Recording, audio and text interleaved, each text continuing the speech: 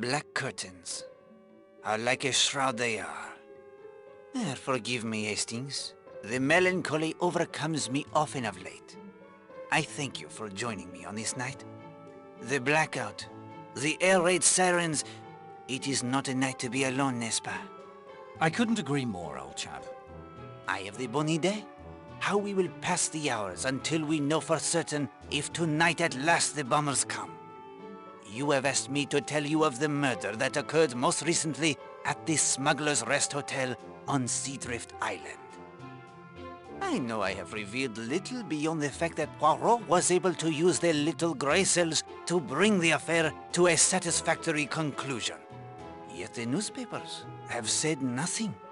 To think that a case of Poirot's does not merit at least a single paragraph is yet one more outrage I lay at the feet of Herr Hitler. He gobbles up space in the newspaper the way he gobbles up so much of Europe, including my own beloved Belgium. But tonight, I propose to take our minds off of the horrors of war. I will not only share with you the events as they happened, but more. You have often complained in your very charming British way, oh so polite, that Poirot withholds important facts and clues from you, so that you have no opportunity to solve yourself the crime. It's true. Bon, I have applied the grey cells, and a solution has presented itself. Here is your opportunity, mon ami. I will tell the story so vividly to you that you will think you are there yourself. You will direct Poirot's every action. Every fact, every clue will be there in front of your eyes. I will eliminate any characters without a part in our little drama. The hotel?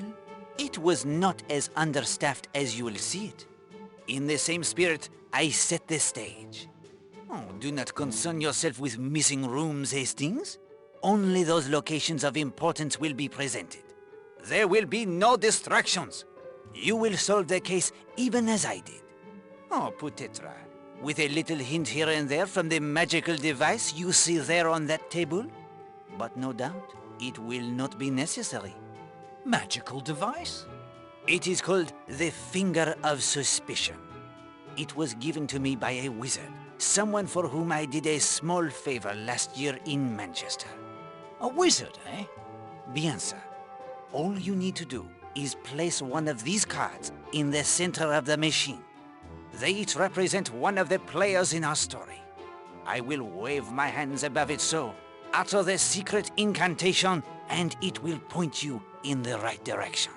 Well, for starters, it's complete rot. I know you, Poirot. If anyone has a more practical, clear-eyed view of how this world works, I haven't met him. You don't believe in magic. If you want to choose this method of giving me hints, I won't stop you. It'll be a treat to see you cavorting about like a stage prestidigitator. But I suspect the hints will somehow be coming from you. If you are so certain it is nothing but hocus pocus, then would you be willing to try and solve the mystery of the Finger of Suspicion, as well as the murder on Seadrift Island? Absolutely. Very well. I will give you 7 clues at times of my choosing throughout the evening. Perhaps when you have all 7, you will be able to see the true genius behind the Finger of Suspicion. Here is your first clue. Power. Power? The power of magic? I give you the clues, Hastings. Do not expect me to explain them as well. Explore my office first. Equip yourself for your journey into the past. Come to me when you are ready. In the meantime, I will tell you 3 little stories to whet your appetite. Ye gentlemen of England, who live home at your ease, this little do you think of the dangers of the seas. When we receive our orders, we are obliged to go on the main to proud Spain, where the stormy winds do blow.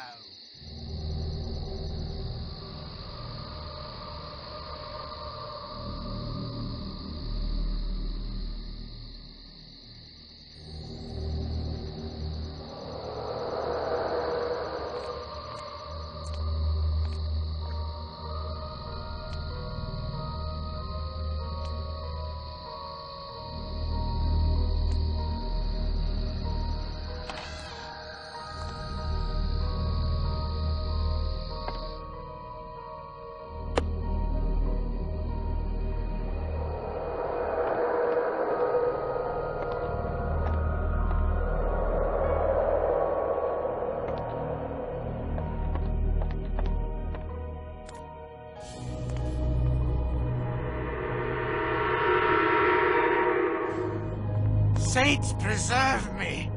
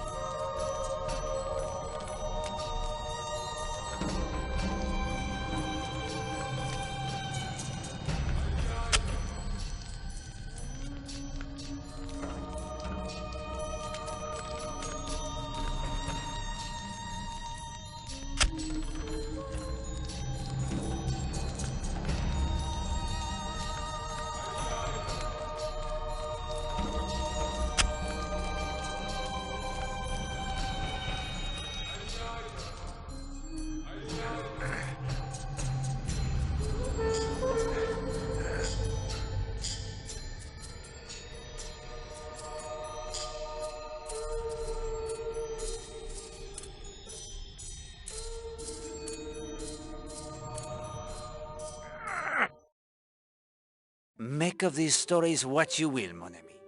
They are each related most closely to the events on Seadrift Island that you and I are about to explore. Keep them in mind. Explore my office first. Equip yourself for your journey into the past.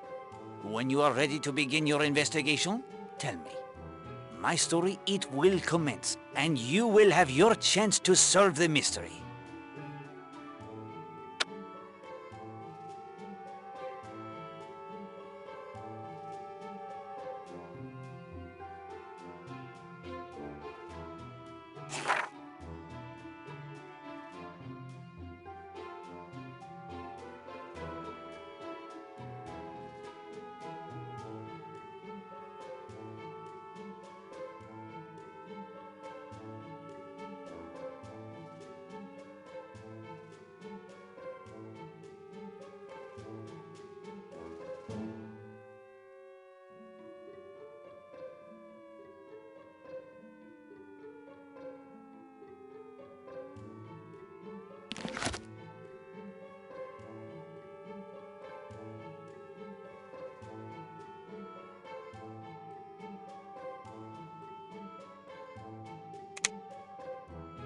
A wise choice, Hastings.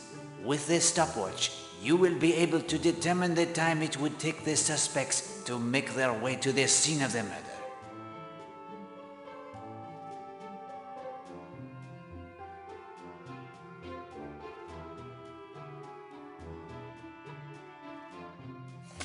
This may be important. I'll keep it in my notebook. Interesting. I'll put it in my notebook. This looks important. I will keep it in my notebook. This document bears further study. I will keep it in my notebook.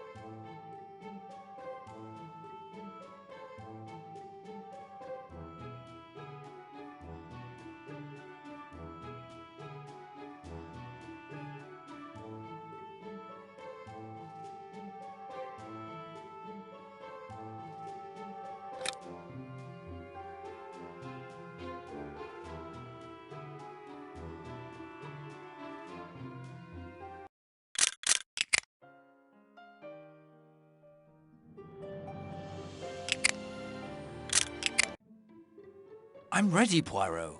You need only to touch your portrait, and we are off.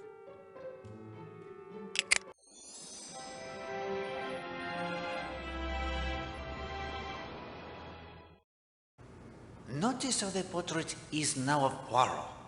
When you wish us to return to my flat, you have only to touch my portrait.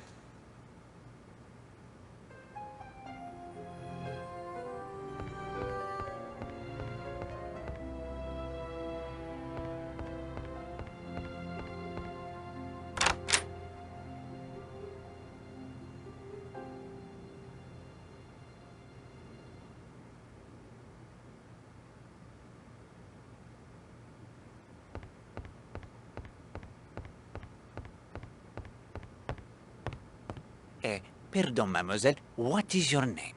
Gladys, sir. Oh, sir. If it's about the towels, the delivery hasn't come yet from the mainland. And that Will is ever so unreliable. There is no hurry. Poirot has completed his toilette. Well, if it's the bed, I'll get to it when I can. There's so much to do. Do not trouble yourself. You seem out of sorts. Is something wrong? Oh, no, sir. No, not really. There. What is it? It's that Will Jenks, if you must know. You seem quite angry with this Will Jenks. Will? Oh, he thinks quite a bit of himself, he does. Just because a girl might go with him to the films in Kingsbridge or have a bit to eat at the local, he thinks he's got her wrapped around his little finger. Thinks he can do whatever he likes when she's not around. Is there another girl? He says no, but I've seen her with him at the garage and walking in the high street. And she's still a child, too. But I won't mention names. It would cost me my job. I am sure he will see the error of his ways, mademoiselle. Be patient. Huh. What can you tell me of Seadrift Island? Only that I wouldn't stay around here after dark. Why not? There's a ghost. Old Tom Cutter's ghost. A smuggler and a pirate. Murdered he was. Shot down by government agents after his gold. You have seen this ghost? I haven't, but many have. He haunts the pub here on the island what's closed now. Thank you, madame.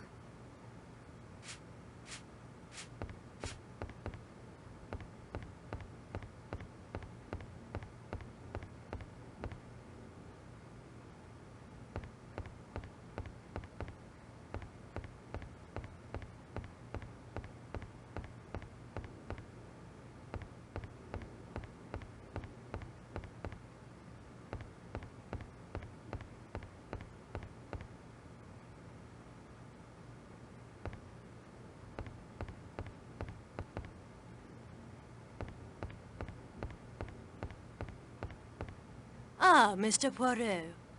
Good morning. All settled in, are you? Yes, Mrs. Castle, thank you. I am looking forward to my little holiday from crime. Anything I can help you with? A most beautiful island. Where can I learn more of its history? That brochure will introduce you to the colourful past of Seadrift Island and Lethercombe Bay. Once you've studied that, you'll probably have more questions. I'm from London myself, but most of our staff are local. Perhaps they can help you, and the villagers have all sorts of wonderful stories. Have the coastal evacuations affected you yet? As you can see from the register, our two largest parties have gone. In the past few weeks, the Smuggler's End pub here on the island has closed, and Lethercombe Bay is almost a ghost town. Every day I expect Colonel Weston to order the hotel closed as well. It's only a matter of time, I'm afraid. Who else is staying here at present? You are welcome to check the register if you wish, Mr. Poirot. Perhaps you'll find someone you know. I shall not keep you any longer, Mrs. Castle. Merci. If you need anything more, I'll be in my office.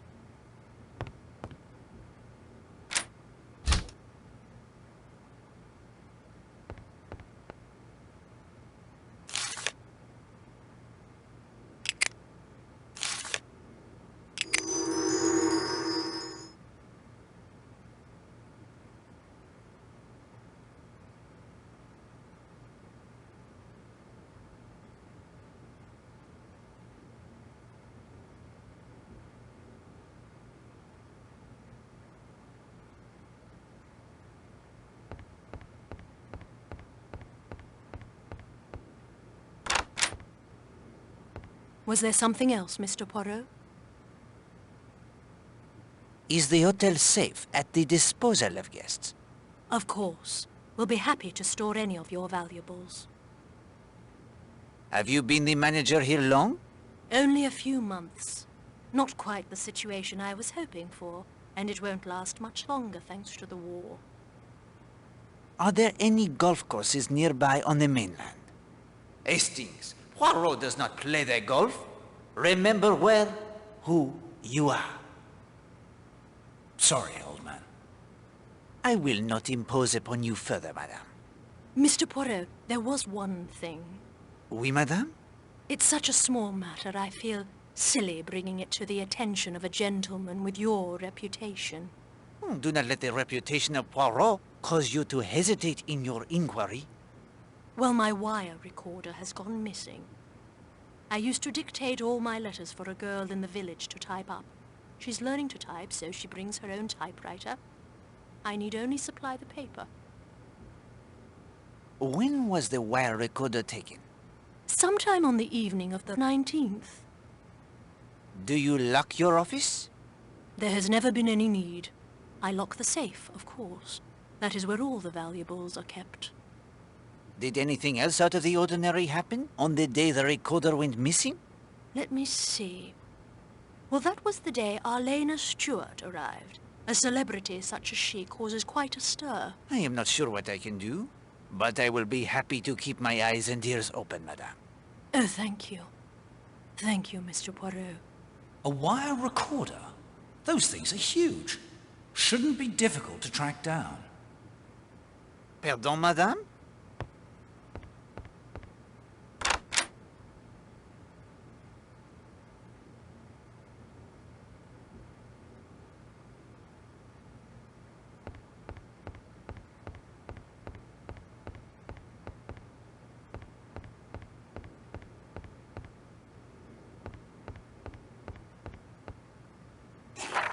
Well, Poirot, this will surely prove useful. I'll copy the valid information into my journal.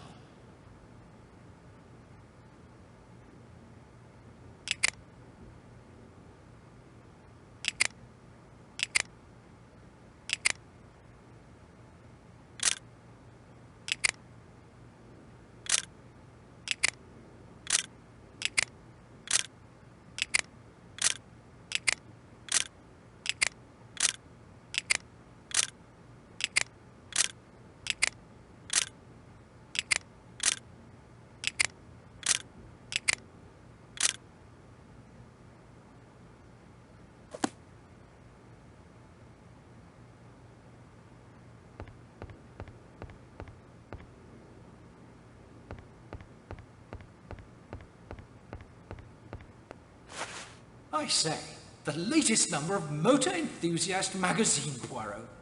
What a stroke of luck. I've been looking out for this one.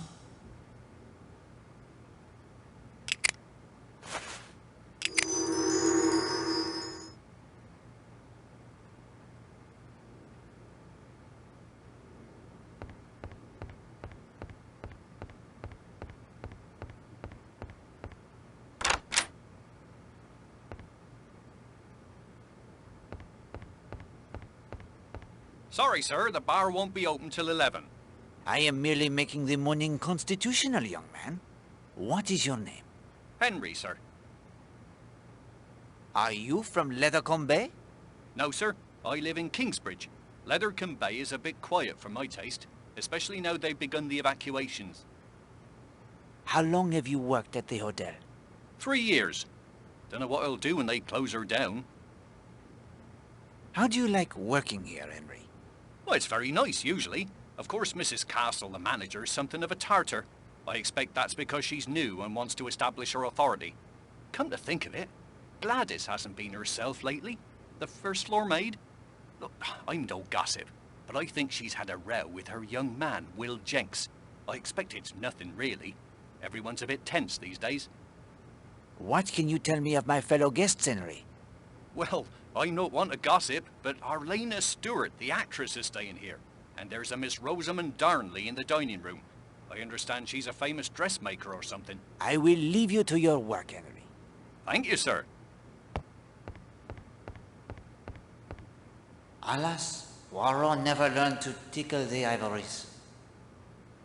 Poirot, you employed that phrase correctly. I hope you are not implying Poirot's English to be anything less than perfect. Well, that is to say, I would never presume.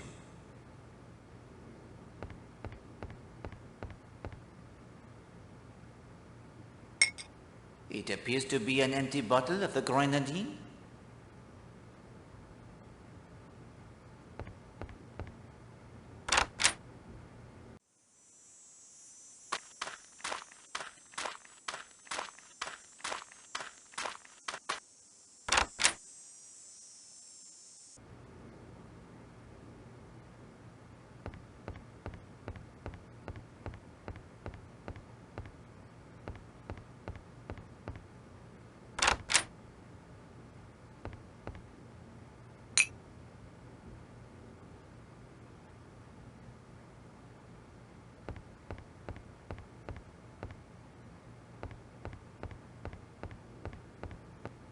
Forgive the intrusion, mademoiselle. Oh, I did not mean to startle you. not at all. I must have been miles away. You're Monsieur Poirot, aren't you? I understood you joined us last evening. I'm Rosamund Darnley. Enchanté. What brings you to Seadrift Island, Mademoiselle Darnley? A short rest before the fall season. But of course, you are the proprietress of Rosemont, the fashion house. Your designs are first-rate. Hastings, what does Poirot know of such things? I'm surprised you are interested in women's fashions, Monsieur Poirot. Sometimes I surprise even myself, mademoiselle. It is very quiet here, n'est-ce pas? I don't mind the quiet. There were a number of children here until a few days ago. They were evacuated. Ken's daughter Linda is here, but she's 16. Hardly a child anymore. I've had one odd incident. A small crime, even. Sometimes the small crimes are but appetizers to a main course. I brought a typewriter down to catch up on some correspondence. It disappeared from my room the day after I arrived. Have you been here on the island long? Just a few days. It was a spur-of-the-moment sort of thing. Did you report the theft?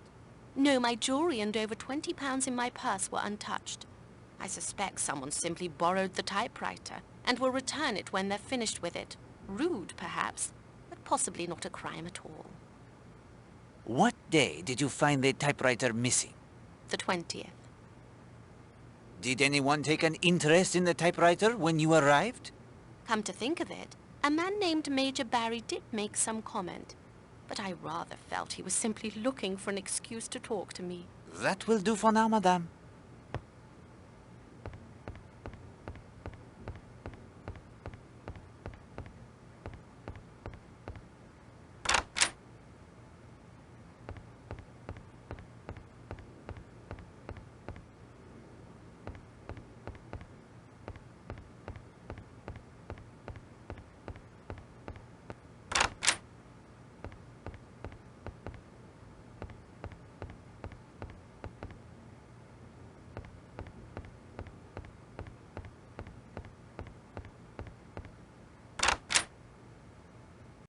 This is a useful point to measure the time it takes to reach Cutter's Cove, the spot that will be the scene of the murder.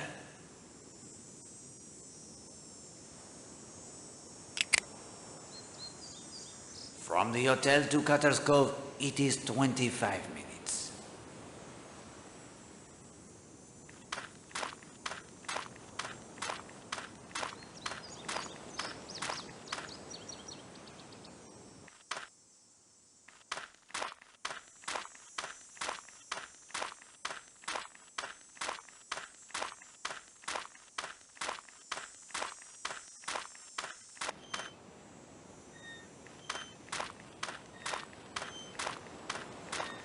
I did not mean to frighten you, my friend. You didn't, and I'm not. The pub, it is open? No. You have the binoculars, I see. What of it? They are for the watching of birds? Yes, I'm very fond of birds. Are you staying at the hotel? Are you? Mais oui. Hercule Poirot at your service. My name is North. If he's a birdwatcher, I'm a penguin, Poirot. Shall we follow him? It is up to you.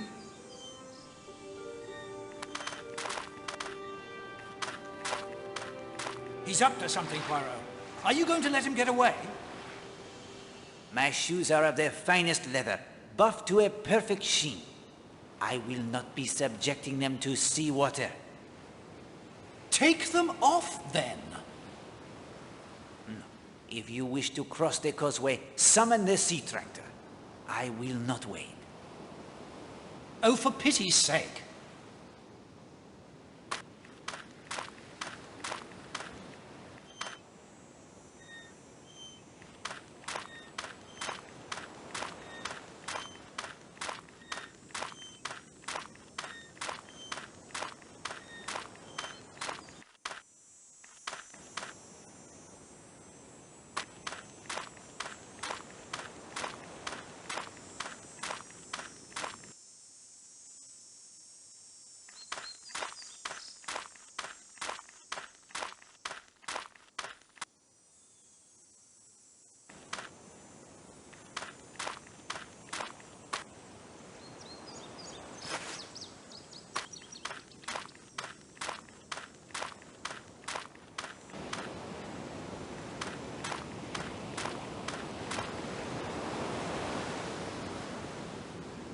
Hello there.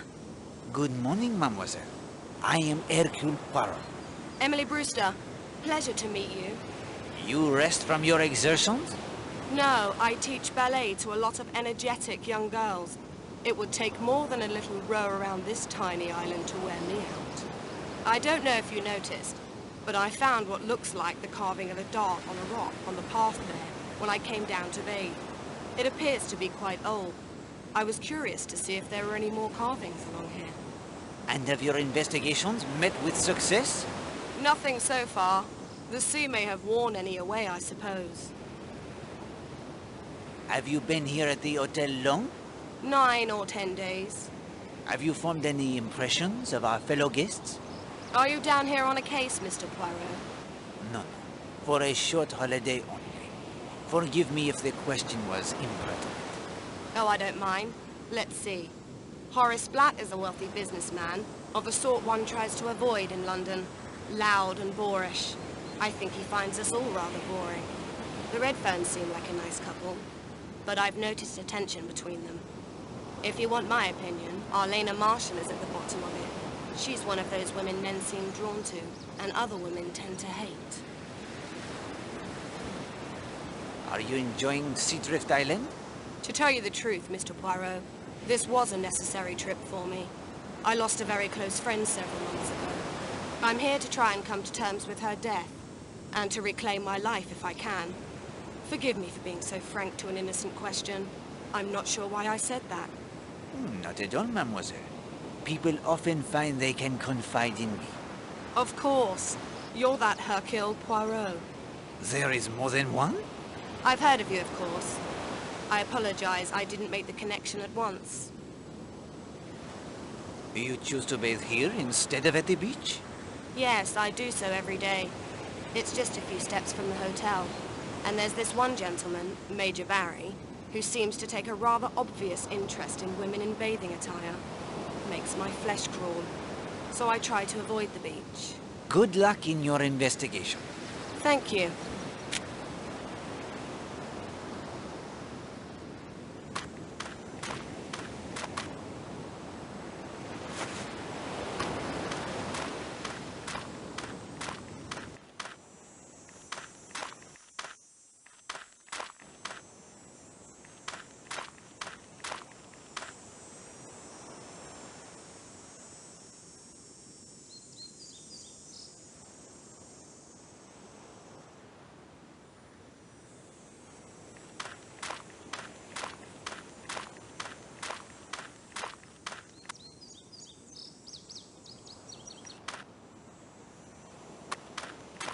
Good morning, mademoiselle. May I join you? I would be delighted. It's Madame Redfern, by the way. Christine. You must be Hercule Poirot, the famous detective. I am he? Modesty, old man. You may have reason to be modest, Hastings. Poirot does not. The old place was buzzing last night when you arrived. Ah, it is a perfect day for sketching. Yes, indeed. I'm trying to capture that sailboat down there.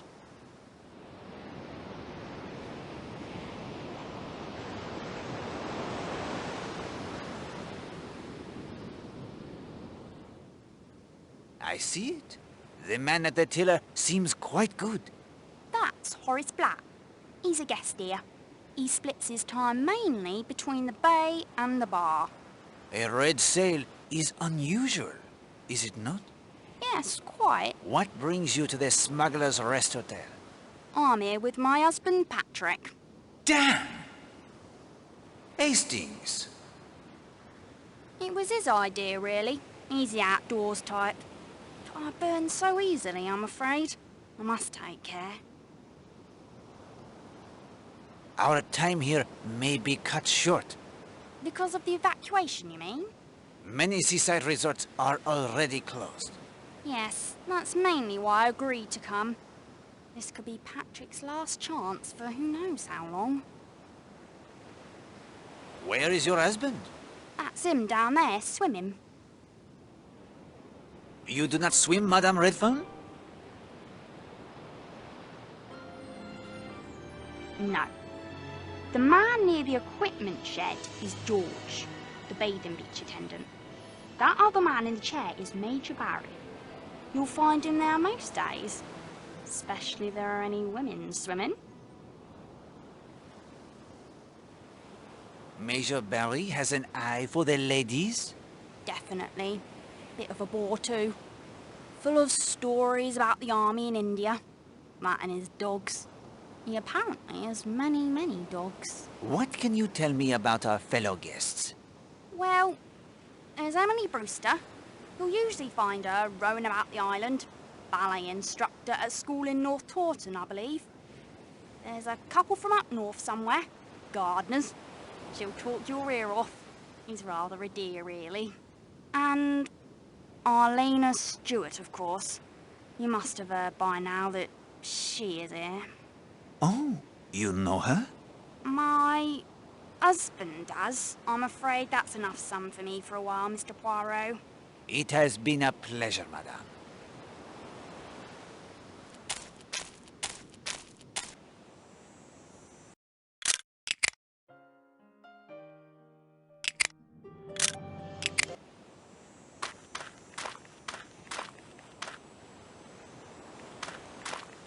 This is a useful point to measure the time it takes to reach Cutter's Cove, the spot that will be the scene of the murder.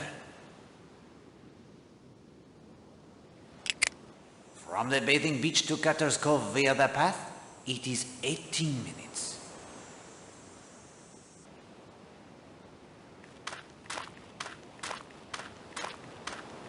Good morning, monsieur. Capital morning, capital. You must be that detective Johnny who arrived last night. Major Montague Barry, late of His Majesty's Army in India. It is a pleasure, Major Barry. You are on a bathing beach, but you do not bathe, Major? No, never got the taste for it. The scenery can be quite pleasant, though. Yes, it is very nice. Nice? Now? Wouldn't say that. None of the finest sex about. Good-looking fillies, some of them. Where are they all, I wonder? Have you been at the hotel long? Couple of weeks. One last hurrah, you might say, before Fritz arrives on our doorstep. Yes, they are coming very soon now, I think. Bombs first, of course. Soften us up, or so they think. Not like India. I was there for the start of the Third Afghan War. Now that was war with some honor to it. Those days you could see a man's eyes go dull as you kill him. How did you come to Seatrift Island? I show my dogs over in Dartmouth twice a year. Train them, you see. Always told myself I'd stay here once when I got my chance. Are your dogs here? At the hotel? Not likely. They're safe at some kennels I found near Exmoor. Had to get them out of London, you see. Wouldn't have stood the bombing, poor beasts. Do you know anything of the history of this place? Not much. Heard some rot about Roman orgies way back when.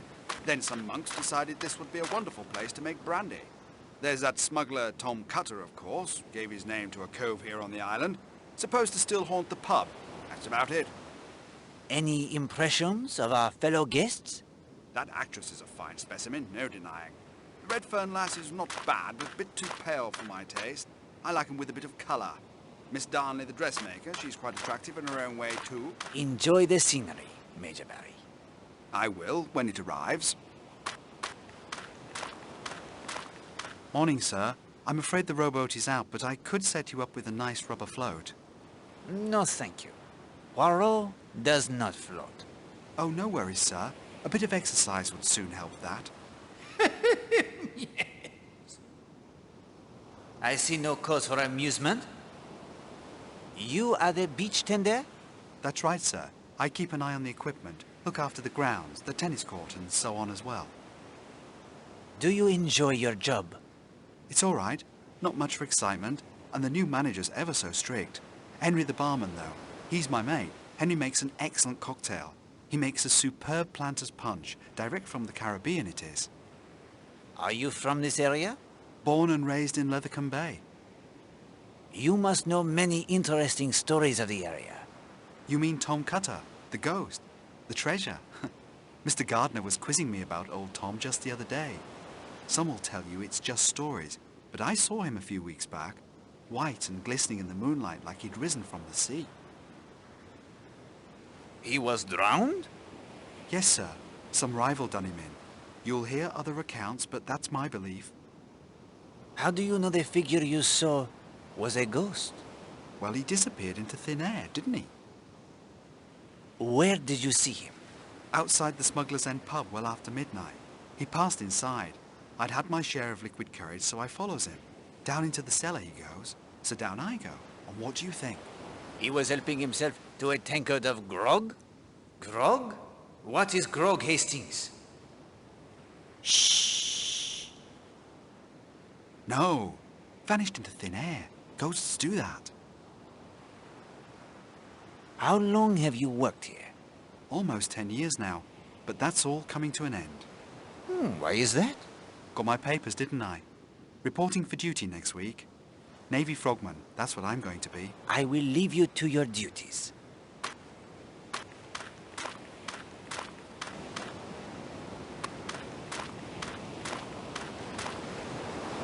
A length of sturdy cord. Hastings, I swim like the dolphin. I simply do not wish to swim at the present moment.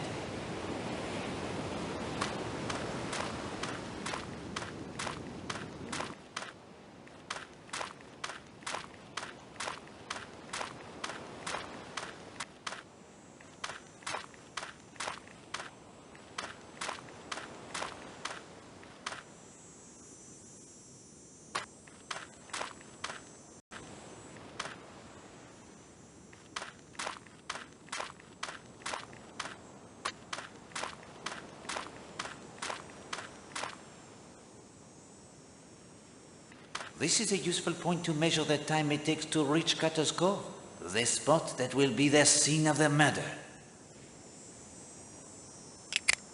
From the ledges to Cutter's Cove, it is 6 minutes.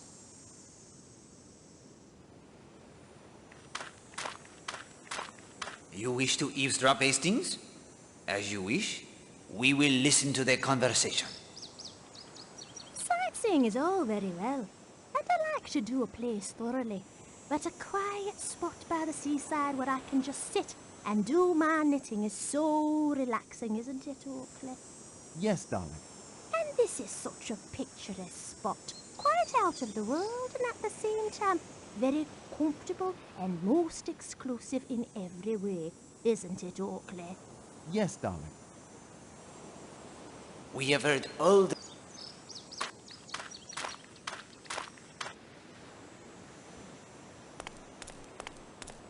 Bonjour, madame. Bonjour, monsieur. I hope I do not disturb you. Why, of course not. He's not disturbing us, is he, Oakley? No, darling. You must be our newest addition. Mr. Hercule Poirot, the famous detective. You recall me telling you he would be joining us, Oakley? Yes, darling. I am Mrs. Carrie Gardner. This is my husband, Oakley. Very pleased to make your acquaintances. Are you enjoying your stay on the island? Very much. It's so peaceful and relaxing. So far from the cares of the world, isn't it, Oakley? Yes, darling. This is an interesting spot. Yes, isn't it?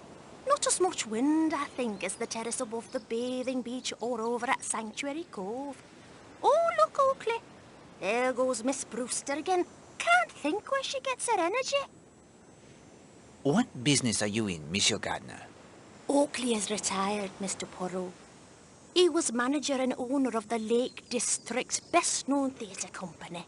These days I travel and indulge my passion for collecting rare coins. Enough of that. I'm sure Mr. Poirot isn't interested in old coins. Our fellow guests seem most charming. You think so? Some are, of course. Others, well, I wouldn't like to say, but I was telling Oakley just last evening that Stewart woman is paying quite too much attention to Mr. Redfern, wasn't I, Oakley? Of course, having run a theatre, I'm well aware that actors aren't like us. They have different standards. Lower standards. Yes, darling. And you should have seen Mr. Marshall and Miss Darnley laughing and joking yesterday. Everyone thought they'd just met, but apparently they are old friends. I will leave you now.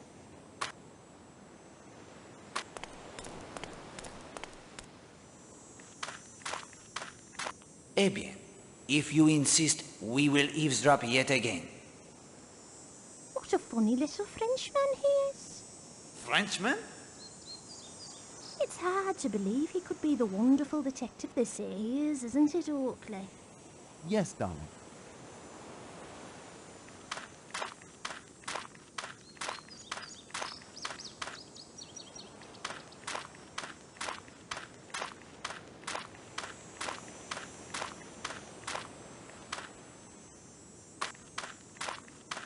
A sturdy post.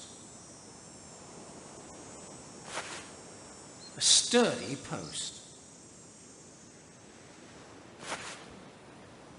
What are you thinking, Hastings? Poirot, he does not climb up and down the ladders?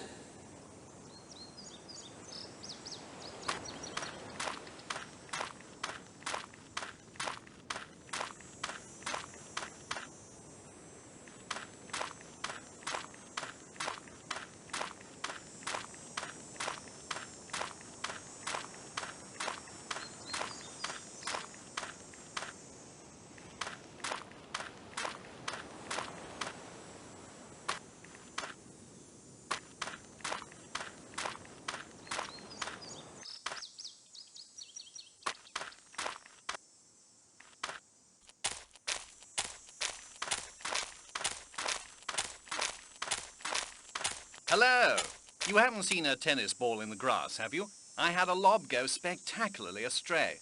No, monsieur. I am sorry. You wouldn't be Hercule Poirot by any chance, would you? I am Poirot.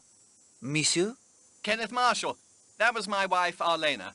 She is very charming, Madame Marshall. Hastings, if you embarrass me, we will cease the investigation at once. My apologies, Poirot. I'll try to remember who I am. Listen, Poirot. This is a bit of luck finding you here. Something rather distressing has happened. Since our arrival here on Monday, Arlena has received two, what I can only describe as threatening notes. Do you have the notes? Well, yes, here they are. Arlena thinks I destroyed them, but I thought I'd better not. Very wise. One moment, please, while I examine them. Arlena refuses to take them seriously. She says people are often jealous of her due to her success and her beauty, and it's no more than that. I'm not so sure. You are right to be concerned. In my experience, Captain Marshall, the hatred to write such notes is one to take very seriously indeed. Would you have a talk with Arlena and tell her that? I will do as you ask. How did these arrive? The first was simply shoved under her door. The second was found on her dressing table. Mr. Poirot, her door was locked. When did Mrs. Marshall receive this? That first note was found the morning after we arrived. That would have been August 20th. The second appeared yesterday. Knowing you are investigating has eased my mind enormously. Captain Marshall, I will do what I can to assist you. But if I am to be successful, I must enjoy your wife's complete cooperation. I hope you can succeed in convincing her of the gravity of the situation. If you'll excuse me, I have some letters to type. He has some letters to type? He seems unaware of the significance of what he has said. How many typewriters can there be on this island? Seems more likely Mr. Unley's typewriter was borrowed to write the notes. It is possible. You knew there might be a real danger to Mrs. Marshall even then. Yes, my friend. I could feel something in the wind. The way sailors can sense the approaching storm. It is an unusual wreck for a garden, that. It's to keep the clay of the court smooth. And from the look of that clay, it's about time for a good rake. Bit of a low spot in the near at-service court. It is an unusual... It's to keep the clay...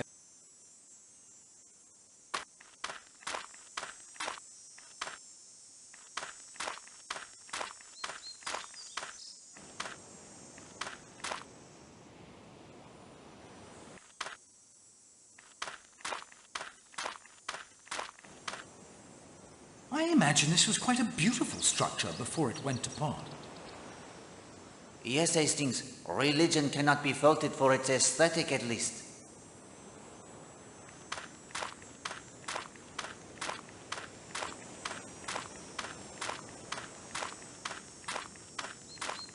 This is a useful point to measure the time it takes to reach Cutter's Cove, the spot that will be the scene of the murder. From the monastery ruins to Cutter's Cove, it is 12 minutes.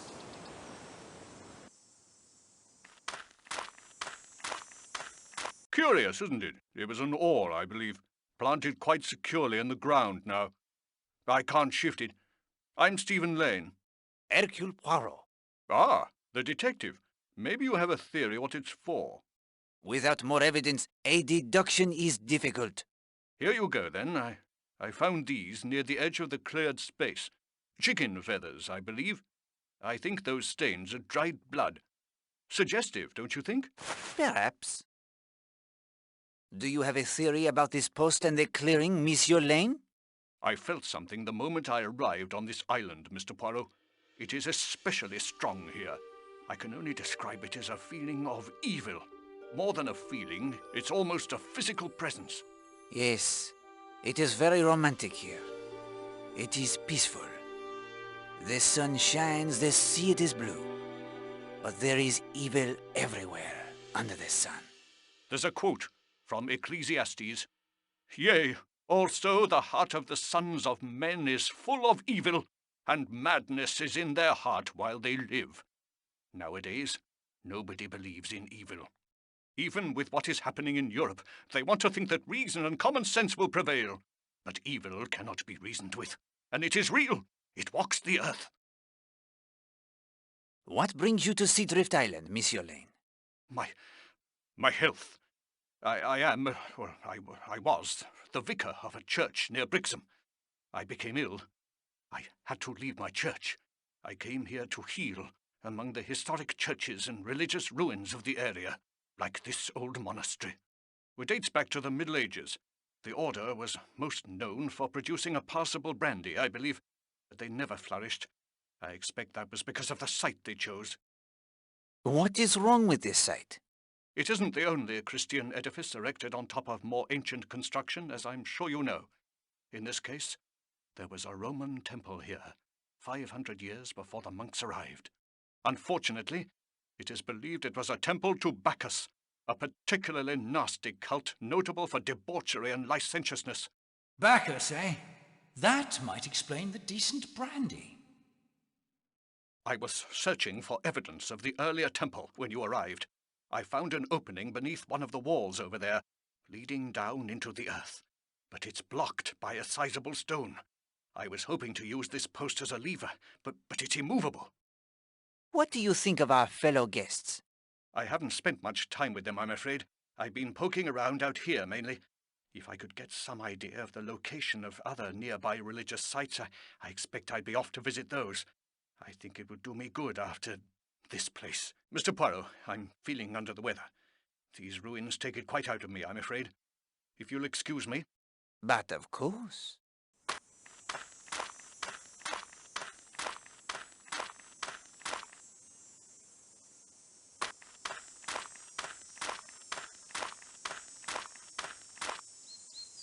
There is quite a passage down there. We will need something more than good intentions to shift this stone, however.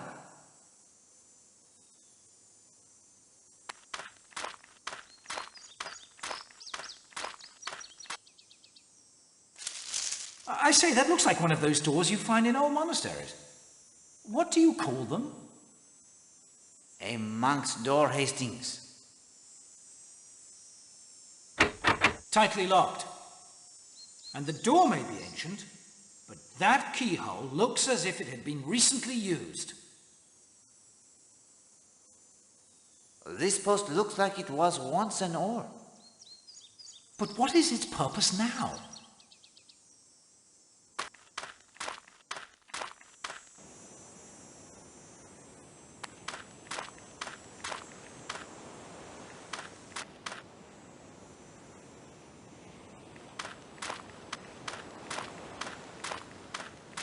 This is a useful point to measure the time it takes to reach Cutter's Cove. From Sanctuary Cove to Cutter's Cove, it is 15 minutes.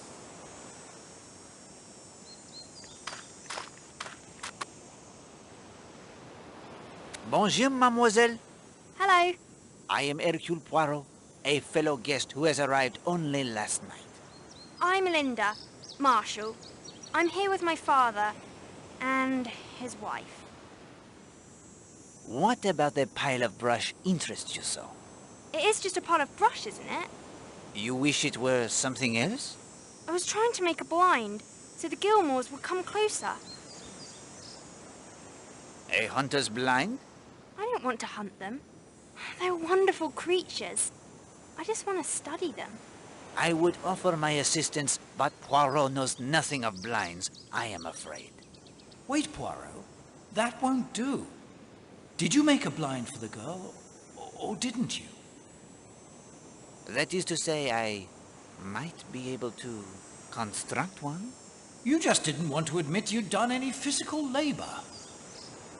You know nothing about them, but you can build one. Yes. Is it not strange how we can feel such contradictory notions sometimes? Oh, those? I have them all the time. I'm a mass of contradictions. Guillemots? The birds? Yes. Do you know about them? I cannot say I do. Hold on, Poirot, I do. Now let the child speak, Hastings. Oh. Oh, rather. They are really quite common. These are of the genus Urea algae. They live in great colonies. They look almost like penguins, don't they? They waddle along and bow to one another. And sometimes they purr, almost like kittens. Good heavens, Poirot. I never thought of it before, but you know who they remind me of? They are truly marvelous. They seem to like it here very much. The government made it a sanctuary for them. That's what this place is called now. Sanctuary Cove. What brings you to the Smuggler's Rest Hotel? It was Arlena's idea. That's my stepmother. Are you enjoying yourself? No, I hate it. I don't know why we're here. Ah well, the summer it is almost past. I think your school it will be starting again soon? Miss Porter's? I suppose so. I wouldn't know. Miss Porter's? Hastings, the name of this school is familiar to me. There is a newspaper account in my files. What do you think of your fellow guests? Miss Darnley's nice, and Christine Redfern is too. But I hate her husband. He is unkind to you? No, it's my father I care about. He can't see it, but I can. I see what's happening. It has been a pleasure, mademoiselle. Can you really make her blind? I'm no good at it at all. I will try. Thank you. Hastings, what have you gotten me into now? Relax, old man. All we really need is some cord, a couple of sturdy posts, and something to anchor it all with. Tent stakes, for example. Tent stakes? On an island with a perfectly good hotel. Why would anyone need tent stakes? Oh, well, I see your point.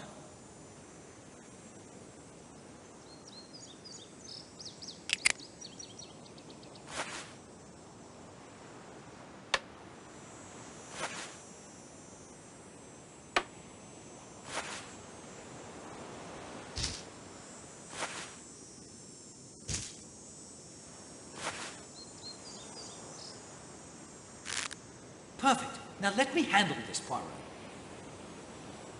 As you wish. Not a bad blind, if I do say so myself.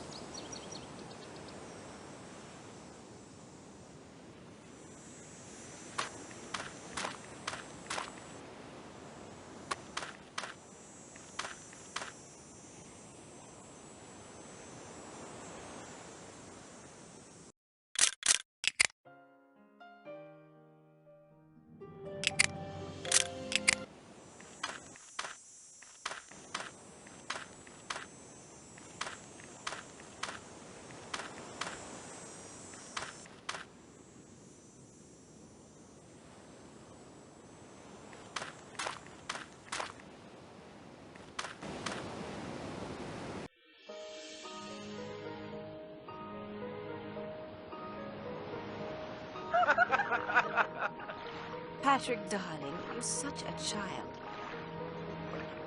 Man enough.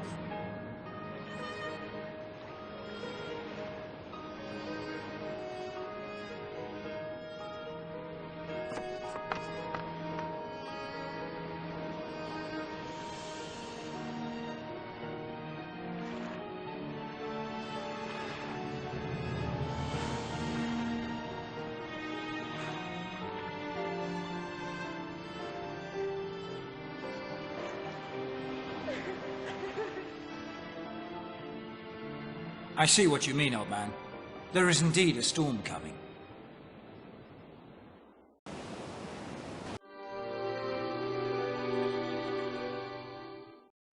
Bien, Hastings. You have made good progress. The principals of the cast have made their entrances. You have explored as much as was possible to me on the morning of August 24th. You have uncovered some of the mysteries that made me uneasy, even then. Did you already know murder was in the wind? It was very clearly indicated, mon cher. Why didn't you stop it? If a person is determined to commit murder, it is not easy to prevent them. I do not blame myself for what happened. It was inevitable. What are my next steps? When you are ready, we will continue our little game. I was able to explore further. Introduce yourself to the residents of Lethercombe. Look for opportunities to assist anyone you can in the village or on the island. They will appreciate your thoughtfulness and will be more likely to help you when you need a favor in return. As before, if you find yourself unable to progress, I will assist with the magic of the Finger of Suspicion. Yes, uncanny, that gadget. I believe you promised me a second clue to unravel its mysteries? Quite right, my friend. The clue is lamp. Power. Lamp. Illuminating.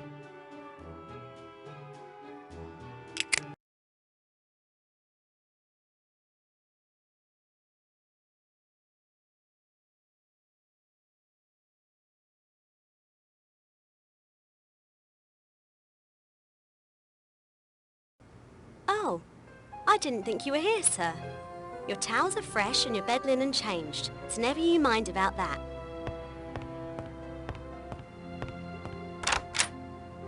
Good grief.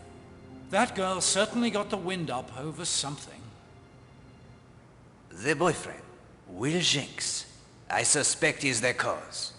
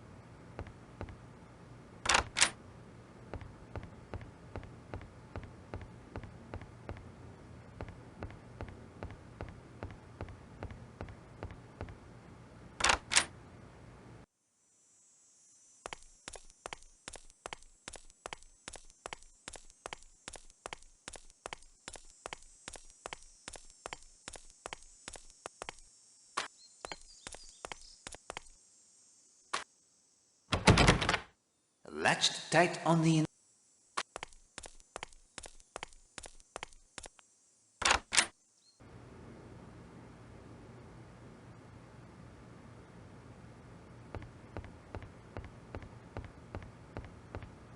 A Bible, Poirot.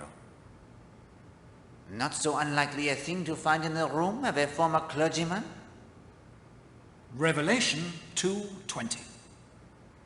Thou sufferest that woman, Jezebel, which calleth herself a prophetess, to teach and to seduce my servants to commit fornication and to eat things sacrificed unto idols.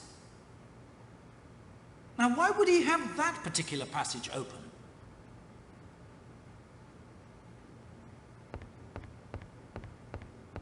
If I remember correctly, this must be Stephen Lane's room.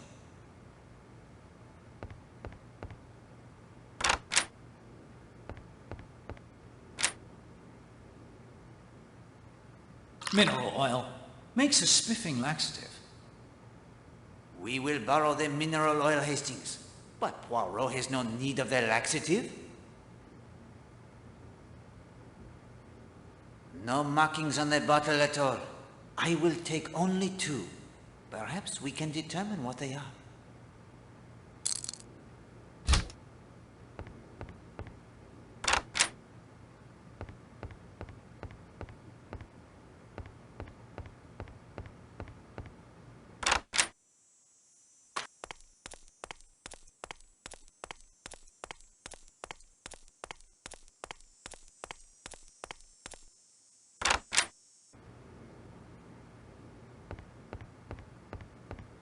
From the looks of these betting receipts, the Major is his bookmaker's best and unluckiest customer.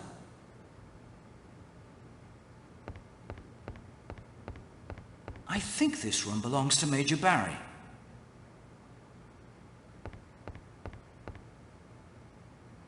One of those straps on the suitcase might come in handy.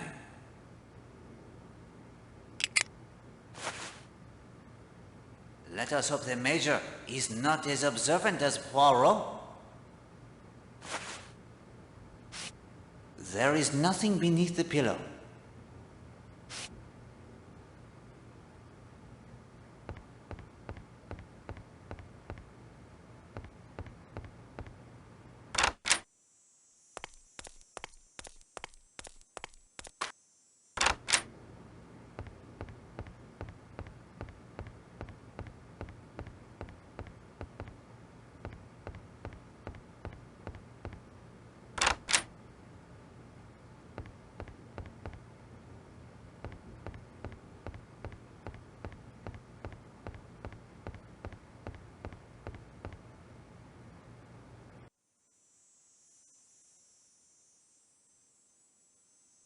Do you observe anything unusual, Madame Castle?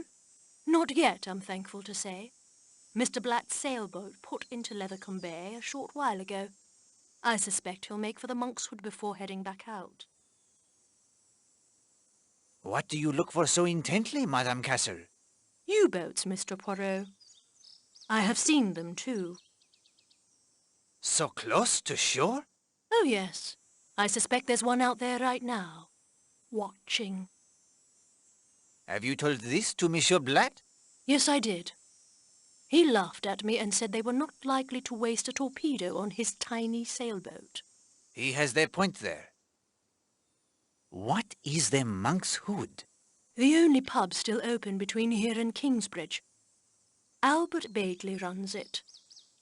Who has the key to the smuggler's end? Colonel Weston took charge of it when they closed up. Colonel Weston? But he is an old friend of mine. He's set up shop in the police station. But is he not the chief constable for the entire district? Yes, but he runs the home guard for this area. He's overseeing the coastal evacuations. We used to have a local constable, but after evacuations got underway, he was transferred to Modbury. May I borrow your binoculars? I need them, Mr. Poirot. I promised Colonel Weston I'd keep watch. Surely no attack will come during the afternoon? Why do you want binoculars?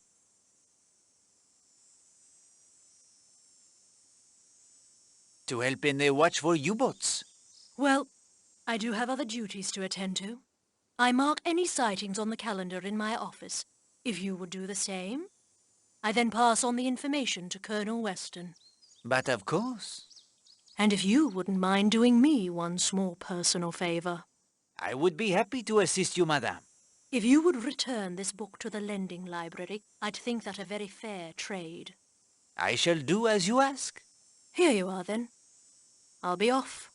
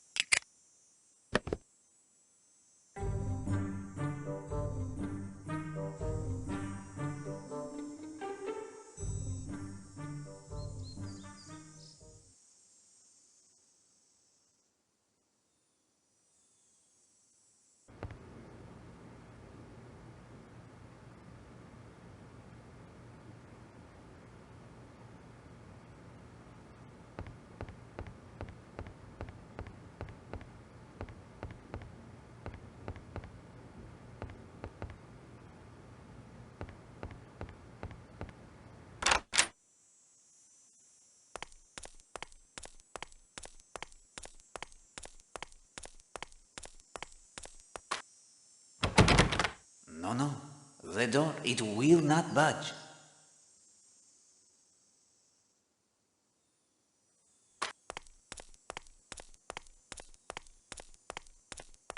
The door is locked, but I can hear the voices from within. Perhaps we should listen a bit closer, Hastings. You had no right to tell that silly little man about the notes. If you can't take them seriously, someone must. I rather thought you might have written them. Me? Why on earth? If you thought I'd been misbehaving again.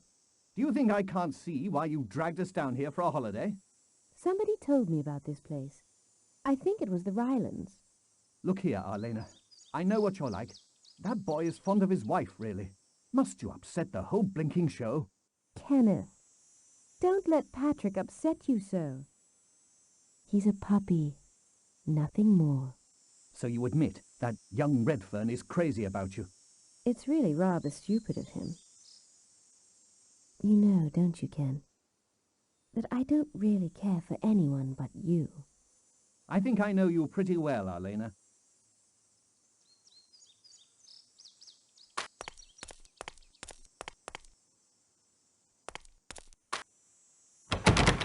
Quite securely.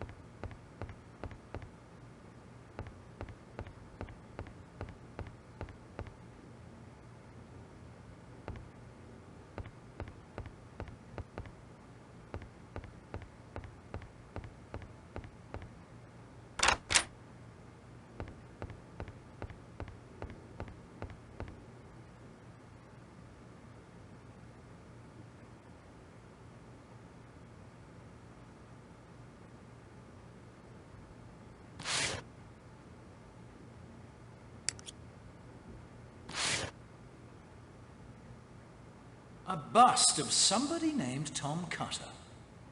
Never heard of him. The felt on the bottom appears to be loose. A bust of... Quite interesting. A plate with a keyhole in it. Another key. One could hardly call this bust a bust at all. Wouldn't you say, Poirot? Ah, a welcome appearance by the most elusive rarity, the wit of the British. Right. No need for barbs, old man.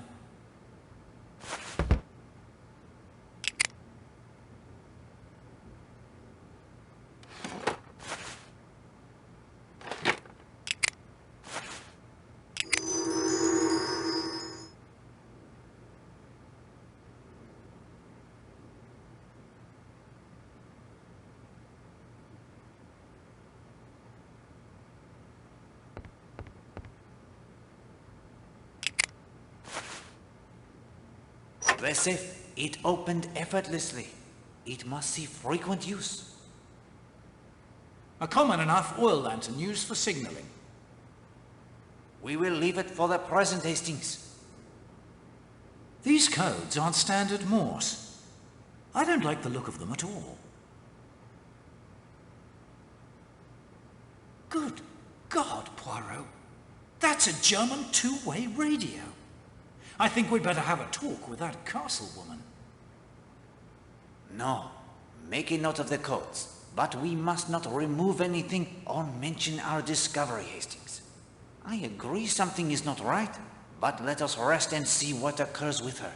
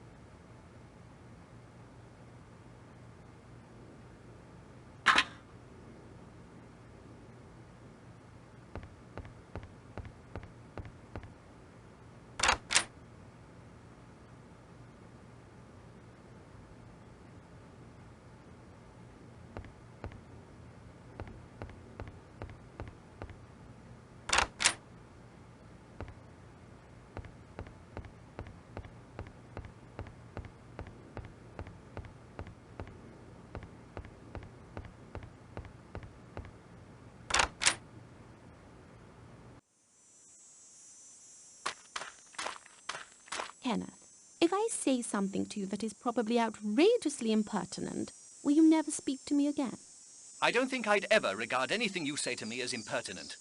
Why don't you divorce Arlena? She's pretty notorious. You don't understand, my dear girl. Are you so frightfully fond of her? It's not a question of that. Arlena's not good for Linda, nor for you. Perhaps. But you see, I gave my word. Marriage is a vow, Rosa. I'm sick of quick marriage and easy divorce. Arlena's my wife. That's all there is to it. Till death do you part? Yes. Till death do us part. I see.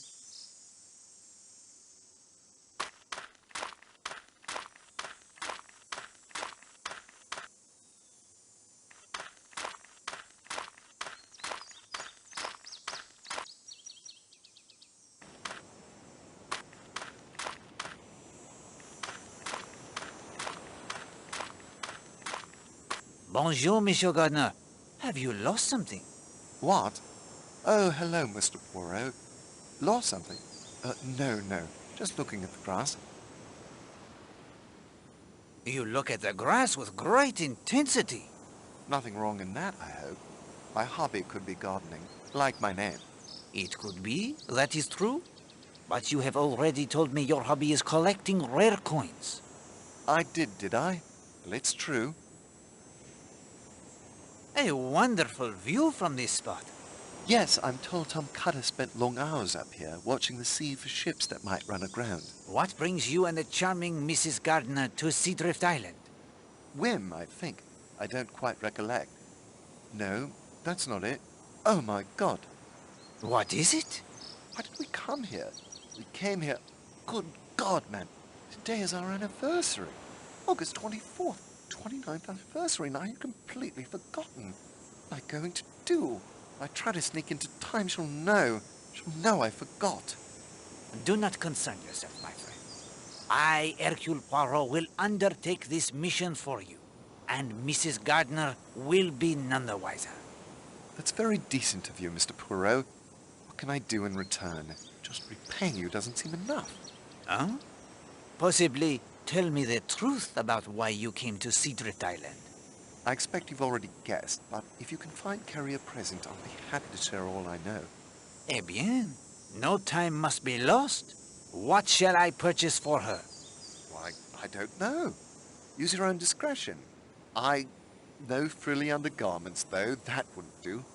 I need to alert the cook. We'll want a little cake and champagne.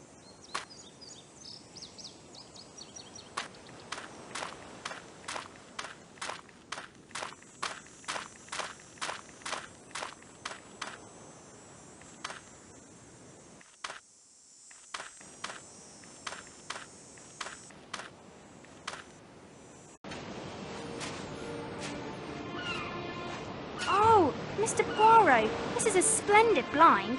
The birds practically walk right up to me. I am pleased you find it adequate, Mademoiselle Marshall. But there's something wrong. Look at that one on the rock nearest the shore. What is on it, Mr. Poirot? It looks like oil, Poirot. Maybe from a leaky boat engine.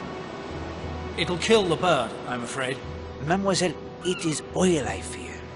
Very bad for living things. Oh, please, please, Mr. Poirot. We must try to save it. Hastings? I am out of my depth here. I'm afraid I am too, old man. Maybe there's someone in the village who could help us?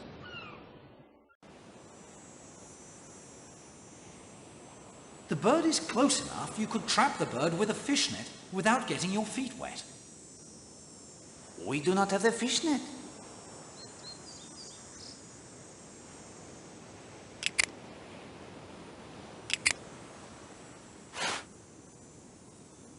Does nothing strike you as odd? No more can be learned by disturbing her any further at the moment.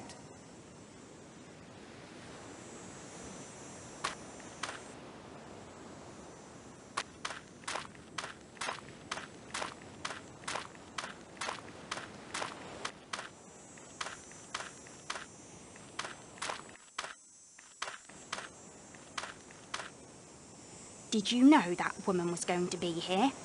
Look, Christine, I don't know what's come over you. Over me? Oh, Patrick, you insisted so on coming here. You knew Mrs. Marsh was going to be here. You're infatuated with her. For God's sake, Christine, don't make a fool of yourself. We've been so happy. We are happy. But we shan't go on being happy if I can't even speak to another woman without you kicking up a row. You're in love with her. Don't be ridiculous. Come on, let's go back to the hotel. I'm climbing down to Cutter's Cove. You can come if you like. This isn't good. No, my friend. Yet there is nothing we can do. Events will take their course.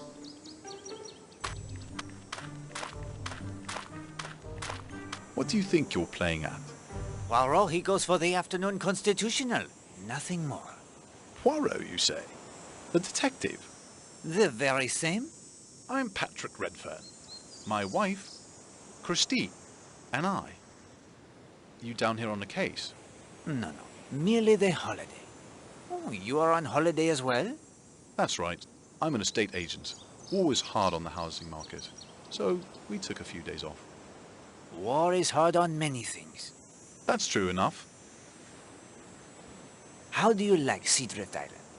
I think it's grand, actually. The weather has been cooperating and the swimming is first rate.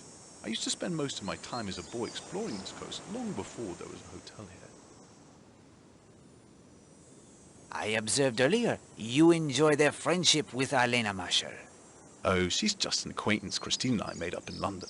Quite the coincidence, all of you turning up here. Yes, rather. What was it like here when you were a boy? Just the Smugglers' End pub, all shut up, here on the island, and Cutter's Cave, of course. Cutter's Cave? It's behind some rocks down in Cutter's Cove there. You haven't explored it? No. The ladder? It is safe? The metal one sounds enough. You can also row around from the bathing beach if you like. And Mrs. Redfern, does she share your enthusiasm? Yes, she's enjoying her sketching immensely. She's quite good at it too. If you'll excuse me, Mr. Poirot, I'm going to wait on the deck for my wife.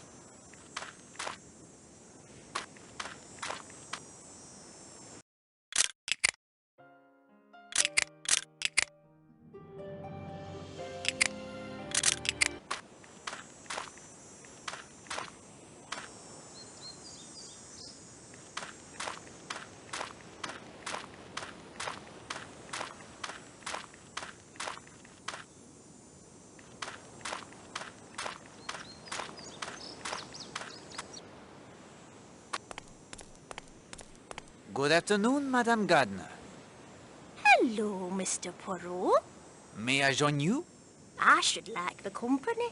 Thank you. That is a very beautiful shawl. Oh, thank you. It seems as I've been working on it for ages. You enjoy the knitting?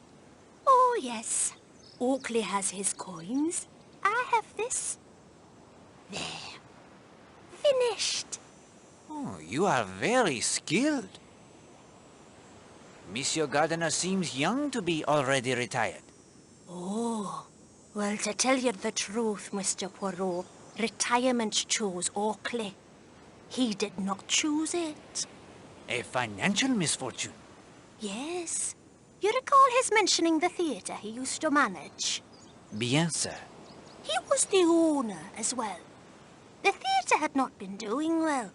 Oakley hit on the idea of paying a great deal of money, more than he could afford to lose, to attract a major star to perform there.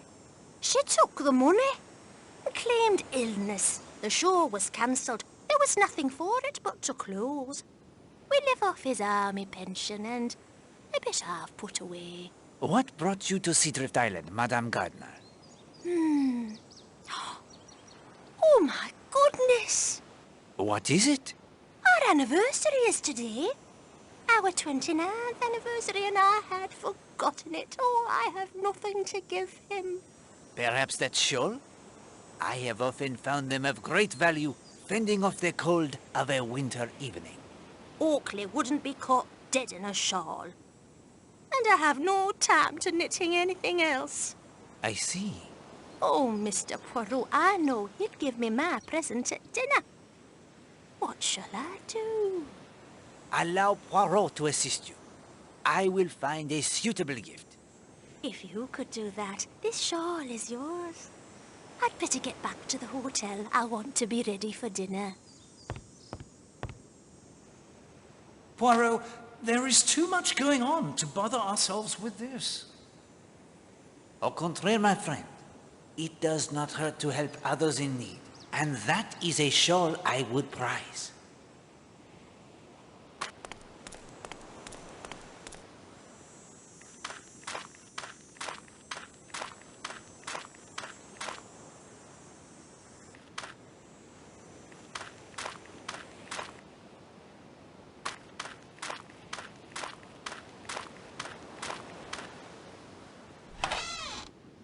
I will take the float, Hastings, but do not expect Poirot to paddle around the sea on it. Boat varnish. Poirot, open the lid. If I get any of this boat varnish on my clothes, you will pay the cleaning bills? Alas, it is stuck fast. I cannot open it.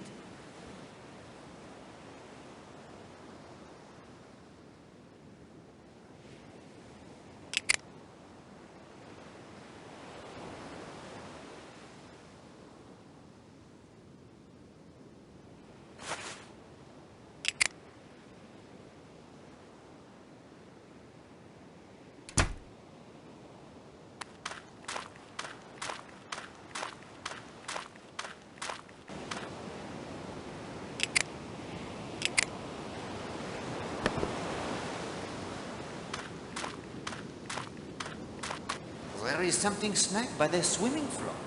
I Life-ring buoy by the look of it. I wonder if a ship has come to harm. I know there's no use asking if you'll have a quick swim out there to have a look. I am happy you'll realize that, my friend.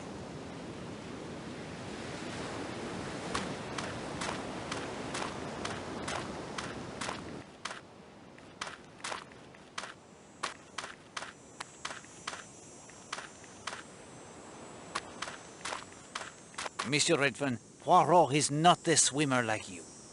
I noticed something caught on the swimming float. It may cause an injury to someone.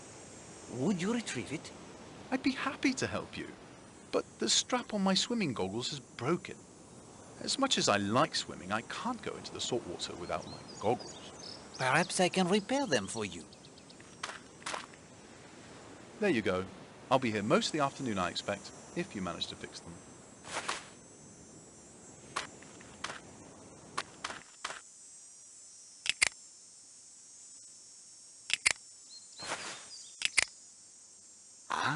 Almost there.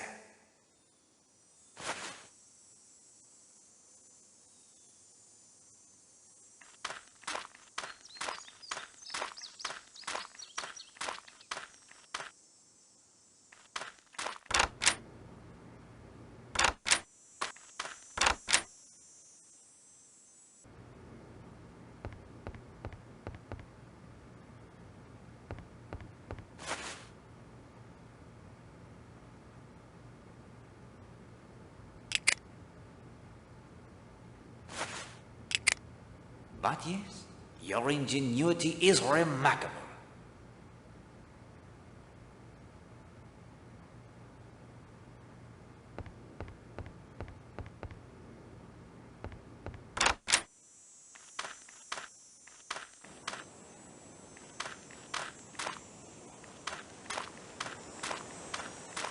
Yes?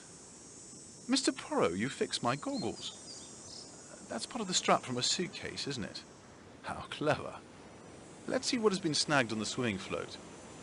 Beastly hot. I'll enjoy the dip.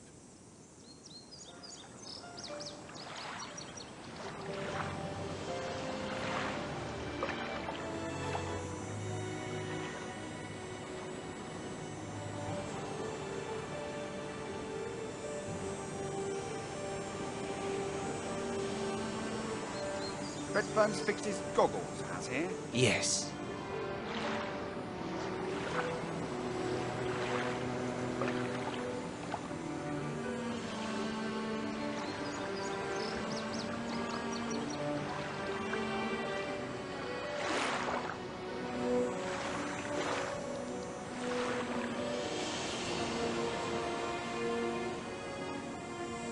Here you are, Mr. Poirot.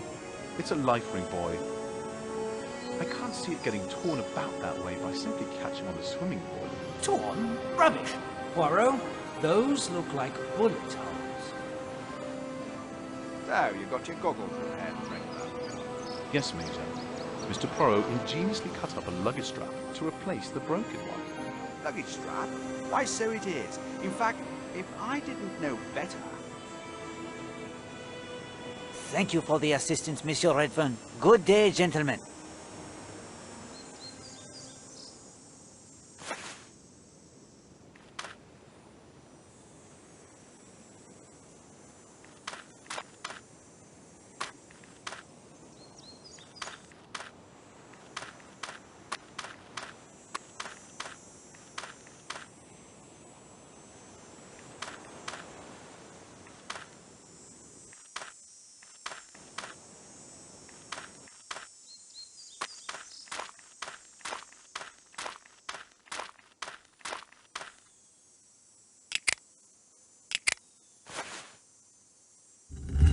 You continue to impress me, Hastings.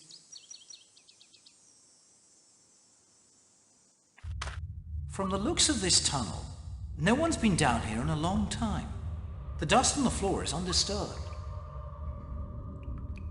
A Roman column dating to the 1st century.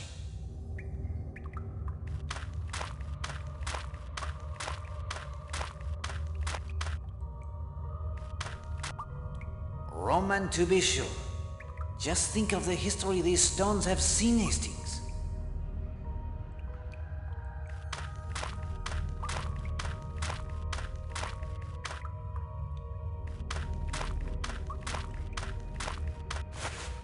By Jove, a gold coin in top condition. May know, my friend Hastings.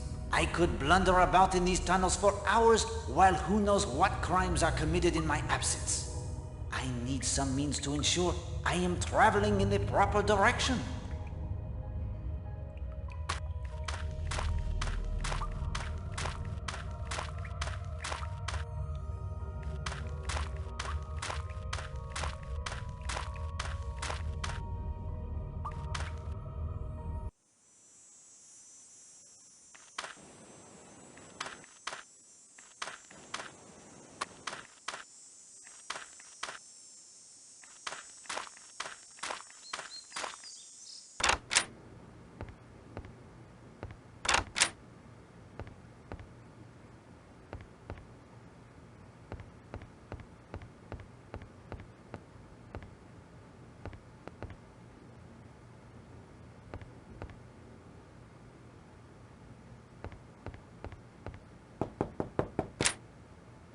Mr. Poirot, did you find something Oakley would like as an anniversary present? I believe I have, madam. This gold coin should interest him, don't you think? Oh, this is perfect. Wherever did you find it? That must remain my secret for now. Here is your shawl, Mr. Poirot, and thank you.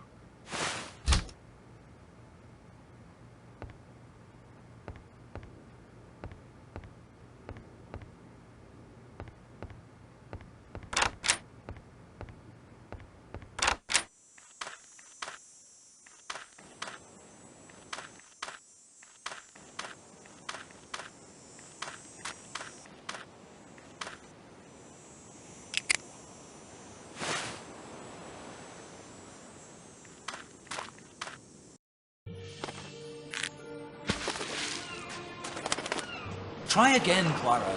It's easy. Do I look like the fisherman to you, Hastings?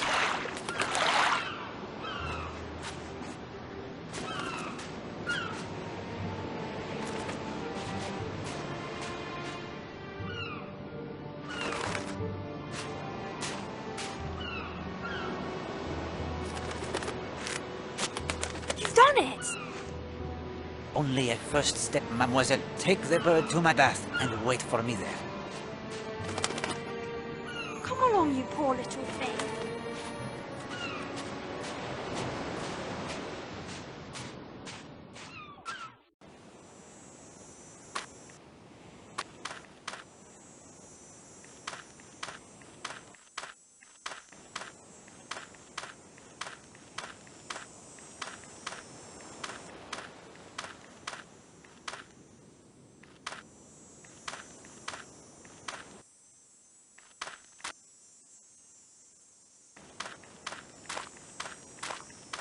I did not mean to frighten you, Major Barry.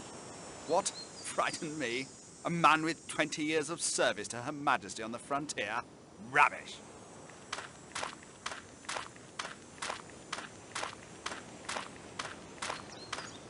That fellow is up to something, Poirot. Mark my words. Something, or someone, had certainly captured his interest.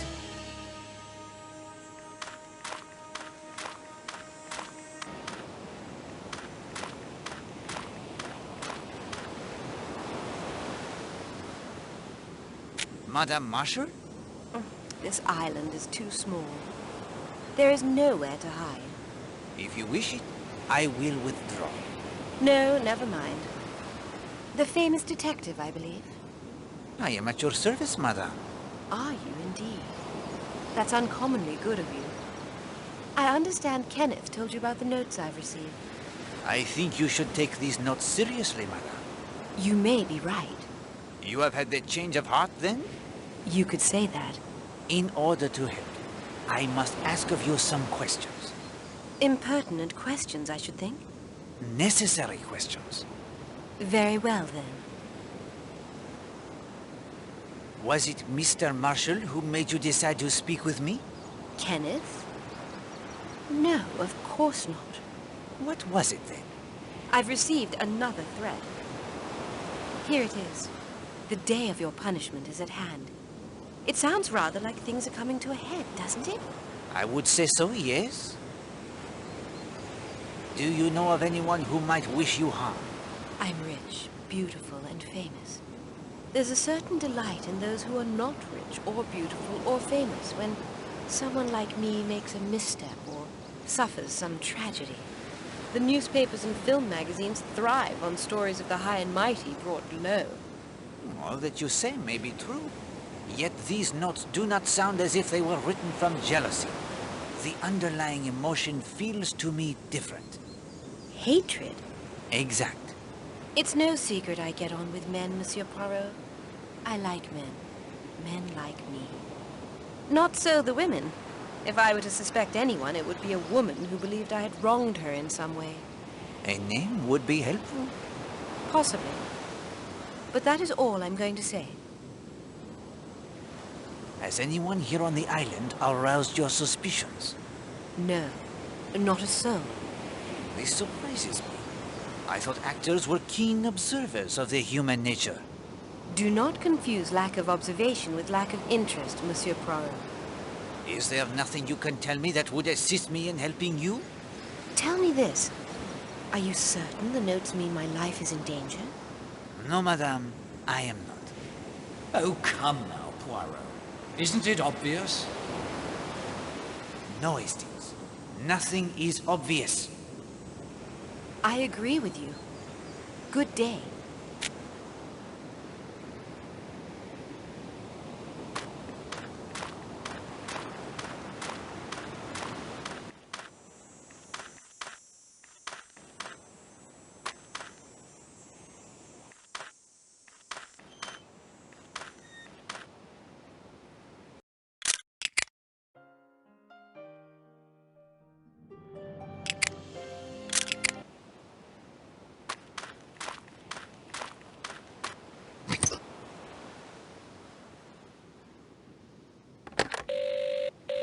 Hello? Need the sea tractor, do you? Yes, please? On me way.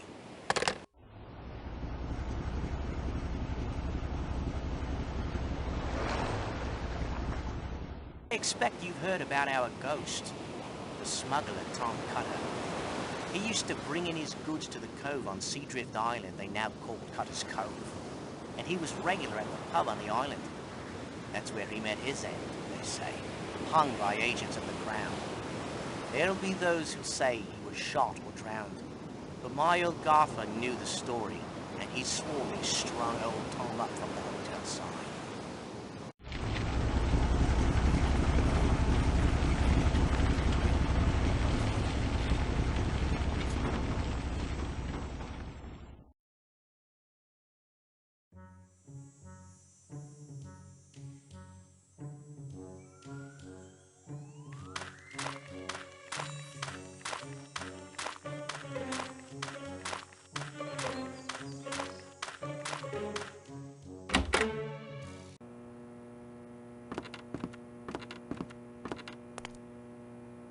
Ready to head back to the island, Mr. Poirot?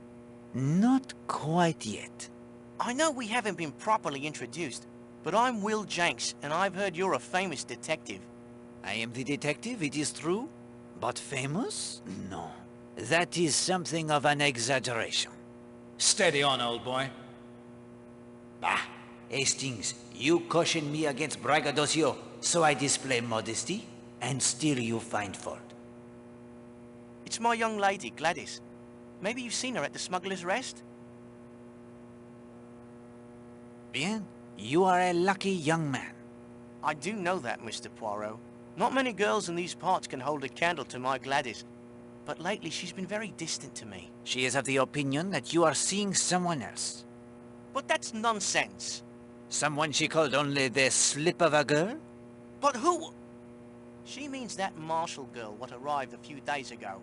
She's been following me about ever since I first took him across on the sea tractor. Have you encouraged Madame Marshall? I should hope not. Why, she's just a kid. She'd be in school if she wasn't tossed out of that posh girls' school of hers. In some ways, yes. Perhaps she is, as you say, still the kid. In others, who can tell? Where has she followed you? She'll call for the sea tractor. I'll bring her across. Then she'll want to go right back to the island again. Then she's always hanging about the garage here. I think she may be a thief too. What makes you say that? Well, my shovel's gone missing, hasn't it? And I first noticed it were gone right after one of her visits here. You believe me, don't you, Mr. Poirot? Yes, but it is not important that I believe you. It is Gladys who must believe. I'll wring that Linda Marshall's neck for her. I will have the talk with Mademoiselle Marshall. In the meantime, there will be no wringing of the necks. Promise me. I promise.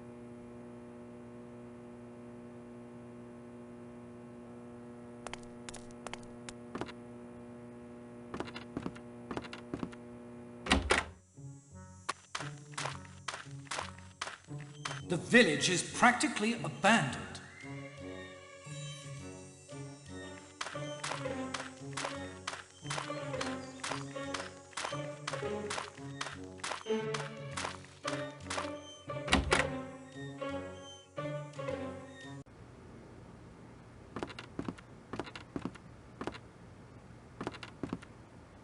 Yes?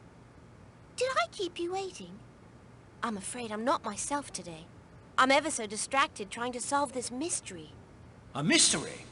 Sounds promising. What is the nature of your mystery, madame? Several letters have gone missing over the past few days. I can't understand it. I'm terribly conscientious with the post, I promise you. Someone must be stealing them. Were the letters valuable? No. They were important to my customers who were expecting them, perhaps, but none contained money or anything like that. Still, my customers are complaining, and I'm at a loss to explain it. May I help you, sir? No, merci. You can borrow that if you like. You can just take that. No charge. I'm sorry, sir. You mustn't touch that. I use the test tubes to test for chemicals, and to make up the various solutions and powders I dispense by prescription, and the microscope to look for impurities. It is a shame not to have access to the equipment, Hastings. It would be handy to be able to test various substances you come across in your investigation.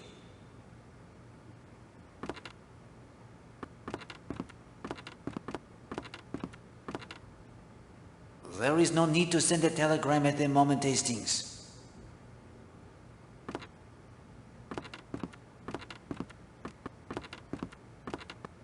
May I help you, sir?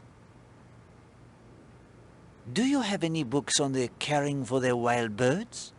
I know we have a book on local birds somewhere. Let me see. Oh, here it is. Birding on Devon's Shores by Major Marcus Touchberry. And yes, here's a chapter describing some treatments for various afflictions. Oh dear. What is it? Most of the time the author says to just shoot them. There's another chapter of recipes. How much is the book, please? 50 pence for the week. Thank you for your business, sir. I am returning a book for Mrs. Castle. Oh, Love's Captive by Mrs. Arabella Richardson. I've read that one. It's a classic. How anyone can call that rot a classic is beyond me. I agree, Hastings, but we should not judge. You're right, of course, old man. Not everyone can appreciate true classics like Rough Shooting or By Motor Across Asia.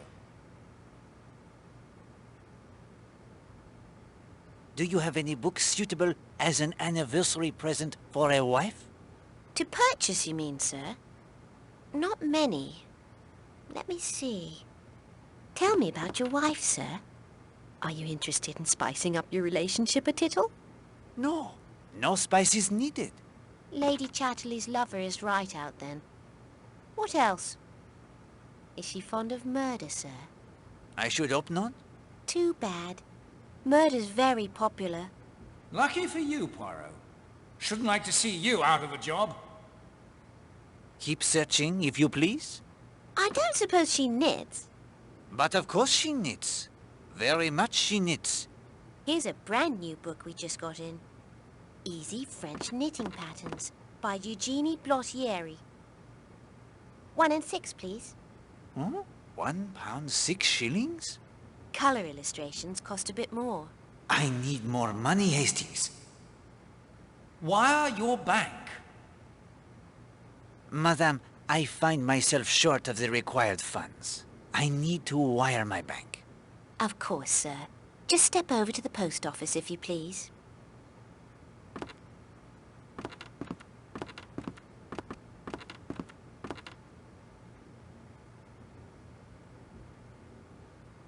Thank you, sir. I'll send it off directly. Madame, what is the name of this creature? That's my Chloe. Isn't she a cutiekins? Delightful. I say, there's an envelope stuck down there behind the cabinet. I see it, Hastings. I also see the cat.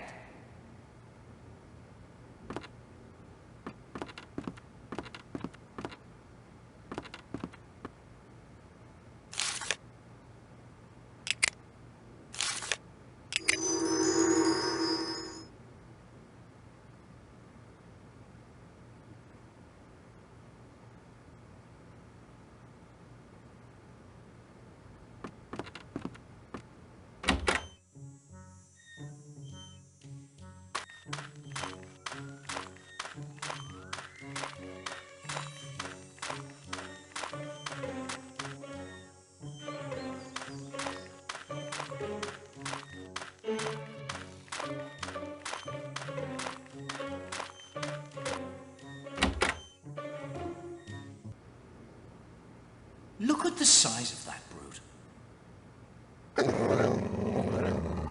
A life ring, boy. Very handy if the pub should start to sink.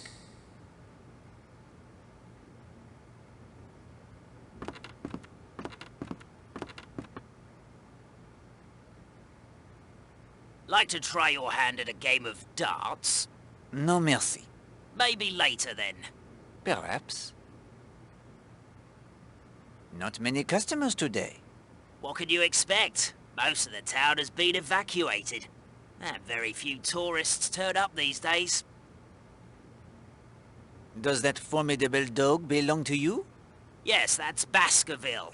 I've had him since he was a small... well, he was never that small. You enjoy the playing of the darts? Darts is my game, right enough. It's been a tradition in these parts for centuries. Did you know the famous smuggler Tom Cutter was an expert dartsman? No, I did not. Struth. He played at the Smuggler's End almost every night when he wasn't out at sea. A masterful player was old Tom. They say he scored more ton 80s than anyone before or since. Ton 80s, Hastings? The highest possible score in a single throw, Poirot. 3 darts, all inside the inner narrow ring of the 20 wedge.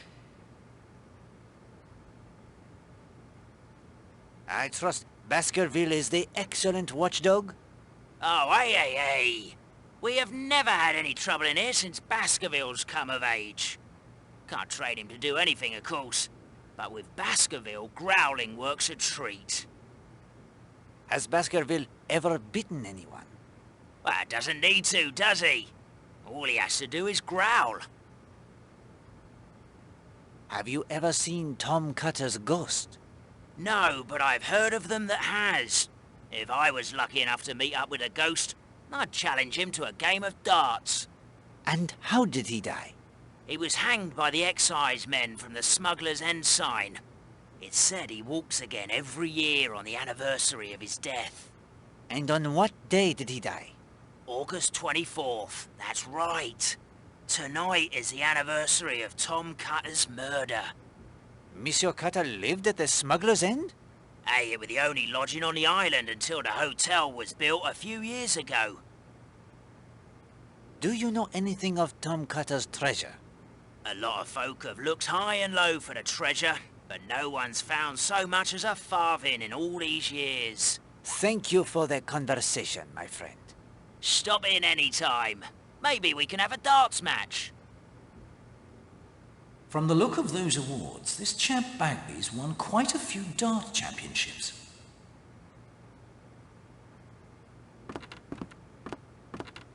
Bonjour, Colonel Weston. Poirot, my old friend. What brings you to Leathercombe Bay? A short trip to the seaside to replenish their little grey cells. You stopping at the Smuggler's Rest? Damn shame, old man. I expect to get orders to close up the hotel any day now. This is one of the last coastal areas to be evacuated. You're in charge of the Home Guard? Yes, I've set up camp in the Leathercombe Bay police station now that their constables left for Modbury to help there. Dangerous times, Colonel. Indeed. I have spotters up and down the stretch of coastline. We've had several sightings of U-boats quite close to shore this month alone. Mon Dieu! When? Let's see. August 5th, the 13th, the 16th, and again just last night, the 23rd.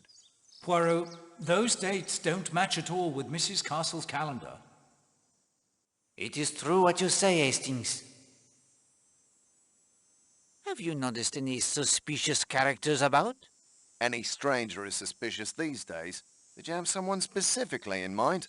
I came upon a man who called himself North. He seemed to be trying to gain entry to the Smuggler's End pub.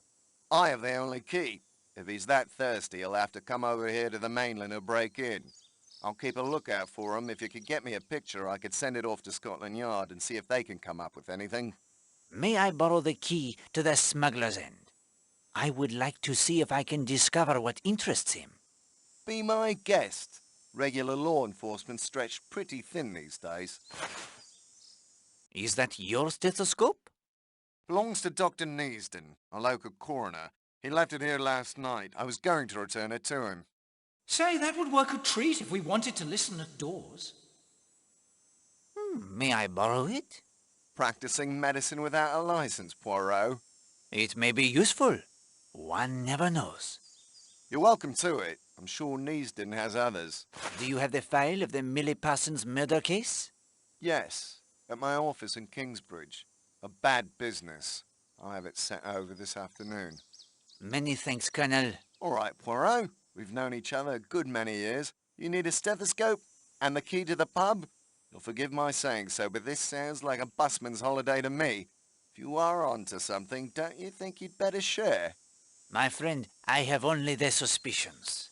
But yes, I think there may be some cloud hanging over Seadrift Island. A number of items have gone missing. There is tension in the air. It was never my intention to take on a case here. But now, my visit may have become what you say, the busman's holiday. Well, let me know if you uncover any serious evidence of a crime. I'll be here in Leathercombe Bay tomorrow if you need me. Many thanks, my friend. I'm off now, over to Kingsbridge for a district guard meeting. Farewell.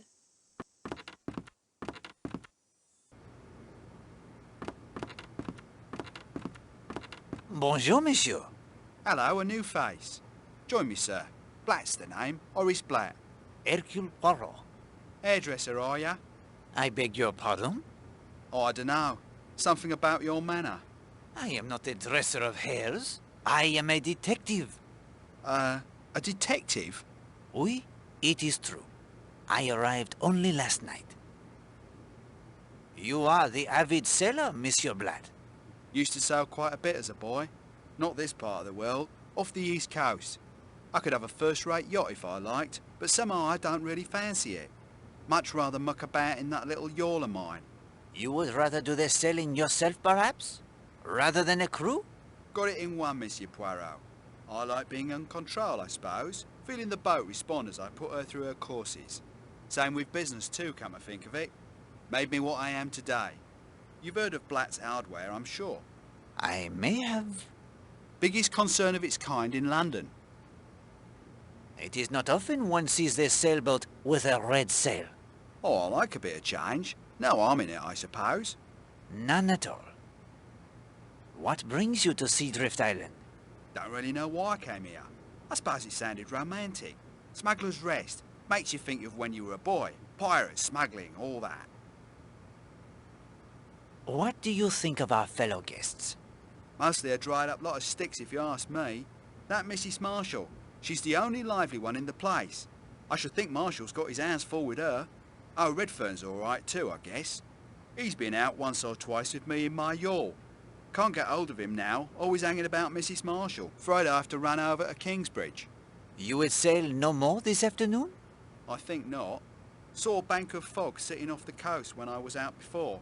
Expect it'll roll in before evening. Wouldn't want to get caught in it along this coast. Good day to you, Monsieur Poirot. Now, why should the fact that you're a detective get his wind up? Poirot! Hairdresser?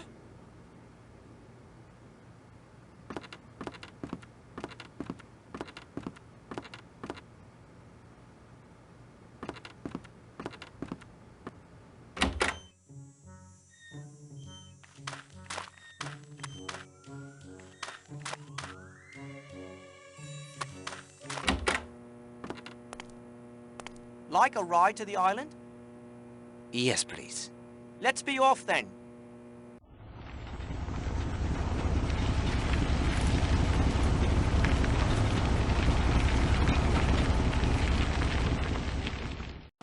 The home guard isn't all old gents doddering around in their great war kit. There's quite a few lads like me who are itching to get into it, but weren't allowed to enlist. We train. We know how to fight.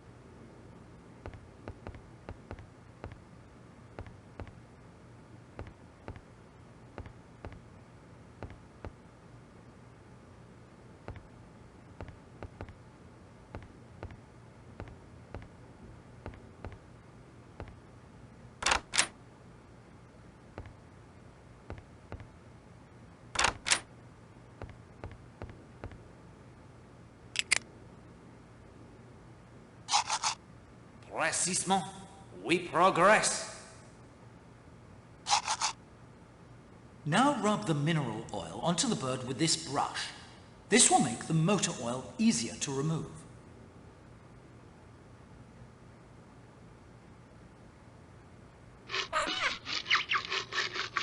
I scrubbed the poor thing with mineral oil. I suppose we're fighting oil with oil. Eh bien, now I must apply the detergent to the brush.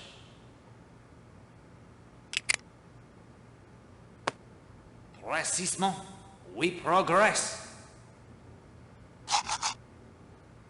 Now rub the detergent onto the bird with this brush to remove the oils.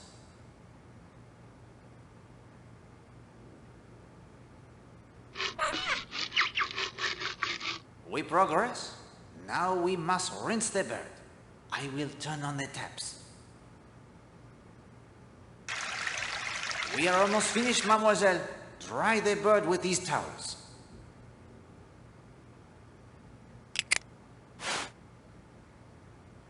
Splendid work, Mademoiselle Musher.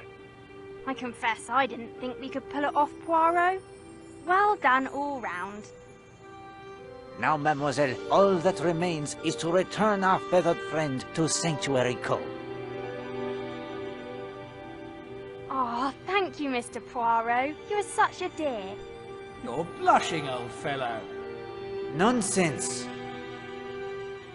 Gladys won't be happy when she sees this.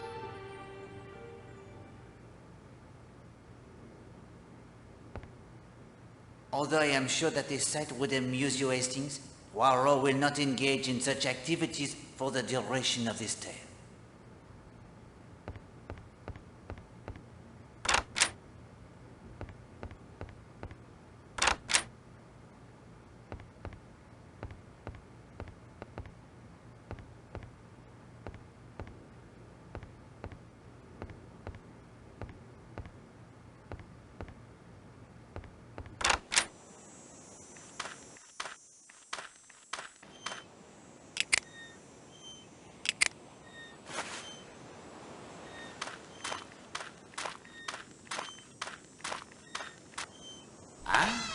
perfection.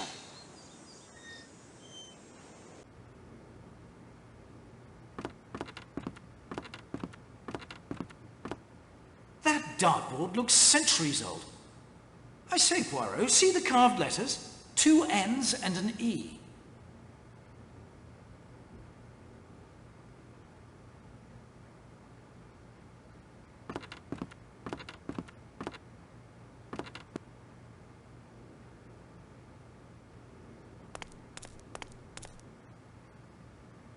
What have we here, Hastings?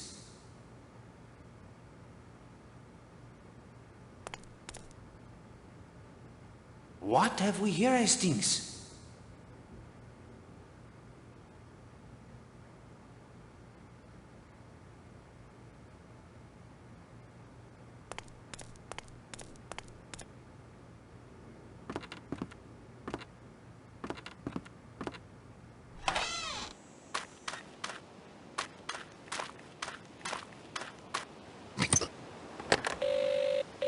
Hello?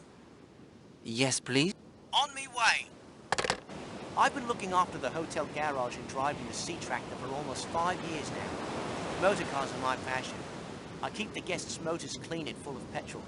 I also tend to any repairs they might need as well. Just look at that Major Barry's motor now. A 1938 Triumph Dolomite.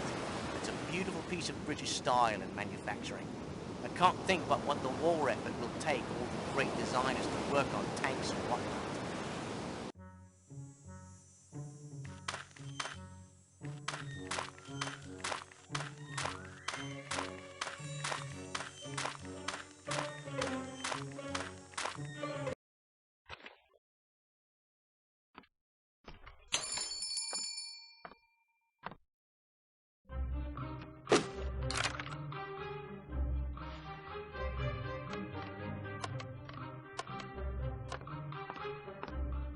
Mr. Poirot!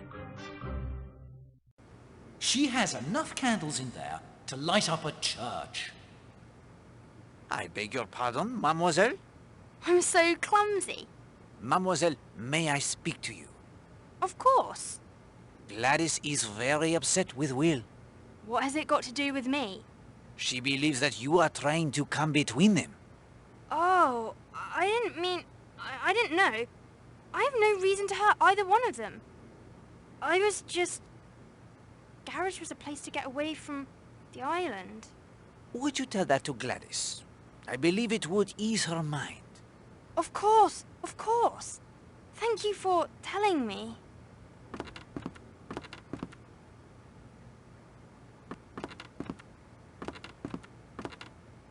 Are there any telegrams for me? I'll just check. Of course, sir.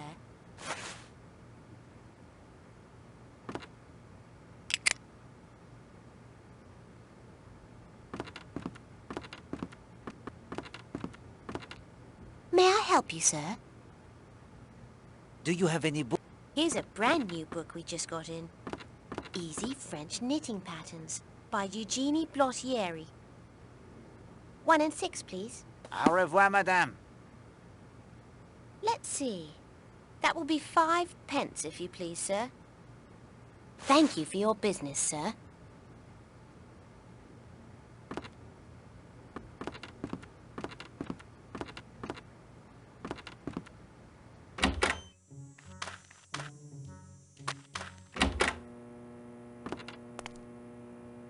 Like a ride to the island? Yes, please. Let's be off then. There's lots of talk of Tom Cutter's treasure. It's said to still be buried on the island somewhere. Jewels, gold, and all the usual in a chest. When I was younger, me mates and I would search for it. We were convinced it was up on that hill on the western side of the island. The way the story goes, Tom Cutter would spend hours up there just looking out over the sea. We never found so much as a singular coin, though.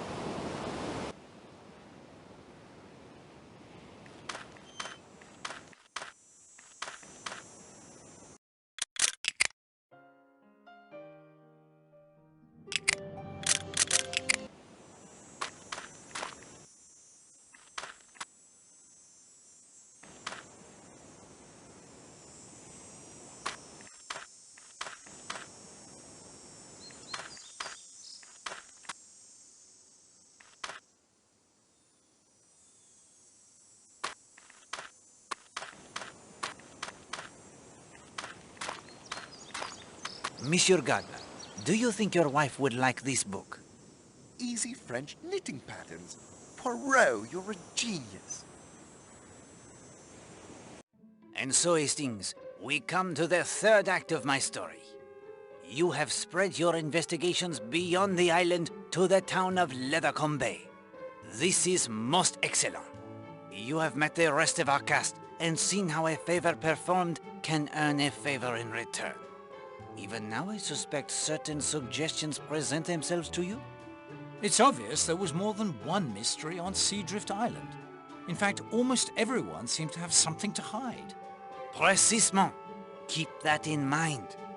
Few cases are so neat and tidy as to have only one person up to no good. You must first dispose of the red herrings before the fox he can be treed. What next, Poirot? Night has fallen on Seadrift Island, and with it the fog has crept in from the sea. And this is the night the ghost of Tom Cutter is said to walk. Remember the other two vignettes I shared with you as well. A murder of a girl. A ritual. As before, if you find yourself unable to progress, I will assist with the magic of the finger of suspicion. Ah, yes. Time now for a third clue to its secret. The third clue? It is desk. Power? Lamp? The lamp on the desk, of course. The finger of suspicion must be powered somehow by the desk lamp.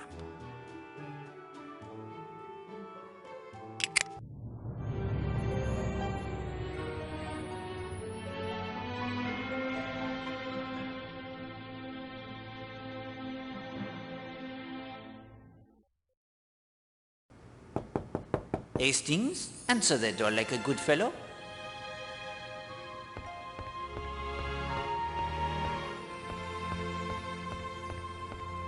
Poirot, what the bloody hell is going on?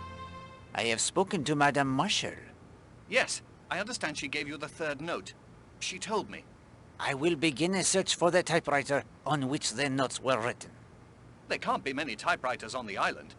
One that has been stolen from Mademoiselle Darnley. The devil you say. And yours? But see here, something very precious to me has been stolen. Indeed? And what has been stolen? A photograph of Arlena, the only one I carry with me. It was taken sometime this afternoon from my room. The door to your room was unlocked or forced? It was locked. But hang it all, the balcony door was not. Poirot, that photograph means a great deal to me. You must find it. You see how I was plagued at every turn, Hastings? With the investigations I would under ordinary circumstances reject out of hand? Yet on Seadrift Island everything, even the smallest bother, was connected, and therefore could not be ignored. I will see what I can do, Captain Marshall. This holiday is a nightmare. I fear the nightmare it only begins.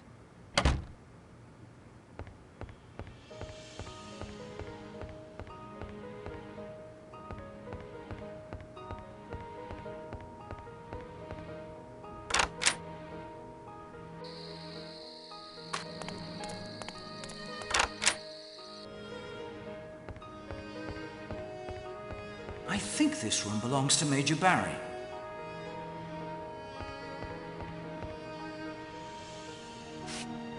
Bravo, Hastings! You have solved one crime at least.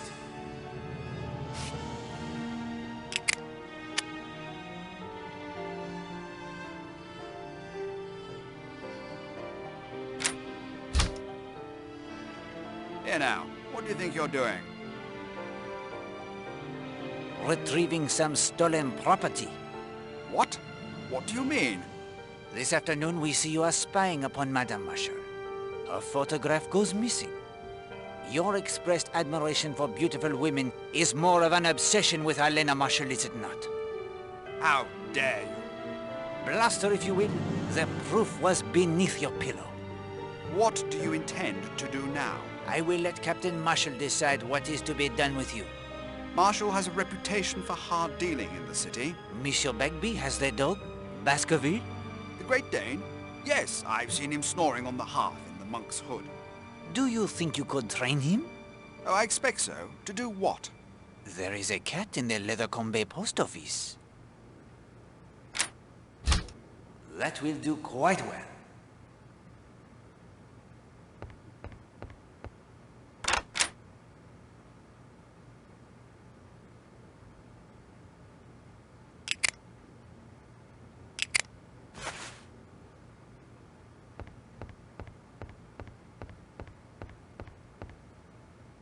Je vous ai battu. Je vous casse, je vous maudis. Je vous ai battu, je vous casse, je vous maudis. Je vous ai battu, je vous casse, je vous maudis. Sounds like Miss Marshall is doing her French lessons. If that is true, Hastings, they are the most unusual French lessons. She says, I beat you, I break you, I curse you. I say that's a bit rum.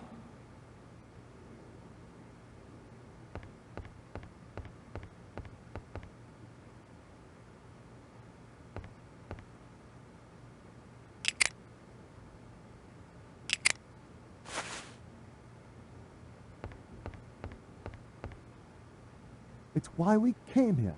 Our hopes and dreams. Our future. Gone. Why do you keep telling me to leave it? I know you, Oakley, darling. I know your temper. There must be some justice in this world. There is, darling. In the end, justice will win out.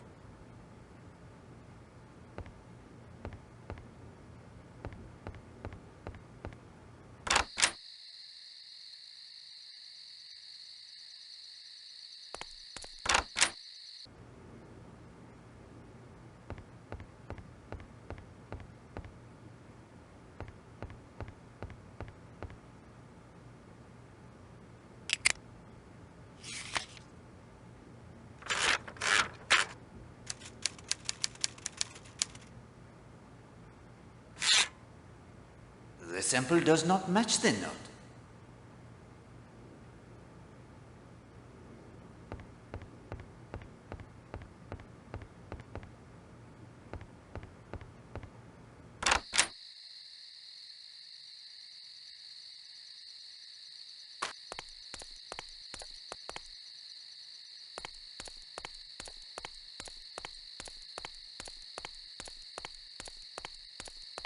Hello, Mr. Poirot.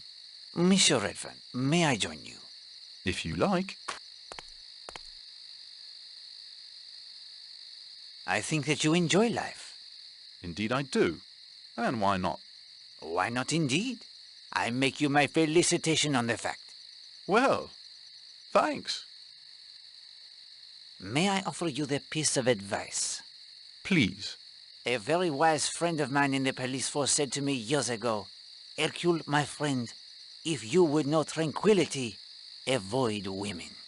I'm afraid it's a bit late for that. I'm married, you know. Your wife, she is a very charming woman. Very accomplished. She is, I think, very fond of you also. I'm very fond of her. I am delighted to hear it. Look here, Monsieur Poirot. What are you getting at? Les femmes? I know something of them. Do you? One can be a pleasure. More than that, are capable of complicating life. And the English, oh, they conduct their affairs so... Oh, they baffle Poirot.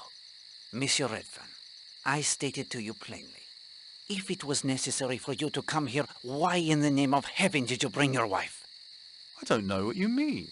You know perfectly. I am not so foolish as to argue with an infatuated man. I utter only the word of caution. You've been listening to these damned scandalmongers. Nothing to do but make up lies all day. Just because a woman's good-looking, they're down on her like harpies. It's pure jealousy, nothing more. Are you really as young as all that? I see. You were trying to defuse the situation before it explodes. Exact, Hastings.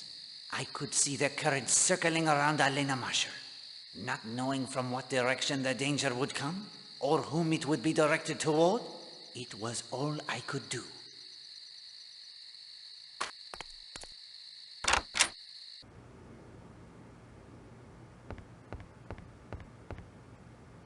RD, I say, Poirot. I'll wager this is Miss Darnley's typewriter. Beyond a doubt, you are correct. After we test it against the notes, we will return it to her.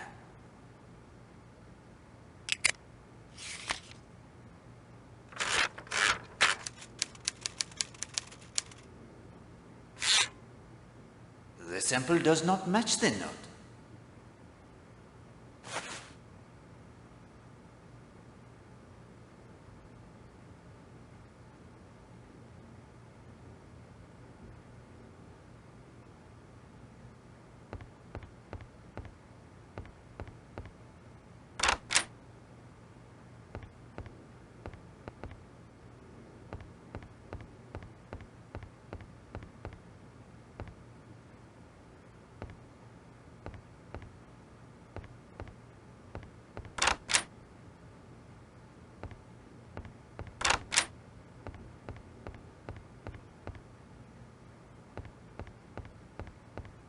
Mr. Poirot, you dear, dear man. We've confessed all to one another. We both pledged never to forget an anniversary, haven't we, Oakley? Yes, darling. And we'd like to thank you for your efforts on behalf of our anniversary. Isn't that right, Oakley? Yes, darling. I love my knitting book. And I'm equally delighted with my coin. More than you can know. You chose Seadrift Island to hunt for the treasure, did you not? I confess, I wanted to keep the search low-key, but you deserve the truth. Is that coin then a part of the treasure, do you think? You did find it on the island, then? Didn't I tell you so, Carrie? Yes, darling, you did. What can you tell me about the coin? A 1689 gold guinea, in fine condition. The period is right. Very well could be part of the treasure. Have you found it? Unfortunately, no. That coin only. But we're going to find it. I'm convinced the island summit is the starting point. Where do you go from there? If Carter left a clue, it's bound to be somewhere in the smuggler's end. I thank you again for the shawl most marvelous. I'm so pleased you like it. May you get good use from it. He already has. I will not interrupt your celebration further. Hastings, allow them to enjoy their anniversary in peace. Of course, old man. Sorry.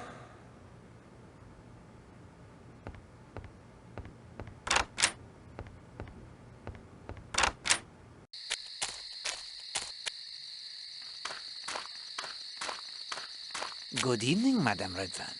Oh, good evening, Mr. Poirot. Is there anything I can do? No. No, there is not. Do you know what I'm most sick of in this place? Pity. Do you think I can't see? All the time people are saying, poor Mrs. Redfern, that poor little woman. I'm not little. I'm tall. They say little because they're sorry for me, and I can't bear it. Madame, the Alena marshals of this world do not count. Nonsense. I assure you it is true. The Dominion is of the moment and for the moment. To count, really and truly to matter, a woman must have goodness or brains. The Alena marshals are the ones to be pitied. Your husband loves you, madame. I know it. You can't know it. Yes, yes, I know it. I have seen him looking at you. I can't bear it. I can't bear it. Patience? Only patience is required. I have obtained for you another sketch pad. That's very kind of you. It is a small thing, madame, I realize. No, really, Monsieur Poirot. 'Tis very thoughtful. It's all right. I'm better now. You are a very kind man, Monsieur Poirot. Thank you.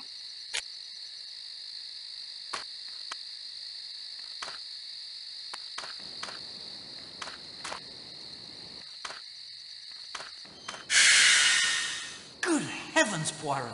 It's the ghost of Tom Cutter! Steady, my friend. We must keep our wits about us. We must follow. Hastings, downstairs, to the cellar.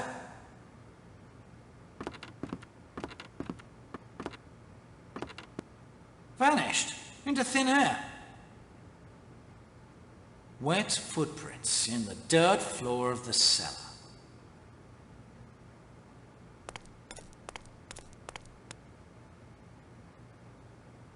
What have we here, Hastings?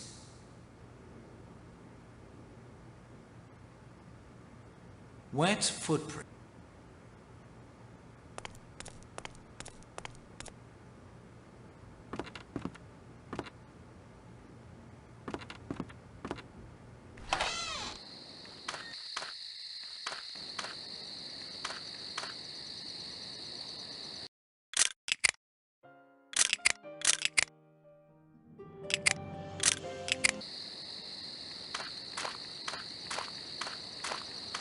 Filthy night, eh, Poirot? It is that. Oui, Captain Marshall. Any luck finding our Lena's photograph? I have recovered the photograph. You're a bloody marvel, I'll give you that. Who had it? Where was it? An overzealous admirer of Mrs. Marshall took it. Stolen by the writer of those damn threatening notes. You may rest assured that is not the case. It was a lapse in judgment, to be sure, but no harm was intended. Very well. I'll accept your request, even if I don't quite understand it. If there's anything I can do in return... It is kind of you to offer, and indeed there may be something. Name it. Here is your chance, Hastings. Use the little grey cells. What do your deductions suggest to you would be the question most important?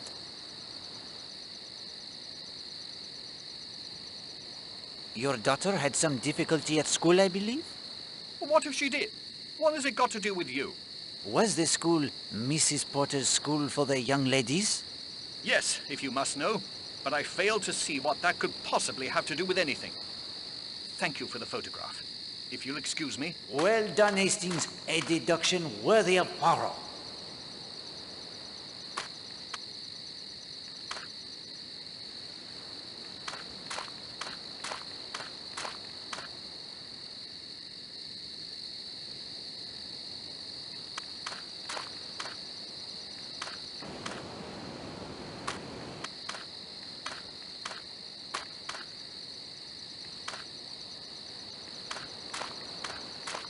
Very well, Hastings. If you insist, we shall listen for a moment. I'm crazy about you, crazy. You drive me mad. You do care a little. Do you care? Oh, of course, Patrick, darling. I adore you. You know that. Let me show you how much. And we have listened quite enough, Hastings.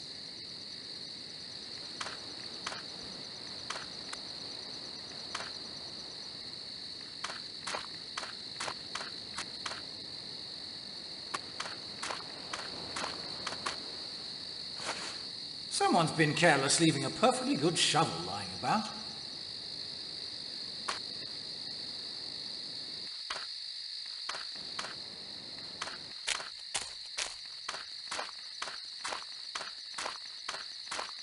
Ah, Mr. Poirot.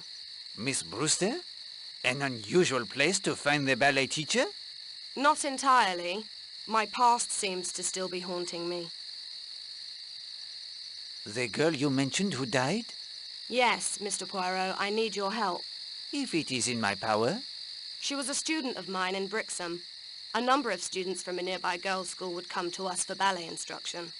Millie Parsons was one of those. Returning to the school from a ballet class, she was attacked and strangled to death.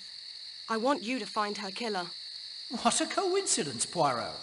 No sooner do we begin to look into the Parsons girl's murder when we are asked to do just that.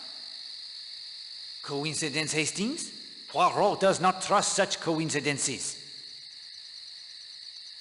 Do you know the significance of the pole and the circle? I think perhaps. Do you? I have my suspicions, mademoiselle. You do? The chicken feathers stained with blood, Hastings? You speak of the voodoo, do you not? My God, I hoped I was wrong. How can it be here? Millie Parsons was the girl who died several months ago? Yes, in May. The police investigated. At one point, the rector of the church was suspected, but nothing was ever proved.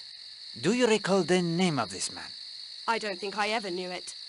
I couldn't bring myself to follow the investigation.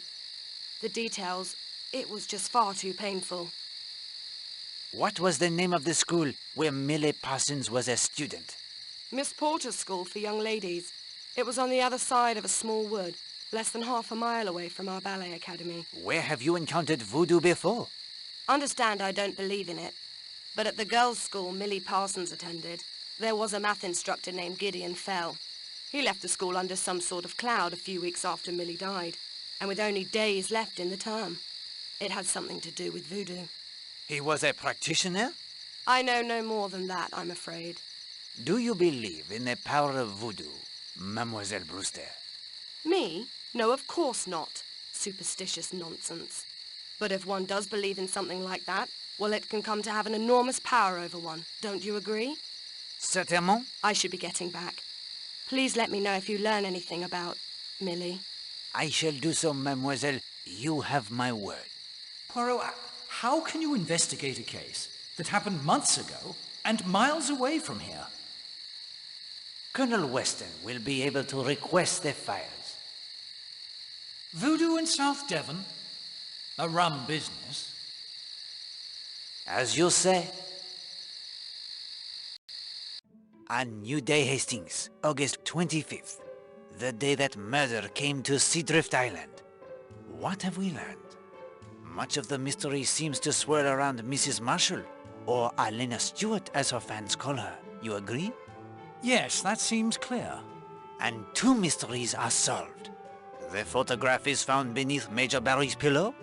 The typewriter of the most charming Mademoiselle Darnley is discovered beneath the bed of the Redferns.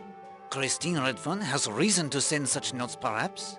Her husband's attentions to Mademoiselle Stewart are obvious to all. At last, there is the murder unsolved of Millie Parsons. Why does Mademoiselle Brewster ask Poirot to take it up? Several of the guests at the Smuggler's Rest Hotel appear to have in common Brixham, the place where she died. Mademoiselle Brewster, Stephen Lane, the former vicar, even Mademoiselle Linda Marshall, who it now appears was a student at Millie's school. Yes, Miss Porter's school for young ladies. What happened there? Voodoo rituals? An anthropology teacher awakens in fear to the pounding of the pagan drums? Voodoo? Nonsense, if you ask me. Perhaps. But as Miss Darnley said, not nonsense to those who believe. And do not forget Tom Cutter's ghost. We saw. I admit that gave me a turn. But ghosts? Voodoo? Poirot, even for you, this case has elements of the sensational. No sensible person could credit. Perhaps. But I will give you the very important clue. Think on the nature of Alena Stewart. Watch as the investigation proceeds, Hastings. Until we can understand fully and completely exactly the kind of person Alena Stewart was, we shall not be able to see clearly the kind of person who took her life. As before, if you find yourself unable to progress, I will assist with the magic of the Finger of Suspicion. Ah, yes. Time now for a fourth clue to its secret. The clue is drawer. Power, lamp, desk, drawer. Do I search the drawer for a switch, perhaps? Or is it something more subtle? I say no more. When you are ready, my friend, we will return to Seadrift Island. It is a morning of sunshine, warm breezes, and a murder most foul.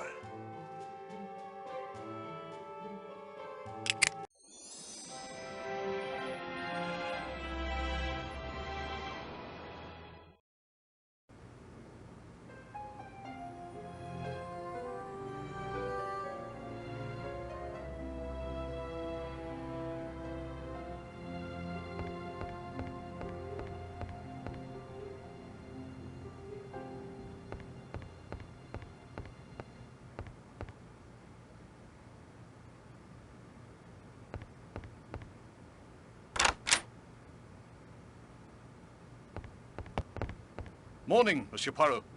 Any more thoughts about what we found in the ruins? Poirot always has the thoughts, Monsieur Lane. Who can tell which will prove to be most significant? What are your plans for this morning? I've heard there's a fine church in these parts, St. Patrick in the Coombe. I'm going to try and track it down. What illness forced you to leave your position? It was... I confess it was nerves, Monsieur Poirot. I did not mean to intrude. No, it's quite all right. No sense in my hiding the fact. Women, they are so often at the source of evil. Do you think so? Man alive, don't you feel it in the air? All around you. We spoke of it yesterday at the ruins. The presence of evil. Oui, Monsieur Lane, I feel it. I am able to assist you in your search, I think. Oh? I found this pamphlet at the establishment of Mrs. Hughes in Leathercombe. Oh, this is marvelous. And there's a map and everything. Let's see, it'll make a fine hike over the moors, too. Thank you so much. Monsieur Lane, I wonder if I may ask you the questions somewhat painful. Your kind gift has lifted my spirits considerably. I will answer if I can. Your church was near Brixham, I believe. Oh, yes, I had a small living there. Why? Are you familiar with Mrs. Potter's School for Young Ladies? Why, oh, yes, Miss Potter herself and several of the girls attended my church. Not as many as I would have liked, but some. Do you recall the Conservatoire de Dance near there? Oh, yes. Miss Brewster, who is stopping here, was an instructor there. Does the name Millie Parsons mean anything to you? The murder. Yes, it caused quite a sensation. A teacher at Miss Porter's was accused. No charges were brought. Simply the ruin of a man's reputation. He may have been misguided, even driven. But the Parsons girl brought it upon herself. Of that, I am convinced. And then, only a few weeks later, another murder. They must have been connected. And of that second crime, he was wholly innocent, I have no doubt. So what he said in a moment of weakness... What did this teacher say to you? I may no longer be of the cloth, Mr. Poirot, but I will keep the confidences learnt while I was still in God's service. Even if it allows a murderer to go free? Please! God must judge, not I. Tell me of the second crime. It received quite a bit of press at the time. Alice Corrigan was the name. Strangled, as was the Parsons girl. The husband was suspected, but again, no arrest was ever made. I'm convinced the two crimes were the work of one man. And the motive? Women are at the heart of many tragedies. In this case, they were the victims of tragedy. Can you doubt? They brought it upon themselves, through fornication, adultery, and godlessness. It is my nature to doubt, Monsieur Lane. Yes, of course. You're a detective. Still, I would think your experience would have paid witness to the truth of my words. I may have misunderstood and unburdened myself too freely. I must be off if I hope to reach the church and be back before it gets too late. Thank you again for the information. Fellow is right round the bend, Poirot. He practically admitted he knew Millie Parsons' killer, yet did nothing because she was a girl, and somehow deserved it? That's monstrous. It is true he appears to be quite selective when it comes to forgiveness and compassion. Yet it may very well be that decision to keep silent caused his breakdown. His pain runs deep, and the struggle, it continues. There may be hope for him still.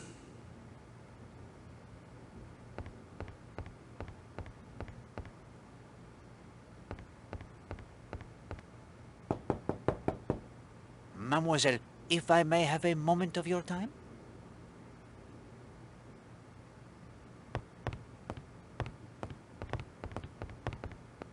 I only have a few minutes, Monsieur Poirot. I'm meeting Mrs. Redfern at Sanctuary Cove at 10:30. I will come straight to the point, mademoiselle. You were a student at Miss Potter's School for Young Ladies in Brixham, were you not?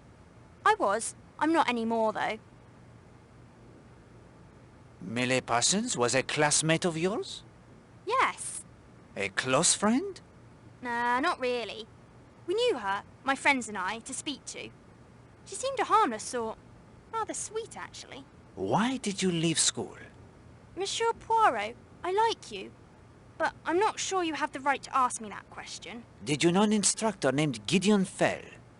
Yes, we had him for anthropology. He was a poor teacher? He was all right, I guess. I am very interested in anthropology. That helped, I suppose. What most interested you in the class? Superstition.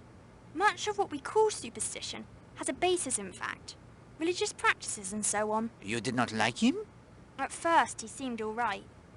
He took several of us to the picture show to see a horror film called Curse of the Islands. The film, it was frightening to you? A bit, I suppose. But I found it quite interesting, actually. But then he started acting strangely towards some of the girls. He was creepy. Always making comments to girls when he thought no one could hear. Complimenting them on how they looked. This interest, it was more than politeness? A lot more. Was he interested in Millie Parsons? She told me he had followed her once in the woods. He grabbed her wrist. When she tried to break away, he said how much he liked her hair and her frock. She broke away and threatened to tell Miss Porter. She said he looked at her with his face all twisted up. It was horrible, she said. Millie told Miss Porter of this incident? No. One of the other girls had already complained and she did nothing. She accused the girl of trying to make trouble for Mr. Fell because he gave her bad marks. After Millie's death, you said nothing of Mr. Fell? I did. The police looked into it. They said he had an alibi. But I knew. My friends and I knew. You don't believe me, do you? Au contraire, I have known many alibis that seemed unbreakable, only to shatter as easily as glass when the right force was applied. He did it, Monsieur Poirot. He killed Millie. I have to change into my swimming costume now. Will you excuse me? Of course. Thank you for speaking with me. I say, Poirot, do you think you can break this Fell character's alibi? If I can, Hastings, Miss Brewster and the police will have their answer.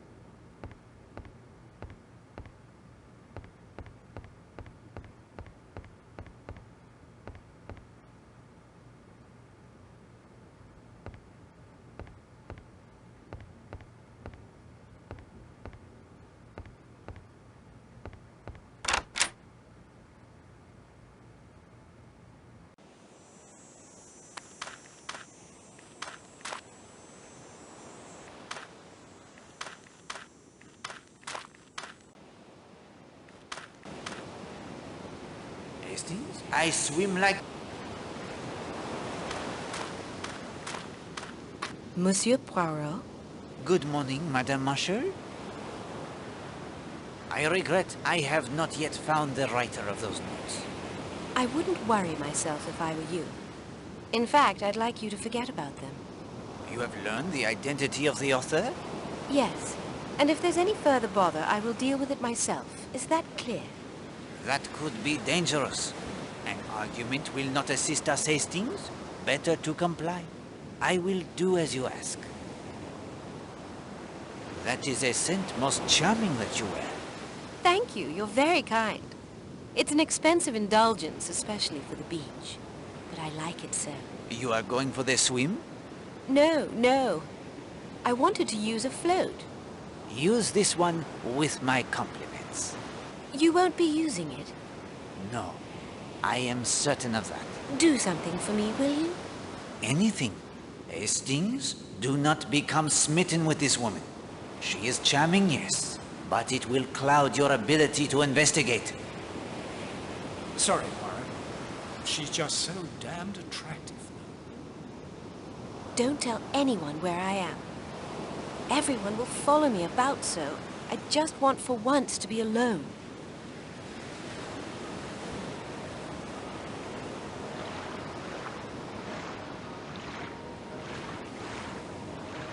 She wants to be alone?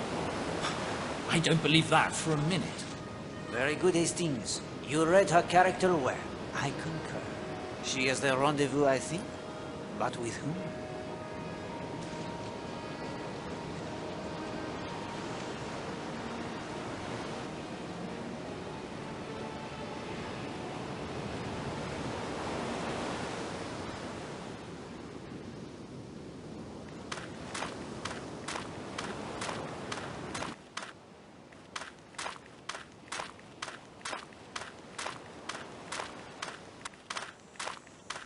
Morning, Poirot. Seen my wife anywhere about? Has Madame risen so early? Well, she's not in her room. Lovely day. Think I'll have a bathe right away. Got a lot of typing to do this morning. Morning, Marshal. You look for Madame Redfern? Christine is off sketching somewhere.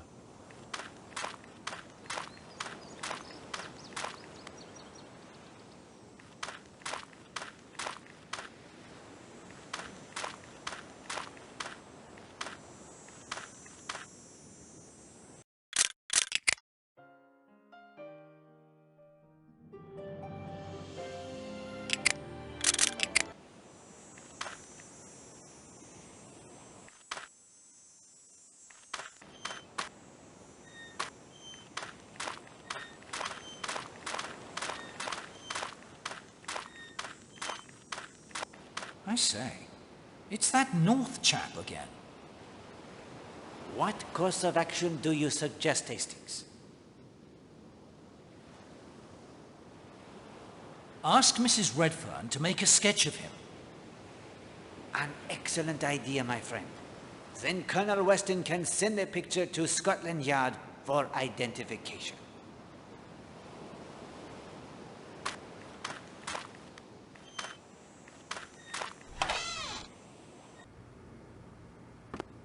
N20, E15, N19. Poirot, they could be a map. The number of paces north, east, then north again.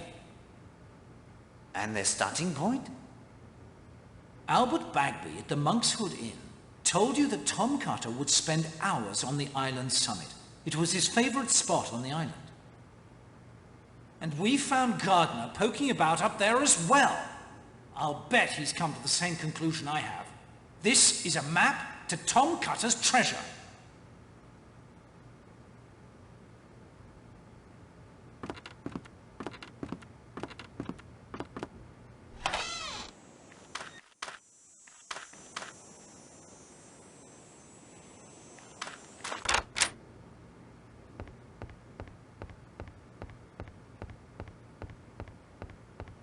Monsieur Poirot, thank you again for the sketch pad.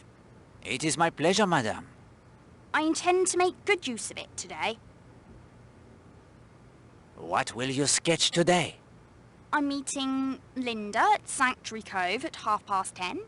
While she swims, I will sketch her guillemots for her. You are kind to take an interest in her. She's having a rough time of it, I'm afraid. I believe you are correct. A friend now will be of great help, I think.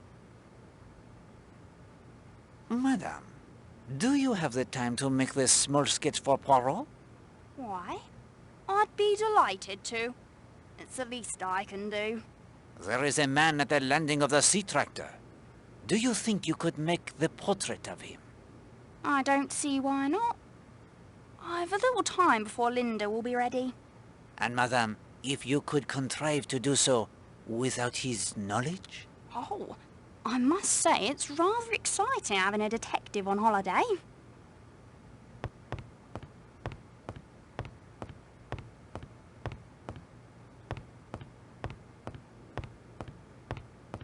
Monsieur Poirot, any luck with finding my typewriter? Oui, mademoiselle. This is it not? Yes, indeed. Wherever did you find it? I would rather not say at present. You are being most mysterious. It is my nature to be mysterious, I am afraid. Well, I'm happy to have it back. Thank you. Please let me know if there is any way I can repay you. I will? Where are you off to, may I ask? The Ledgers to read my book. It's a rather good thriller by Graham Greene. Do you know his work? Bien. He is an excellent writer. Then I've a tennis date with Ken, Mr. Marshall, Mrs. Redfern, and Mr. Gardner at 12. I'll just put this typewriter in my room, then I'm off. Enjoy your day, mademoiselle. And you, Monsieur Poirot. And thanks again.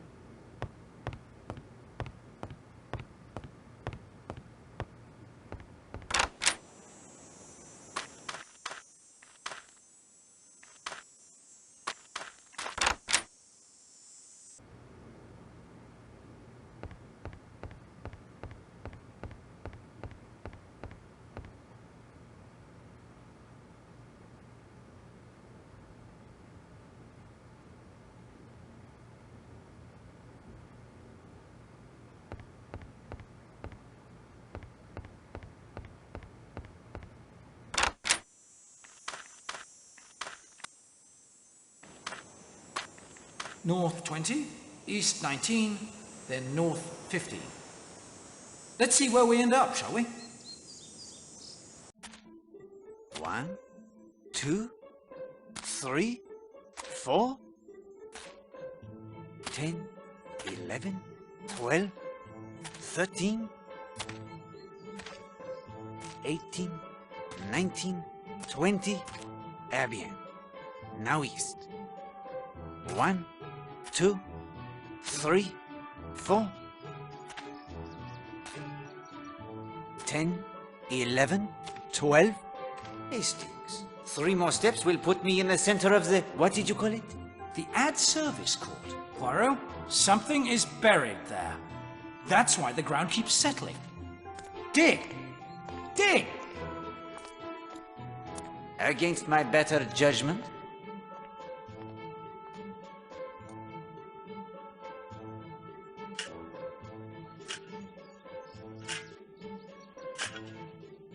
A treasure chest!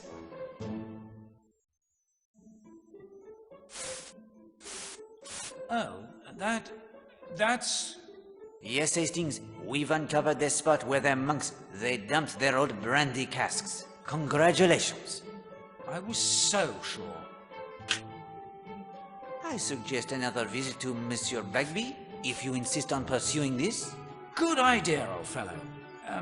First you'd better finish filling in the hole and raking the tennis court. This is a useful point to measure the time it takes to reach Cutter's Cove, the spot that will be the scene of the murder. From the tennis court to Cutter's Cove, it is 20 minutes.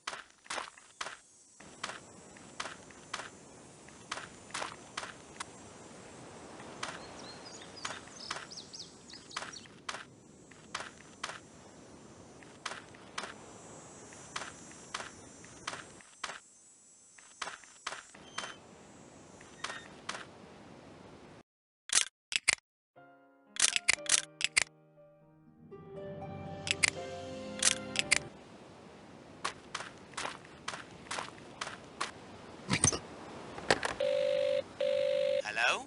Need the sea tractor, do you? Yes, please? On me way. Mr. Poirot, I wanted to thank you for helping to clear up the misunderstanding between Gladys and me. How she could think I'd ever be interested in that schoolgirl is beyond me. I can't help it if some foolish child decides on her own to start hanging about the garage. I know it sounds silly, but I think she was only doing it because she wanted to pinch my shovel.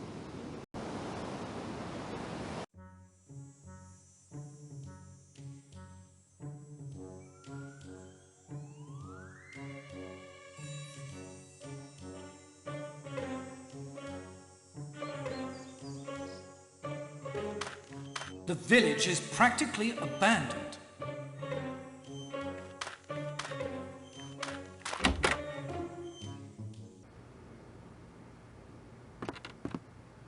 Hello, Mr. Poirot. Not like you to look so out of sorts. Did you not say the key to finding the treasure was to start on the island summit? Hastings, we are not here for the treasure hunt. Well, that's what most believe, eh? What of it? The directions I discovered led to where the tennis court is now. Don't tell me you dug up Mrs. Castle's tennis court. Yes, very amusing. Have you any idea where we could have gone wrong? Well, let me see. Oh, rot. Oh, rot. Why do you say this? Well, if you started at the current high point on the island, you would easily go astray. The current high point? Yes, you misunderstood me. I? Poirot? He does not misunderstand. But you have. Let me explain. That hill is the highest point on the island now. But of course it wasn't back in Tom Cutter's day. That was long before the hotel, remember? They levelled the land around there when they built it. The highest point used to be... let me see. You know that grassy path out from the main entrance a ways? The one that leads to the bathing beach? Well, that used to be much higher. That's where old Tom used to sit and watch. You really did dig up the tennis court? Good day to you, Monsieur Bagby. Yeah, if you'd like a game of darts, just ask.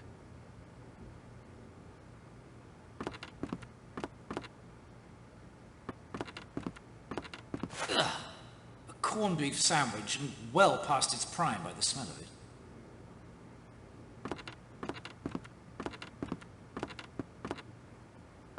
Morning, Poirot. Major, you are here already?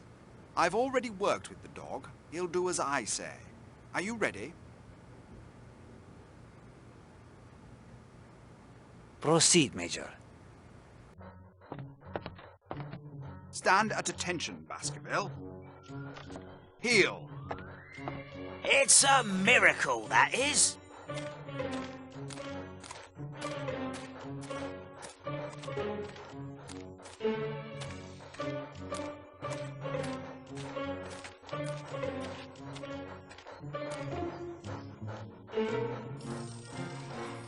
Sit. Easy as anything to train a dog. You just know how to talk to them. Your skill is extraordinary, Major. Now I will open the door. Command him to enter and we will let nature take its course. Ready when you are, Poirot. Enter Baskerville. Baskerville, enter the shop. He won't budge, Poirot. Can't say what the trouble is. Have you any way to lure him inside? Hastings, do you have anything that might attract Baskerville?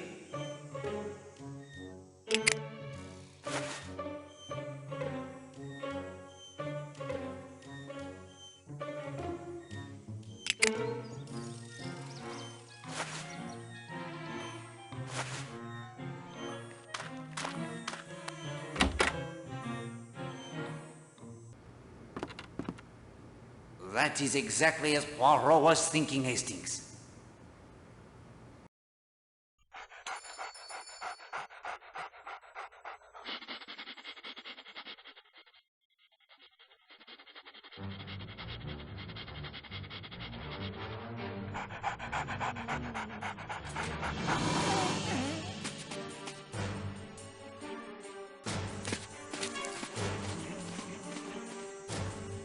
Was that poor Baskerville again? You'd think he'd learn not to come round here anymore.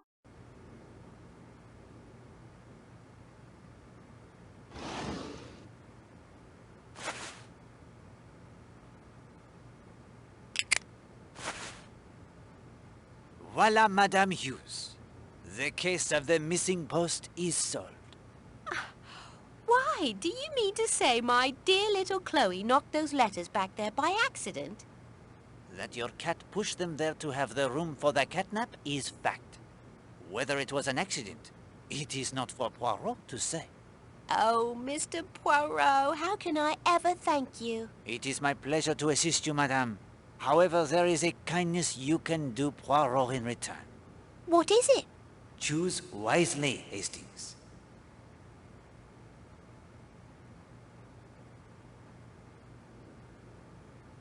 I could make good use of your testing equipment. Excellent, Hastings. You are sharpening the detective instincts. I'm not sure. You are a detective. Colonel Weston will vouch for me. Ah, well then. Of course you can. I'm happy to be of service, I'm sure. Merci, Madame. You do the great service for Poirot.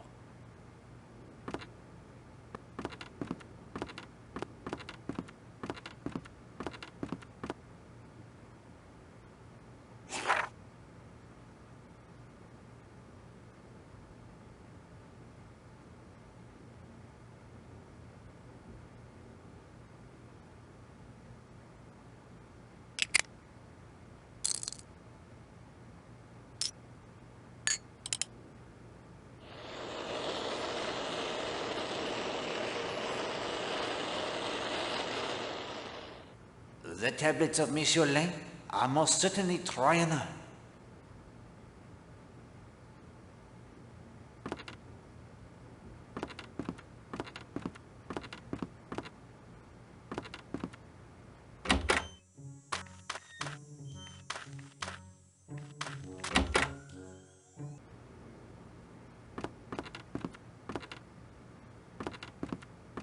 Hello, Poirot.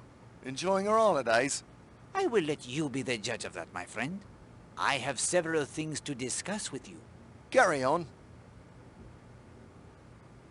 Mrs. Marshall has been receiving threatening messages. The devil, you say? From whom? That is yet unclear. I would like to compare them to the type on your machine. You think I've been sending them? I must try every possibility, my friend, however remote. Be my guest.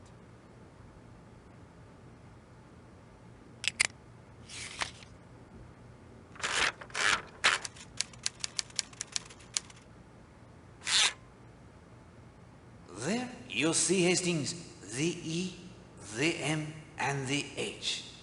This is the typewriter used to write the threatening notes beyond any doubt. There is no doubt. The notes were typed on this machine. But that's impossible. No one visits you here? Well, of course. Many people do. In addition to my regular police duties, there's the Home Guard, the evacuation. Hang on. You have thought of something? I'd hate for it to be true. That girl at the hotel, she popped in with all sorts of questions about the evacuation. I think she wanted to be told the hotel was being closed. I expect the order any day now, by the way. Was it Linda Marshall? Yes, as a matter of fact, it was. Bit nasty, that. Writing threatening messages to her own stepmother. Very nasty indeed. Especially since she apparently also stole Mademoiselle Darnley's typewriter and hid it in Christine Redfern's room to incriminate her.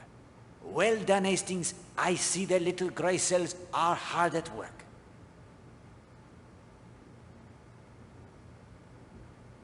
Is Mrs. Castle a member of the Home Guard?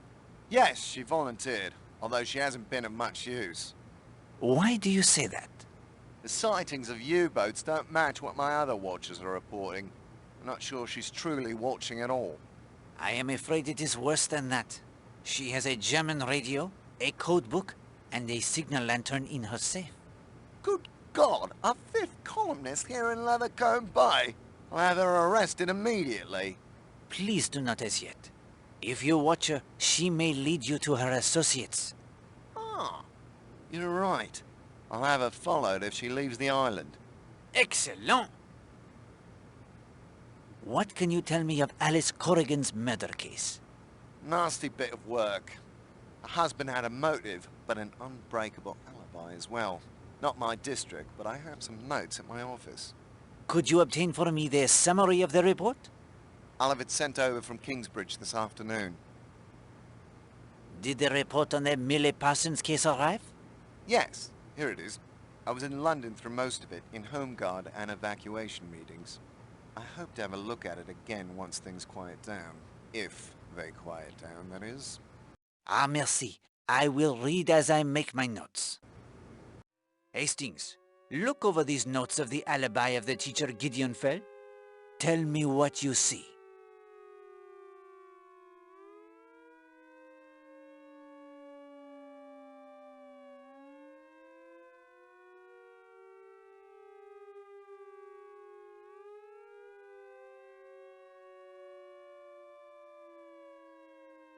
Something about the film?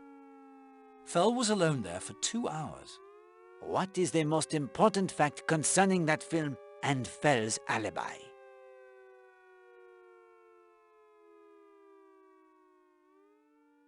The title. Curse of the Islands? And why is it significant? Linda Marshall told us Fell took her and some friends to see it. And this tells you? He knew the story already. And the theatre ticket he had in his possession for the 12th of April? He bought the ticket, but he never went in. You have it, my friend. Well done. Colonel? Yes? The Millie Parsons affair. This alibi of the teacher, Gideon Fell. It does not hold the liquid. Water, Poirot.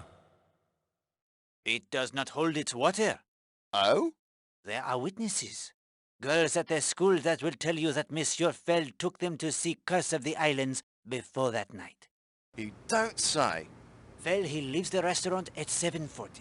He buys the ticket at the theatre nearby, a matter of a few moments only. Then he walks to the corpse.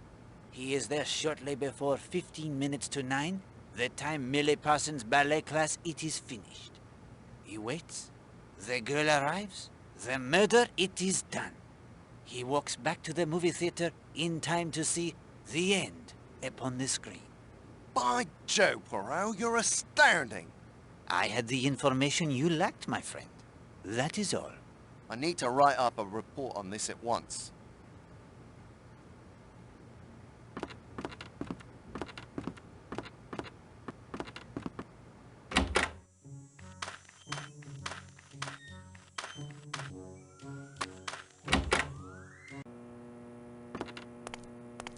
Morning, sir. I was just off to do an errand.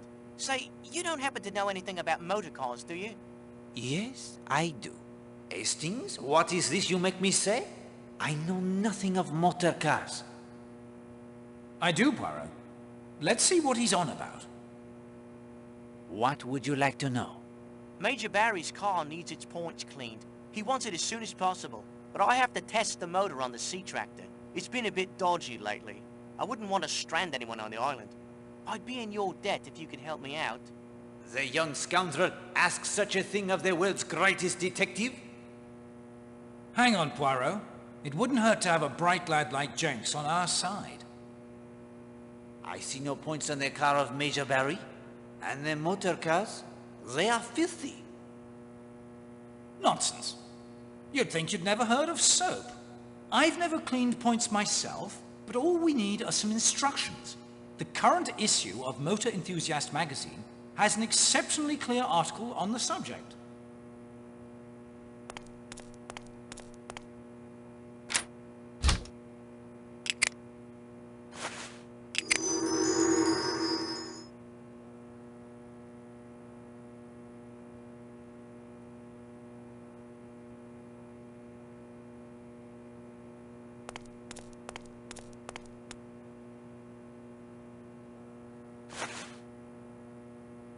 Out! Something pricked me. It's a sliver of metal. Must be magnetic.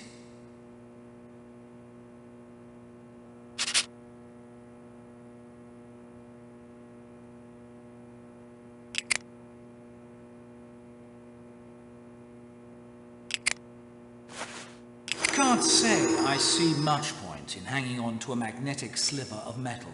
But you never know.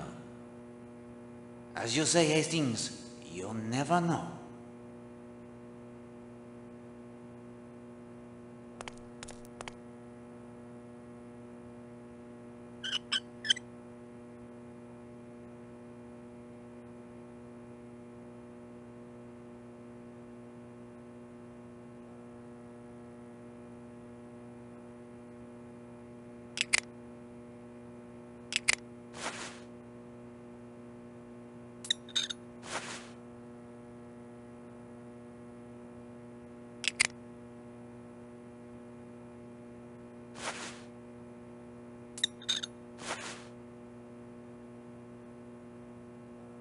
It appears to be stuck that way.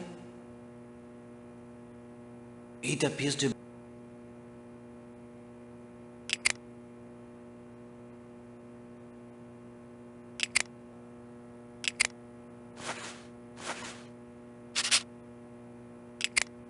Without error, mon ami.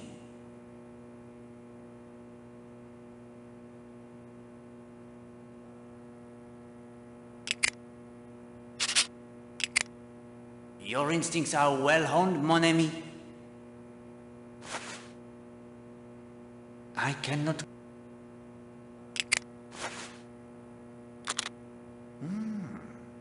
The puzzle, it is one piece closer to completion.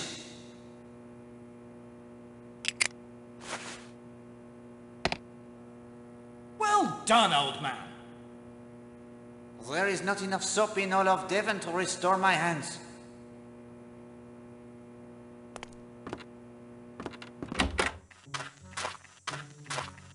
Morning, sir.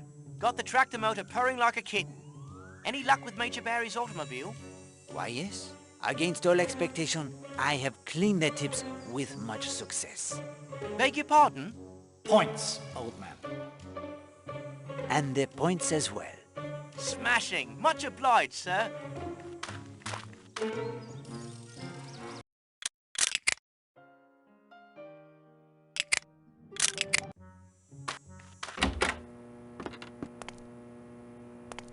Like a ride to the island? Yes, please. Let's be off then. This sea tractor is a rare contraption, isn't it? When the Smuggler's Rest was first built, they used to ferry folks over by boat. But the current across the causeway here can be powerful at times. When they updated the hotel in 1932, I think it was, they had the tractor built. High tide, low tide, strong current or no. The tractor, she just plows along, keeping us high and dry. It's a miracle of modern engineering, I calls it.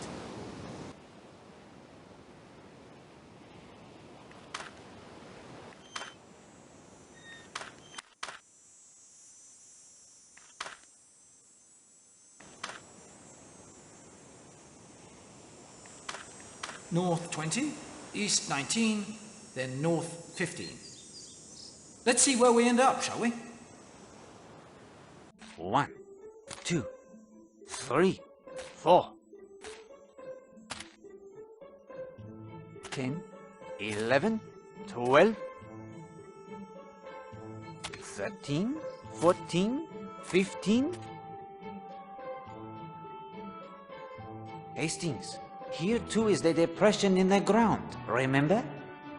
Dig, Poirot, dig! Luckily for you, Poirot is an expert gardener. You have seen my vegetable marrows.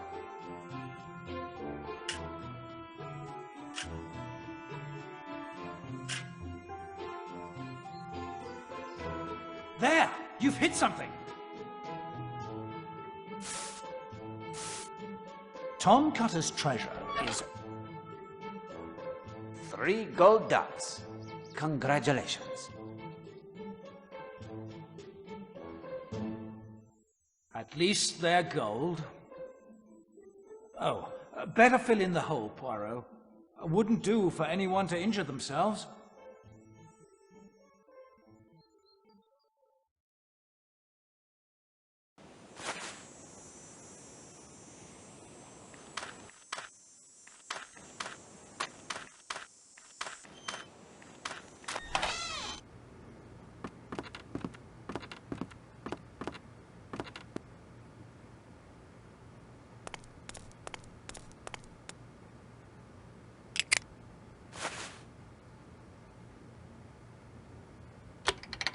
As you yourself would say, well played, Hastings.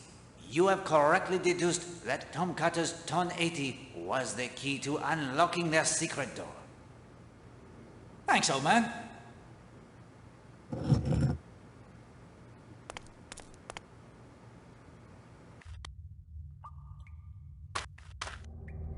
Voila!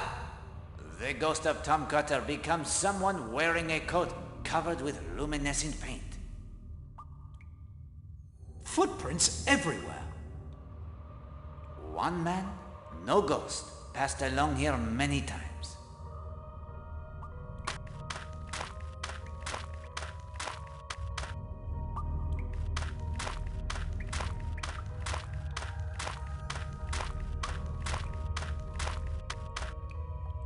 May know, my friend Hastings, I could blunder about in these tunnels for hours while who knows what crimes are committed in my absence.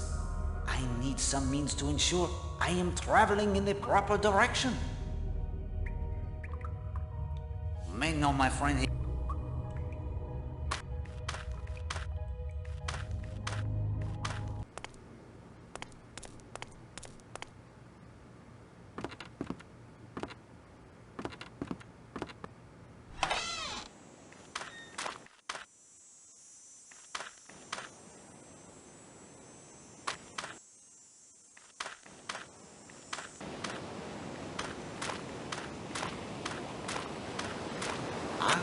Mademoiselle Brewster, you have had a pleasant morning?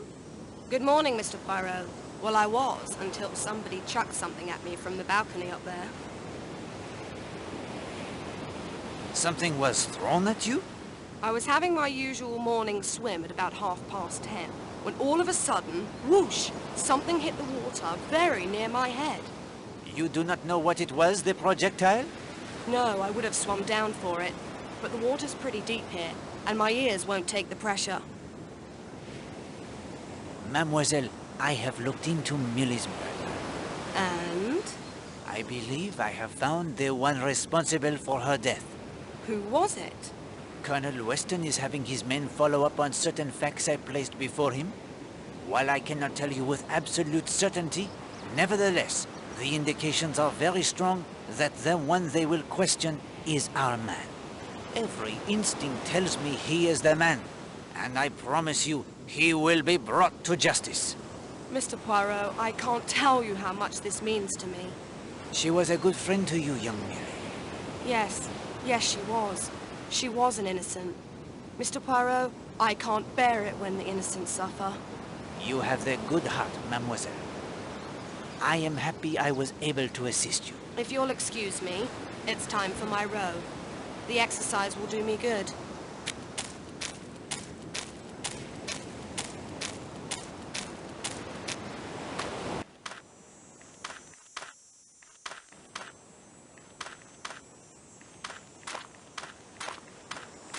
Beach is certainly empty this morning. I believe Captain Marshall will be swimming shortly. Everyone else off on excursions, I expect. Major Barry wanted to go into Knightsbridge if his car was fixed. The Major? He has business in Kingsbridge? Oh, he was complaining of the lack of privacy when using the phone in Lethercombe Bay post office. I can't imagine what he has to be so secretive about. Can you, Oakley? No, darling. You do not take the excursion?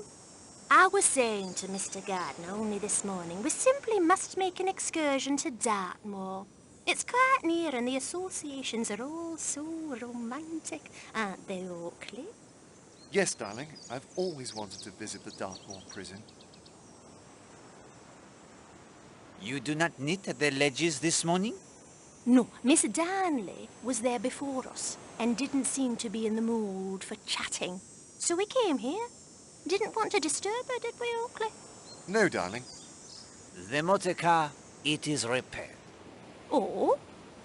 Isn't that splendid, Oakley? Yes, darling. Oakley, I don't believe I've got that second shade of purple wool. It's in the second drawer of the bureau in our bedroom, or it might be the third. Yes, darling. Good morning, Mr. Redfern. I don't see anything good about it. goodness, he's in a mood.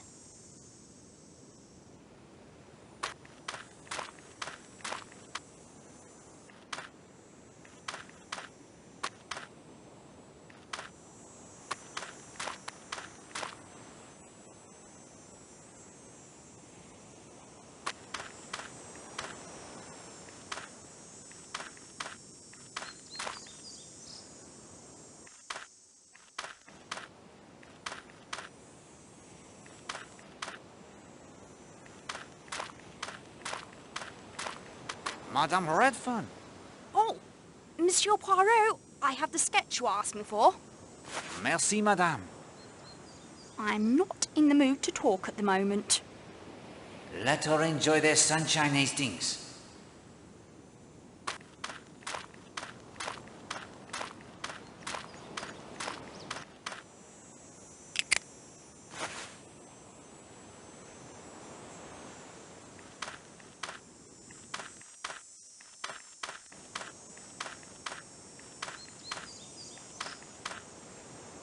There is no need to disturb Mademoiselle Darnley. Let her enjoy her book.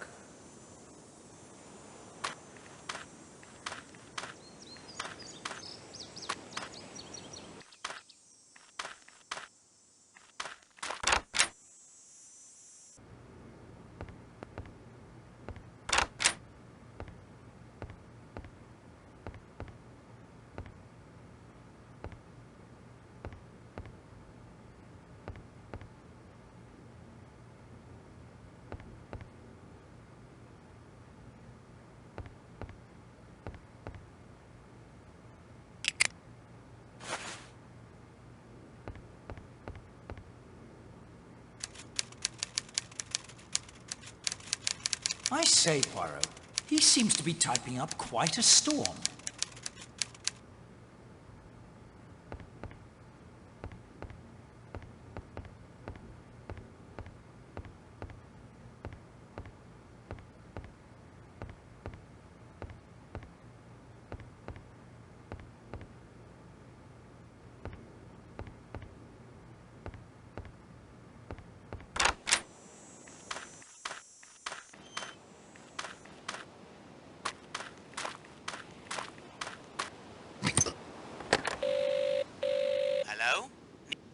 Yes, please?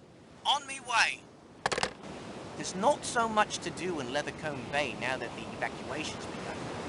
Most places are closed up except the chemists. Mrs. Hughes has to stay because she's the post office too. And lending library if it comes to that. But it's the post that must be seen too.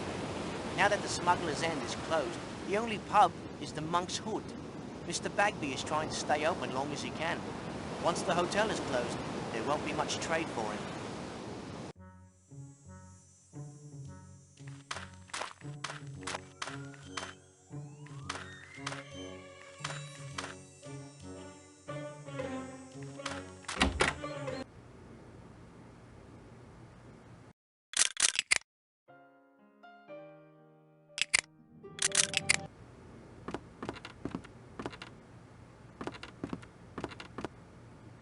Could you send a sketch to Scotland Yard for identification?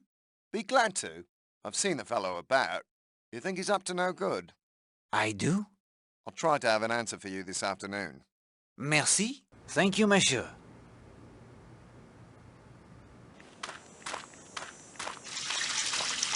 Hello. Somebody's having a bath. Leaving it rather late in the morning, weren't they?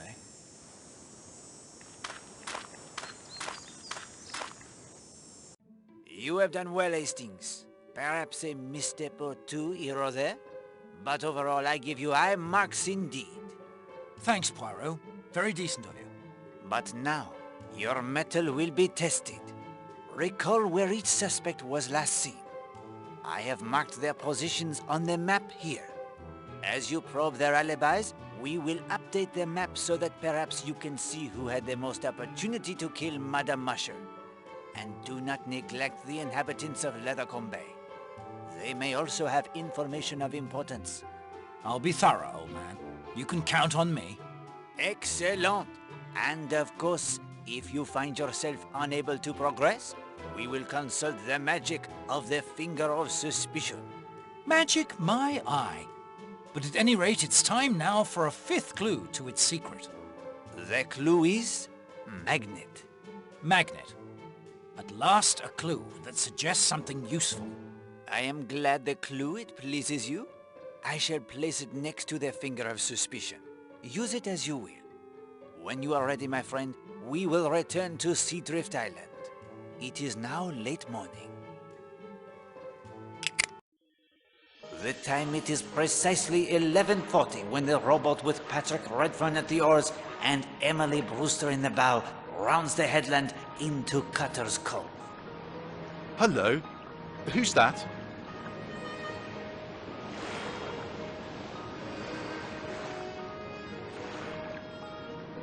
It looks like Mrs. Marshall. So it does. We don't want to land here, do we?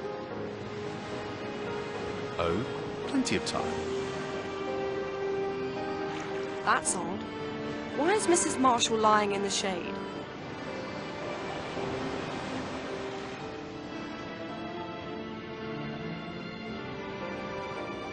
Hello, Elena?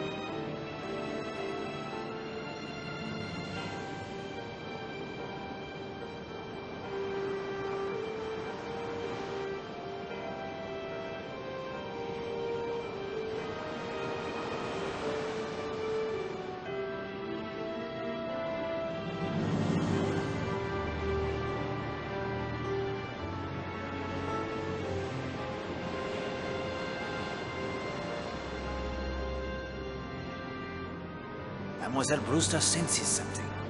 The body, the way it lies. There is something unnatural in the angle of the outspread arms. Elena? Monsieur Redfern too, he hesitates, and then...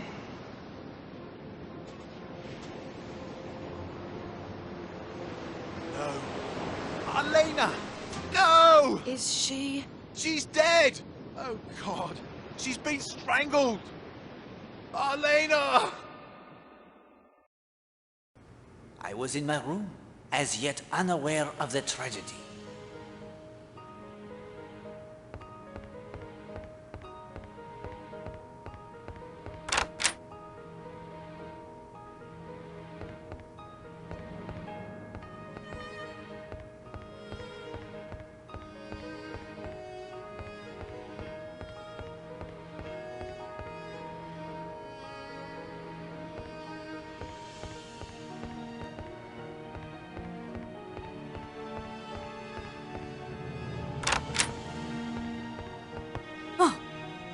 Monsieur Poirot, I'm sorry, my nerves. Madame, has something happened? Don't you know? The police have been here for an hour at least. The police? In Cutter's Cove. It's Mrs. Marshall. She's been murdered. Please, please excuse me.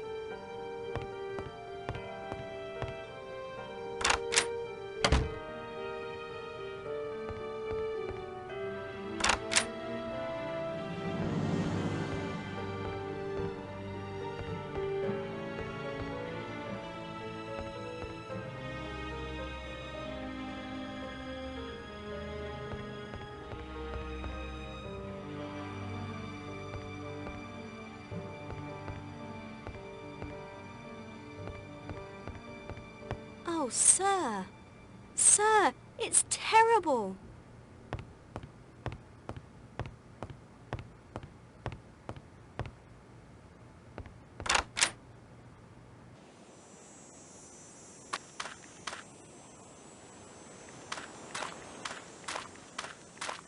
Please, not now, Monsieur Poirot.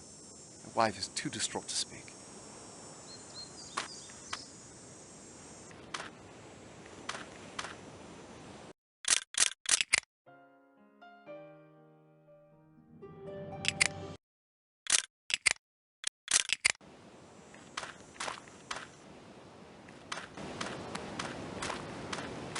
Mr. Poirot, there you are.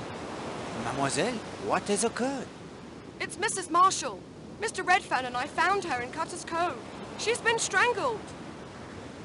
Mademoiselle, may I ask you a question? Certainly. Can you row me to Cutter's Cove? Mr. Poirot, after your efforts to find Millie's killer, I'll row you any time you like. You need only ask me. Climb in.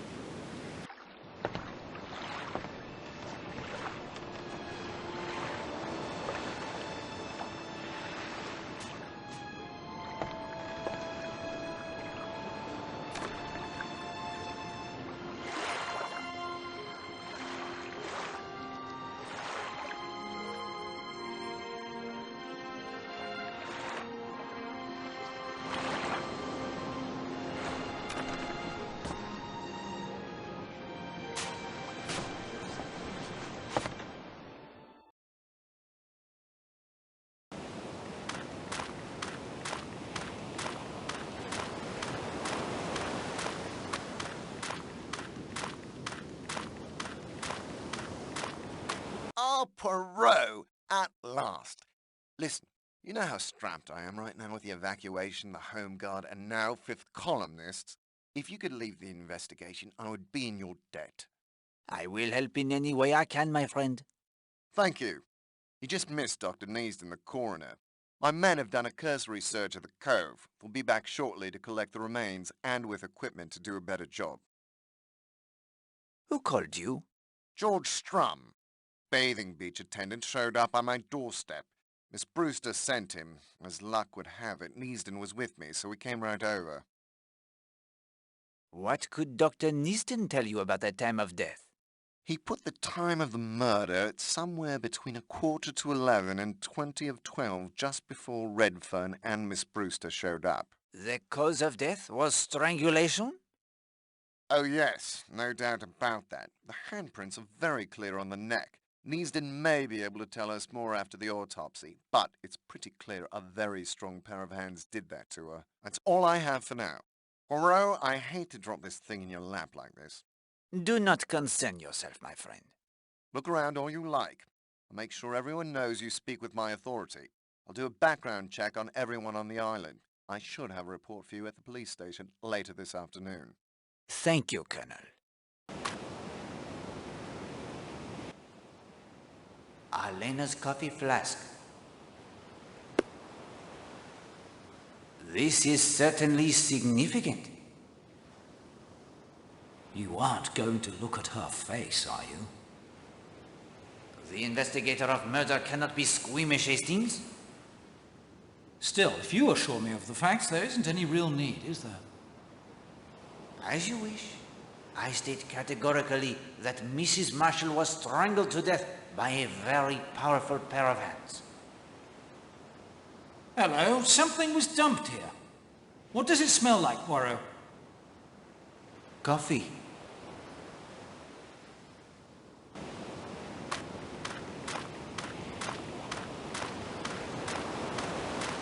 What? Oh, Poirot. May I put to you some questions, Monsieur Redfern? How did you and Mademoiselle Brewster come to be rowing together? I asked Miss Brewster if I could join her. Why did you do that? Monsieur Redfern, there is no longer the luxury of playing the little games. Now is the time for truth. Elena and I were accustomed to swimming together each morning. When I didn't see her on the beach, I went looking for her. She wasn't up at the hotel. I saw Miss Brewster getting the rowboat ready. That's when I got the idea that if we rowed around the island, I might find her, Elena. I offered to row first. We set off. What time did you arrive here? Sometime before 12. I don't know exactly. Tell me what you thought when you saw Mrs. Marshall. Well, I was put out of the muster. I couldn't understand why she hadn't met me. I couldn't understand it at all. I rowed for the beach. I wanted to find out what she was doing. What happened after the boat beached? I called out to her, but she didn't answer. She just lay there. I went over to her. There was something strange. She was so still. I knelt beside her, touched her hand, then her arm. She didn't react at all. Then I lifted her hat. My God, her face, It was dark, mottled, and those marks. Handprints on her neck. Steady. I'm sorry. She was so beautiful. How could anyone spoil that? Who went for help? Miss Brewster. I had this idea. I wanted to protect Elena. It's stupid, I know. She was beyond anyone's protection. I sat near her, then couldn't take that anymore. We came over here and waited until the police arrived. Is there anything you saw or thought that might help us? I'm sorry. Let me think. Take your time. There was one thing. I heard a noise while I was still over near Elena. What was it? A clatter on the rocks near the ladder. Something falling. Not a rock, though. Something light. I may have more questions for you later.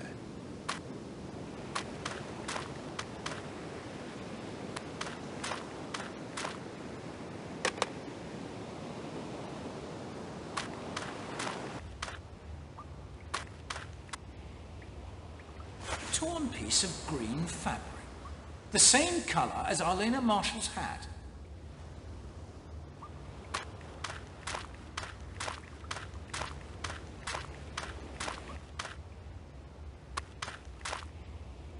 A smashed bottle with a bit of fluid left in it. And the fluid has the distinctive odor of an expensive perfume? That mud looks like it was placed there deliberately. And there's something shiny underneath.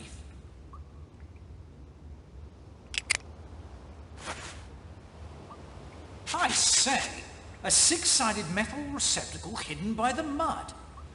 The mud must have been applied fairly recently, and the metal looks shiny, almost new. And that shape, it reminds me of something. It's like the receptacle for a winch handle you find on the masts of some sailboats to winch the sail up and down. Looks like a dart. The carving is quite old.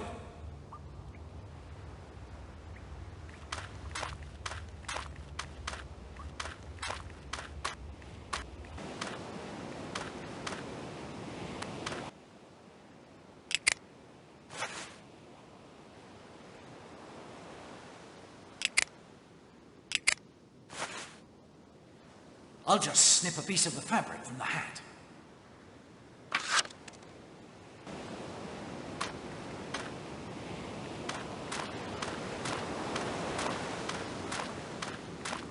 I would like to put to you the questions, if I may. Of course. How did you and Monsieur Redfern come to be rowing together? After you saw me at Rocky Bar, I changed and was about to set out on my morning row when Mr. Redfern asked if he could join me. What time did you arrive here? We arrived on the beach at 11:45. We must have come in sight of the cove 5 minutes before that. Tell me what you thought when you saw Mrs. Marshall. Nothing at first. I assumed she was sunning herself. And then? Well, the first thing I noticed was she was lying as if she was sunbathing, but she was in the shade of the cliffs. Then, when Mr. Redfern called out and she didn't answer, that felt odd too. Once we were out of the boat, I could tell there was something unnatural in the way she was lying. Her arms. What time was this? He wanted to row right round the island, so I checked my watch. It was not quite 11:30. Did Monsieur Redfern often accompany you? No, this was the first time. If you ask me, he was looking for Mrs. Marshall. He volunteered to take the oars first. What happened after the boat beached? Mr. Redfern and I approached Mrs. Marshall. I could see he thought the situation wasn't right as well. He knelt beside her, touched her hand, then her arm, then he started to lift her hat. He saw her face and cried out. Who went for help? I did. We both knew someone had to. I'm not the kind of woman who would ever admit to feeling fear, but I was secretly thankful when Mr. Redfern offered to stay with the body. I understand perfectly, mademoiselle. You must have reproached yourself. Is there anything you saw or thought that might help us? No, I don't believe so. Yes, there is something. She was strangled, just like Millie and the other woman, Alice Corrigan. 3 women strangled in South Devon within a few months of one another. Can that be just coincidence? Anything is possible, mademoiselle. But I will agree that coincidence in this case seems highly unlikely. I may have more questions for you later. Of course. Can you row me back to the bathing beach? Of course. Would you like to leave now? Yes, thank you.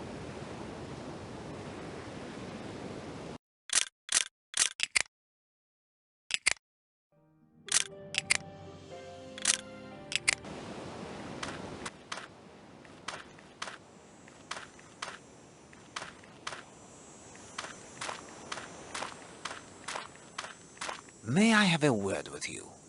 Colonel Weston told us to cooperate with you, Mr. Poirot, and of course we will, in any way we can. But this has been a very bad shock to me, and Mr. Gardner is always very, very careful of my health. Isn't that so, Oakley? Yes, darling. Mrs. Gardner is very sensitive. I appreciate you speaking with me. You spent the morning here, overlooking the beach? Yes, we did. And not the slightest idea in our minds of what was happening just around the corner in that little cove. And you were here the entire time? Yes, both of us. From nearly 10:30, 10:25, until Oakley went to play tennis at 12. Isn't that right, Oakley? Well, not exactly. I did run off to fetch your purple wool, if you'll remember. That was around 11 by the hotel clock. It took quite a few minutes to find it, I'm afraid. 15 minutes, possibly 20. No more than 10 minutes, surely. I barely missed you. Methinks she protests too much, Poirot. What is she frightened of? It is a question we must learn the answer to, my friend. Did you see Madame Marshall at all today? We? But that is to say, no. I said to Oakley, why, wherever can she have got to this morning? First her husband comes looking for her, and then that good-looking young man, Mr. Redfern. I always wondered, why must he go running after that woman when he has that nice, pretty wife, all of his own, didn't I, Oakley? Yes, darling. She can babble all she likes, but I heard that hesitation, Poirot. Did you notice anything that might have a bearing upon the case? Why, no. I don't think so. Just that she was always around with young Redfern.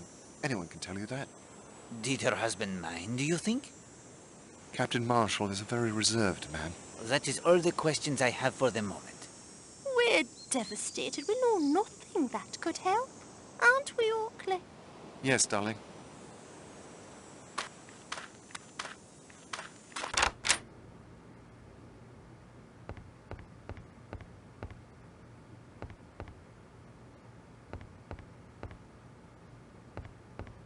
Madame Castle. Mr. Poirot, Colonel Weston has informed me that I am to give you my full cooperation. He suggested that I allow you access to whatever you need in the hotel, no matter how private. I hope that does not distress you unduly, madame. Well, my duty to the owners, but I have little choice. Here is the master key. This will unlock any door in the hotel. Merci, madame. Can you account for your movements between 11:15 and 12 this morning? Well, from 10 o'clock till 11:15, I was seeing to it the staff were all performing their duties. Then that the dining room was cleared and made ready for luncheon. That was until noon. It was a very ordinary morning, and until... Quite so. Did you notice any of the guests behaving unusually? Let me think. Mr. Redfern seemed agitated, underfoot, asking if anyone had seen Mrs. Marshall. What time was this? Between 10 and 10:30, I would say. Tell me about the sandwiches and flasks of coffee prepared for the guests this morning. Mr. Lane asked for sandwiches and coffee. He was planning on hiking, I believe. Mrs. Marshall asked for coffee only. Those were the only requests this morning. How early are they put out on the table in the dining room? Directly after breakfast. No later than 9:30. I wonder if you would excuse me. This has quite unsettled me, I'm afraid. Of course, madame. She's rattled by more than the murder. You are correct, Hastings. The idea that I would have access to anything here in the hotel obviously includes the contents of her safe. Think she'll do a bunk? If she makes the... what was it you said? Think she'll try to sneak away? Oh, yes indeed. It is good that Colonel Weston is prepared to have her followed.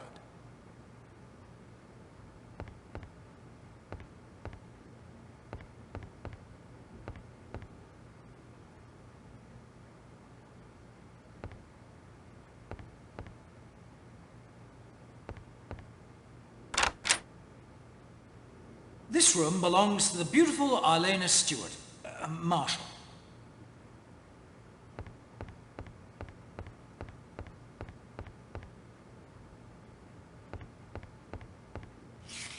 This looks important. I will keep it in my notebook.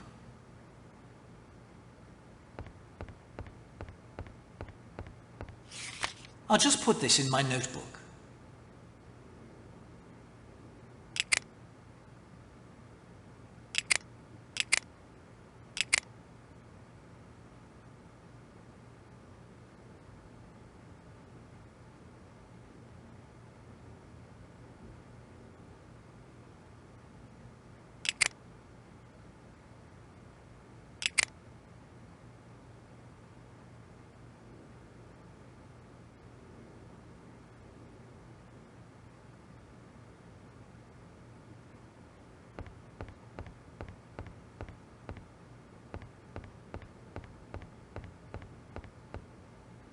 I say, old man, are we looking for anything in particular in here?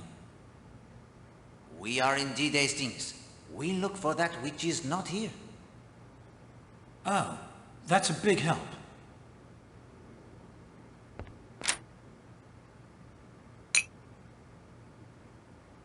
Arlena Marshall's most delightful and expensive perfume. It is the same as that which we found in the cave.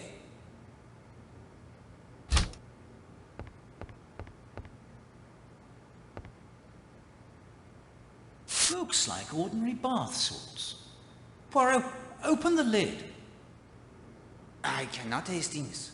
The lid, it is screwed on most tightly. There are red hairs caught in the bristles. No mistaking that colour.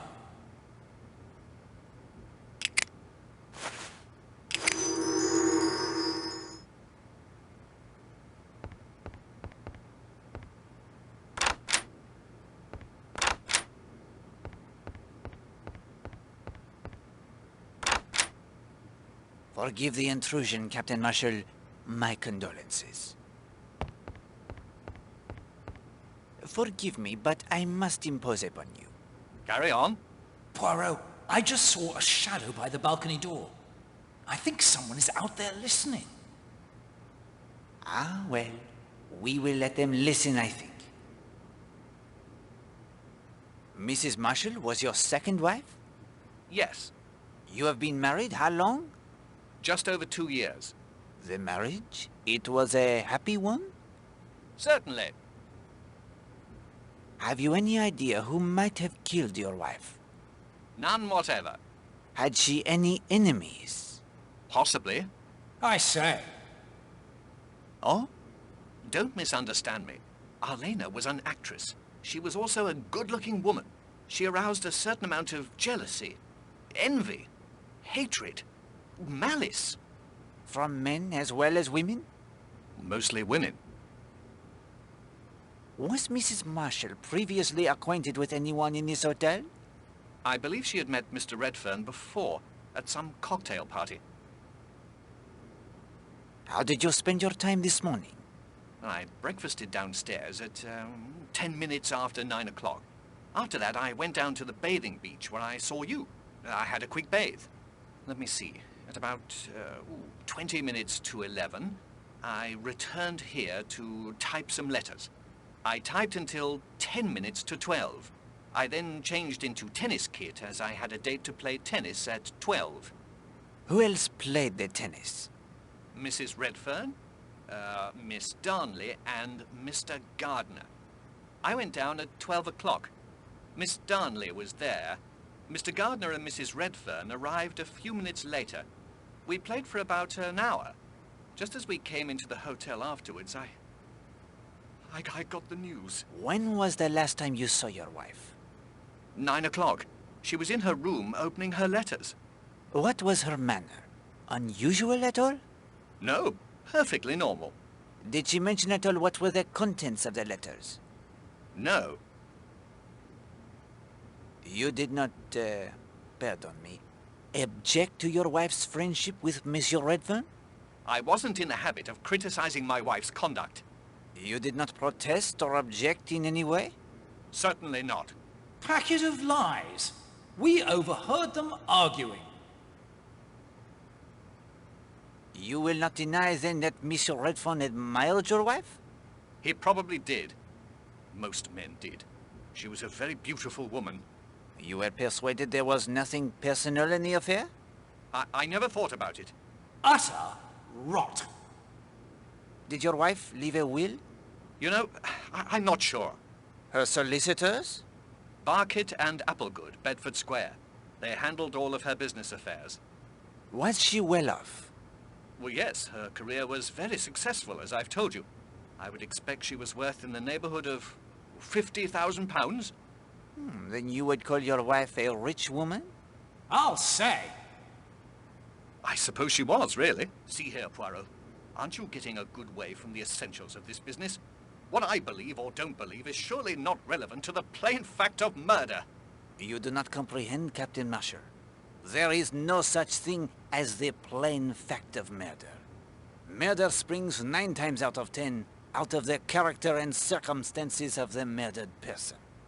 Because the victim was the kind of person he or she was, therefore, was he or she murdered. Until we can comprehend fully and completely exactly what kind of person Alena Marshall was, we shall not be able to see clearly exactly the kind of person who murdered her. Was there anything else? Not at present, thank you. Feel free to nose around all you like.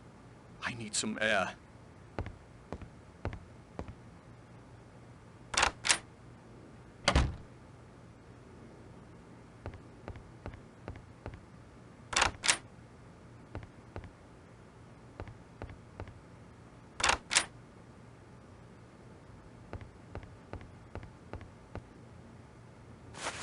That's a rather nasty-looking stick pin.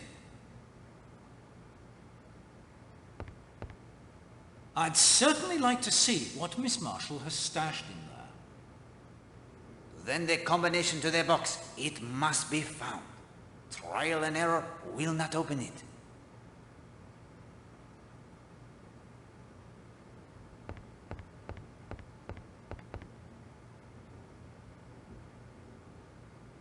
More green fabric.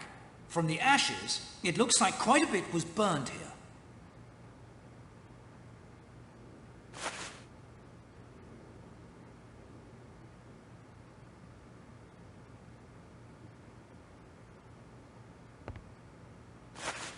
Linda's watch. It agrees with yours exactly, Poirot. Therefore the watch, it is correct to the second.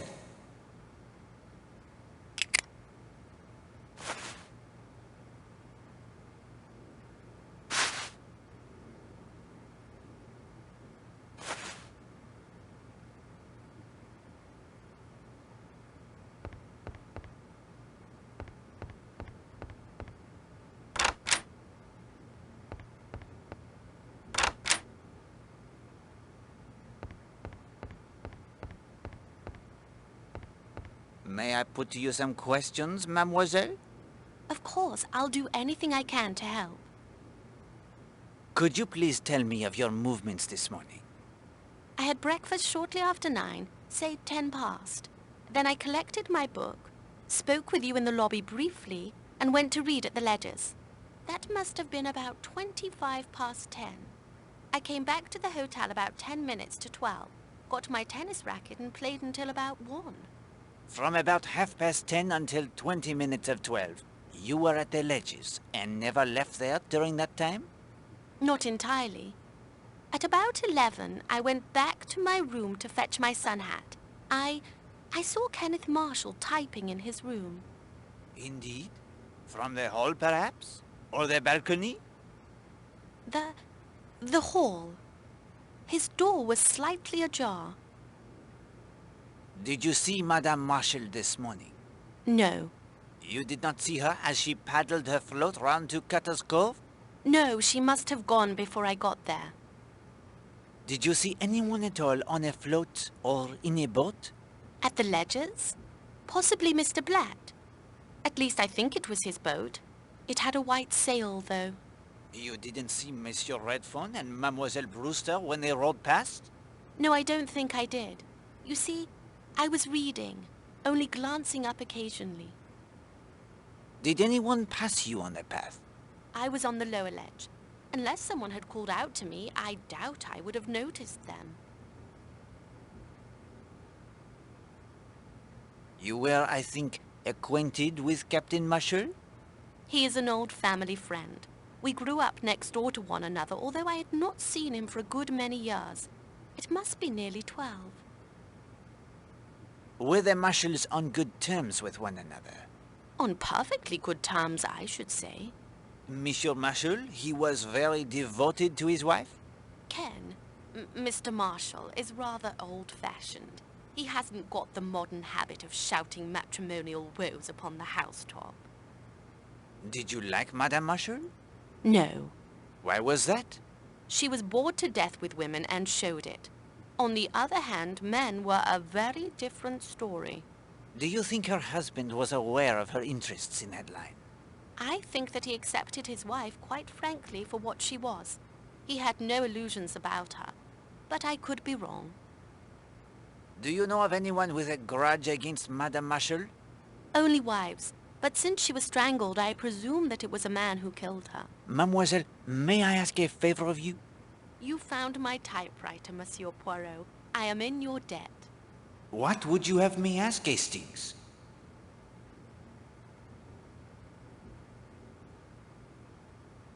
Could you compare some pieces of fabric for me? I would be happy to. Fabric is something I know quite a bit about. Merci. The perfect favor to ask. You are learning to exercise their little grey cells with great skill. It would seem the obvious request. This cut piece is fine silk. From a lady's hat, I would say. The torn bit is rayon, inexpertly dyed. And this burnt piece is from the same rayon as the torn fabric. Many thanks, mademoiselle.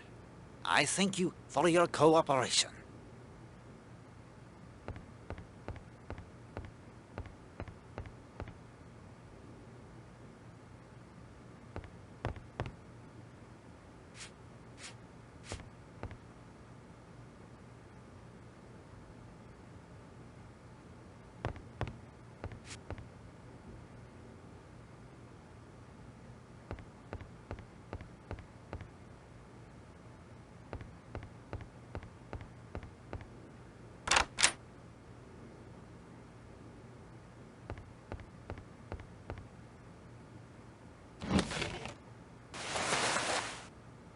A rather touching photograph.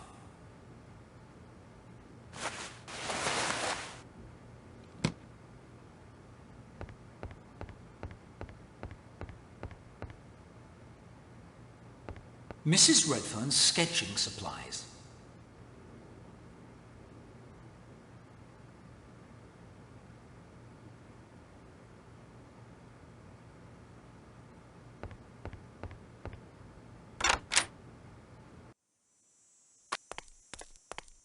You were right, Monsieur Poirot, weren't you?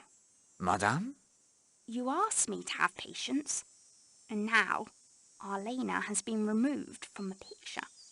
Perhaps. But the manner of her removal is not something to celebrate, I think. Oh, I'm not celebrating. I'm not that callous.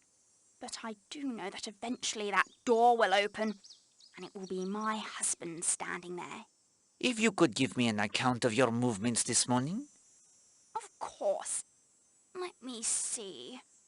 On my way down to breakfast, I stopped in to see Linda Marshall and fixed up with her to go to Sanctuary Cove. That was about 9:40. After breakfast, I saw you in the lobby. I sketched that man for you at about 10:20. Again, my thanks. Then Linda and I set out for Sanctuary Cove. What time was that? I think it was just on 10:30. What did you do at Sanctuary Cove? I made some sketches of the birds, while Linda swam and sunbathed. Have you seen them walk, Monsieur Poirot? It quite reminded me. Ha! We will not dwell upon the birds, madame, if you don't mind. As you wish. What time did you leave? At 11:45. I was playing tennis at 12 with Miss Darnley, Mr. Marshall and Mr. Gardner. How did you know the time? Linda had a watch. I asked her. I see. And then? I packed up my sketching things and went back to the hotel. What was Mademoiselle Linda doing when you left the beach? Oh, Linda went into the sea again. Did Linda Marshall actually enter the sea before you left the beach? Yes. Oh, yes, she ran down the beach. I heard her splashing in the waves as I climbed the path. What happened after you went back to the hotel? I changed into my tennis things and went to the tennis court where I met the others. We played 2 sets and were just going in when the news came about Mrs. Marshall. How did you feel when you learned of Madame Marshall? It was a horrible thing to happen. Yes, but you were so very surprised? I think I see what you mean. No, I was not perhaps surprised. Shocked, yes, but she was the kind of woman. She was the kind of woman to whom such a thing might happen. Yes, madame, that is the truest and most significant thing that has been said to Poirot today.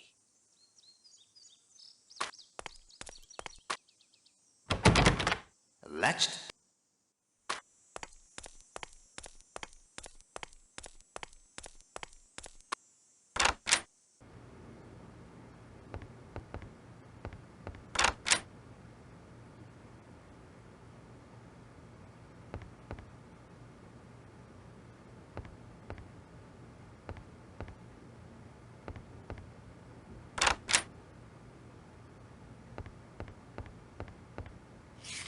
This may be important. I'll keep it in my notebook.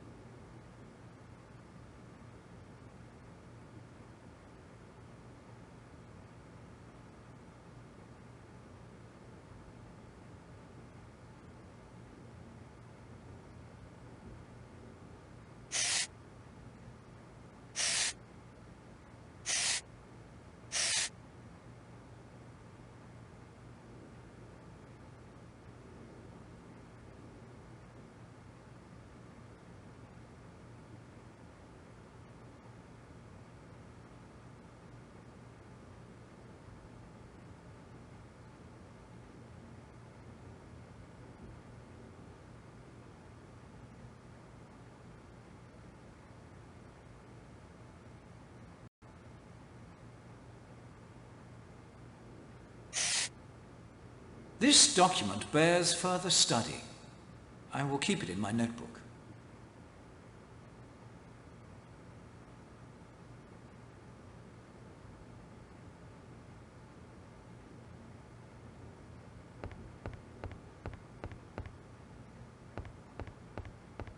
Interesting. I'll put it in my notebook.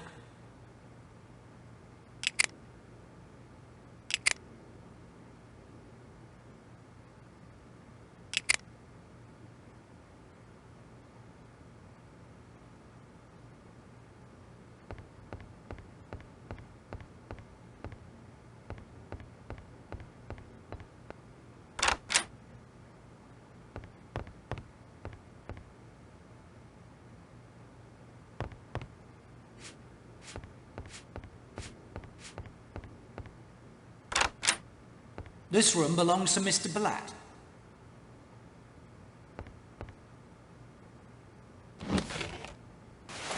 Quite interesting.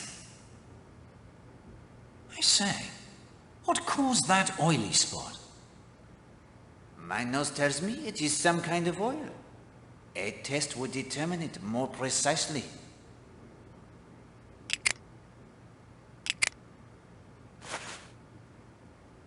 That will do quite well.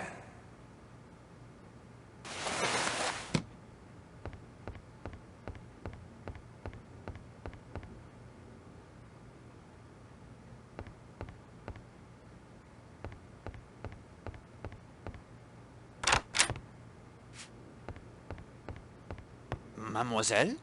Mr. Poirot, you gave me such a start. I'm all nerves. Is all well, mademoiselle? What were you doing in your bath yesterday? It was such a mess. It took forever to clean it up. It is a little hard to explain that... Well, never you mind. I took care of it. It's my job. How are things between you and Monsieur Willjinks? Mr. Poirot, the Marshall girl told me that there is nothing between her and my will. Everything's patched up. I am so glad. She also told me that you had a hand in clearing up that mystery. If you need a helping hand in this horrible murder case, you just let me know.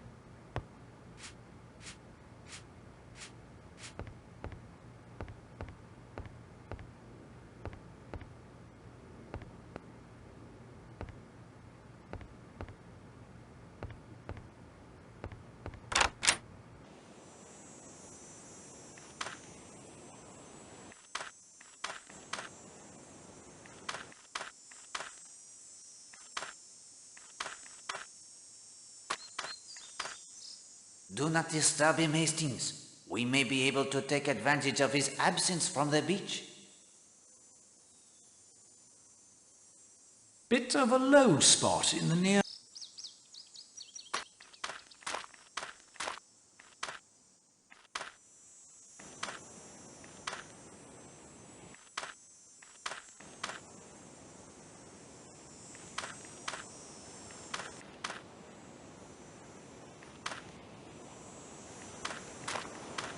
Hello, Monsieur Poirot. I'm sorry. I know I should have stayed at the hotel, but I had to get away. It is of no matter, mademoiselle. I knew I should find you here. May I ask the questions? Yes. Can you tell me how you spent the morning? After breakfast, I came here to Sanctuary Cove with Christine, Mrs. Redfern. When was that? We started off from my room just before the half hour, 10:25. What did you do when you got here? I swam, then sunbathed, while Christine sketched the Gullymores. Then later I went back in for a bathe, and Christine went back to the hotel to get changed for tennis. Did you like your stepmother, mademoiselle? Oh yes, Arlena was kind to me. Did your father and your stepmother ever quarrel? Oh no, Father doesn't quarrel with people. He's not like that at all. Have you any idea who might have wanted to kill your stepmother? Well, I hate to say it, but Mrs. Redfern might want to. Her husband was in love with Arlena after all. Not that I think she would really want to kill her. I mean, she'd just feel that she wished she was dead. Monsieur Poirot, that isn't the same thing at all, is it? No, it is not at all the same. What time was it that Mrs. Redfern left you? 12:45. Are you sure of that time? Oh, yes. She asked me. She didn't want to miss her tennis game. I looked at my watch. It was 11:45. It keeps very good time. I know I can't show you now. I left it in my room when I changed after bathing. When did you return to the hotel? Just about 1 o'clock. And then I heard about Arlena. You filled a prescription for your stepmother today? What? Oh, yes. Yes, I did. Just a while ago. Trinol. And where is the Trianol now? I put it in her room. There are evil people in the world. They need to be punished. But Mrs. Redfern isn't evil. I don't want her to get into trouble. She loves her husband, that's all. Don't you think? I think she loves him very much. Oui, mademoiselle. Look here, Poirot. There are quite a few more things we should be asking her. She clearly wasn't telling the truth about her feelings for Arlena, or about her father and Arlena never fighting. Hastings, that is a very troubled child. I think it would be very unwise to press her. Besides, there is still more we need to discover about the events at Miss Potter's school for the young ladies.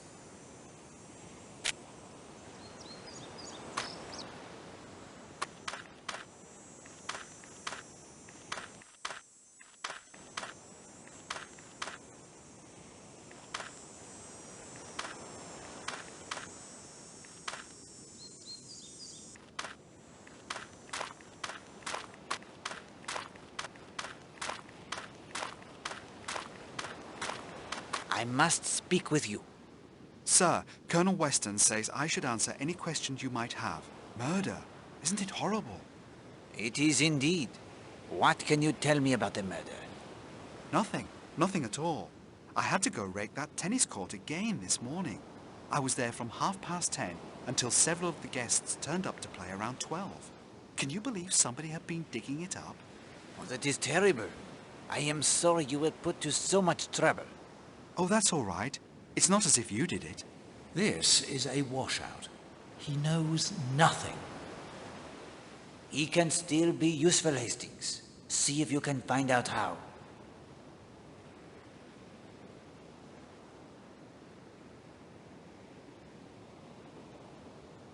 You told me you will be the Navy frogman soon. Yes, sir. I hope this murder doesn't hold things up. You can swim deep as well as fast? I should hope so. Mademoiselle Brewster tells me something was thrown into the rocky bath. Do you think you could swim down and find it? I suppose I could under ordinary circumstances, but this murder has right unmanned me. If I had something that would brace me up, that might do it. Liquid courage, if you catch my meaning. Well done, Hastings.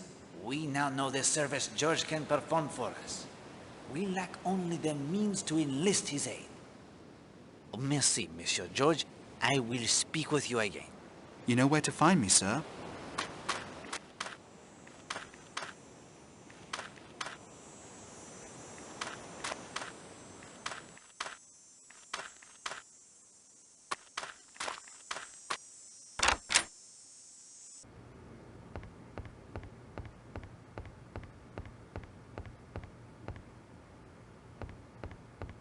Afternoon, Mr. Poirot. Terrible thing, this murder. I hope you get to the bottom of it. Need a little stimulation to help you think? Choose from the menu if you like. I say, some tasty concoctions here, Poirot. Sorry, sir. All out of dark rum and grenadine, I'm afraid. Blame George. It's his favourite drink. Allow me the contribution. Cough syrup? I can't serve cough syrup to my customers.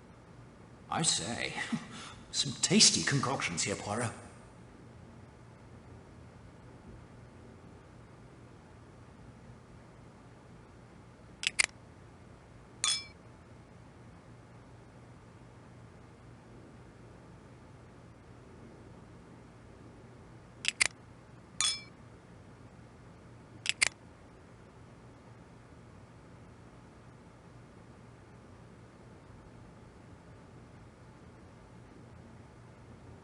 Afternoon, Mr. Poirot. I say.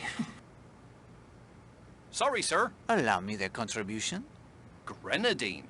I can't imagine where you found it, but thank you, sir. I say. Some tasty... Sorry, sir. All out of dark rum and grenadine. I say.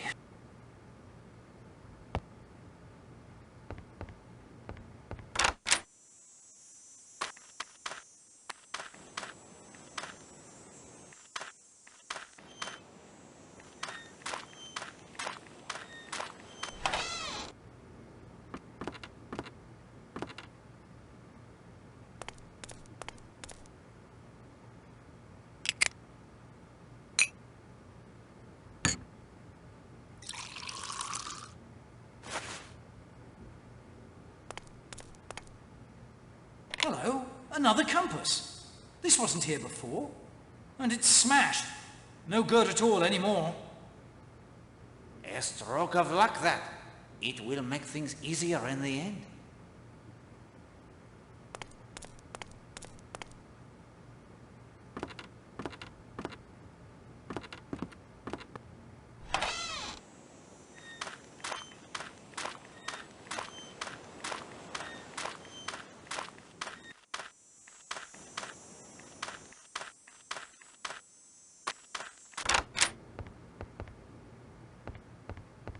Afternoon, Mr. Poirot. I say. Sorry, sir. All out... Allow me the contribution. Dark rum. I can certainly use this. Thank you, sir. This will do nicely. I can now make Planter's Punch again.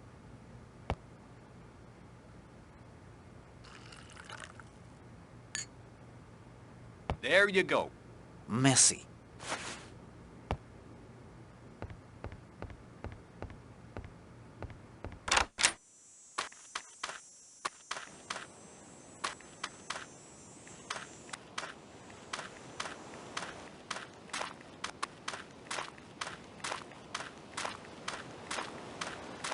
A planter's punch. This will do nicely. Thank you, sir.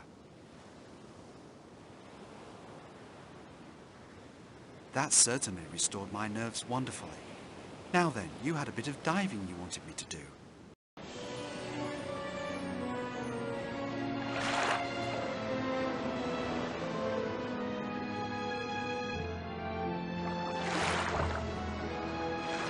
No luck yet, sir, but I'll have another go.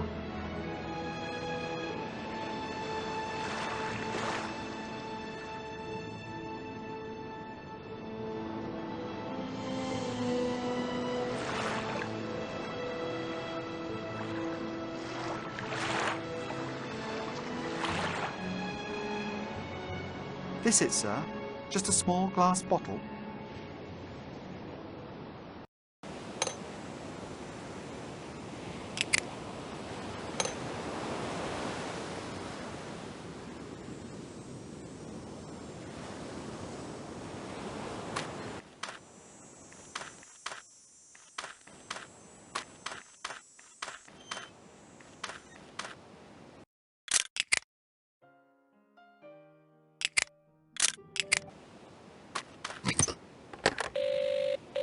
Hello? Yes, please? On me way. Is it true Mrs. Castle has seen U-boats off the island? I suppose it must be. She spends hours up in the tower at the hotel. The invasion must be near then, just as they say in all the papers. Colonel Weston has the Home Guard on the alert.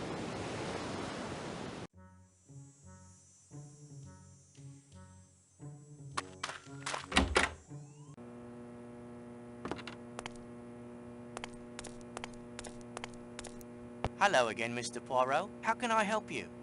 I have a few matters to discuss only. What can you tell me of hotel guest movements this morning?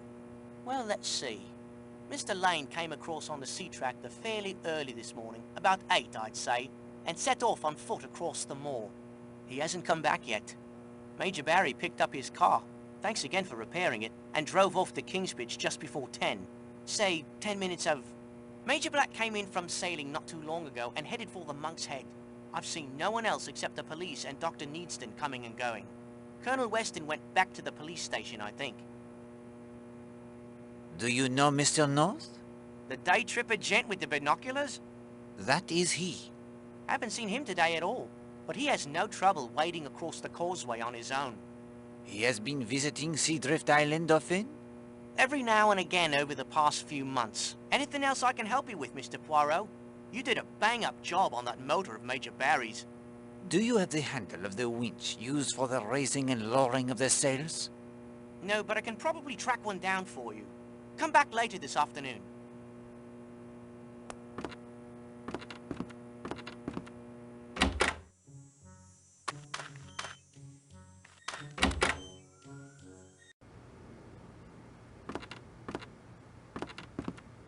What can I do for you, Mr. Poirot? You have heard of the terrible tragedy? The murder of that wonderful actress, Mrs. Marshall? Oh, yes. I have been asked to investigate. Well, I'm sure you'll clear it up as fast as you found my missing post. Merci, madame. Did you see any of the hotel guests this morning? Yes. Major Barry came in around 9:30. He wanted to use the phone. Then he declared it wasn't private enough for his needs and said he'd drive into Kingsbridge instead. What do you suppose was so private he couldn't call from here?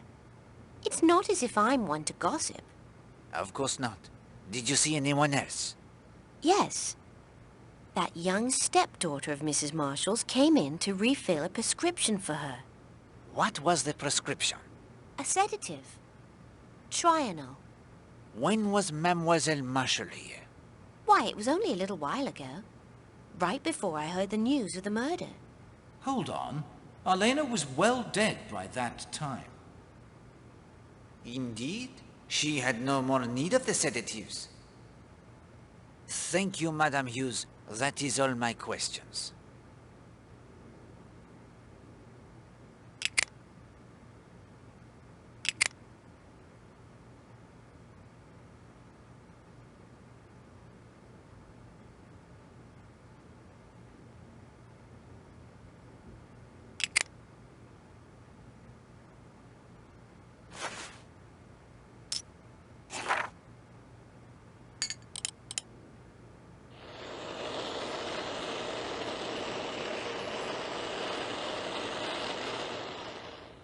The substance in Monsieur Black's suitcase is the oil for the protecting of a gun from rust, Hastings.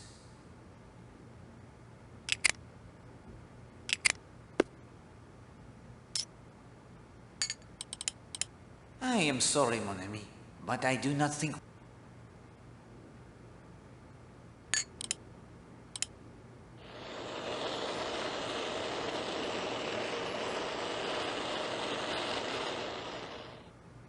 The substance in Elena's coffee? It is Trianol, a powerful sedative.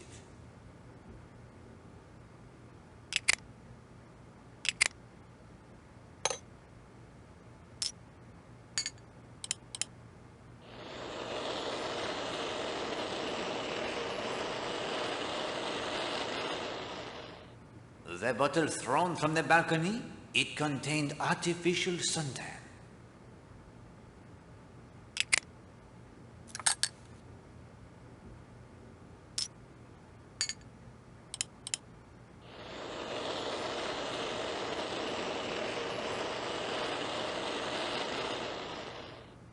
The substance contained in the smashed bottle found in Cutter's Cove, it is perfume.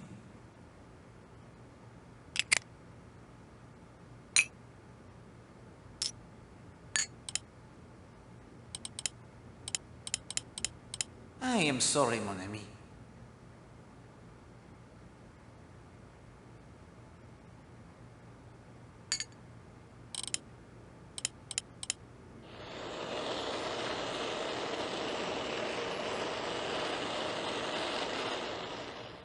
The liquid in the unmarked bottle from Madame Marshall's bath is the color that made her hair such a striking shade.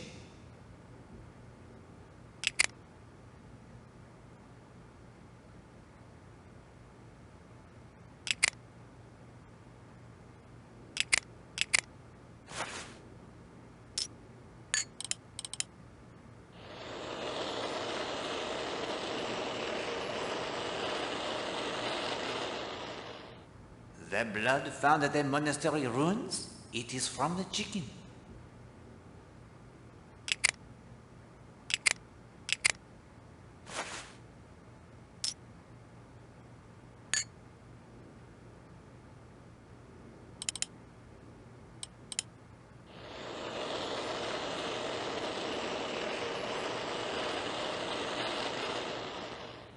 The substance on the stick pin, it is candle wax.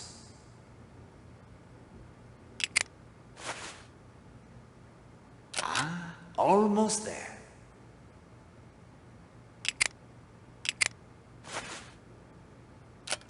Hastings, this is important. Would you not agree?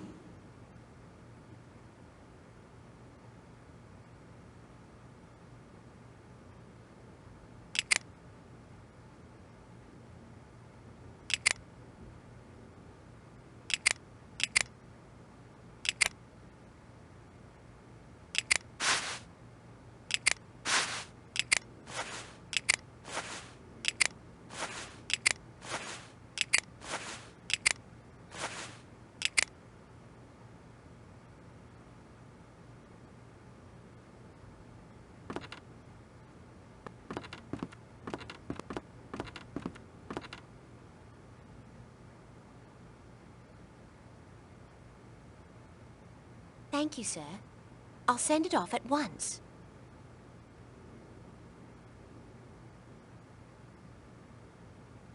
Thank you, sir. I'll send it off directly.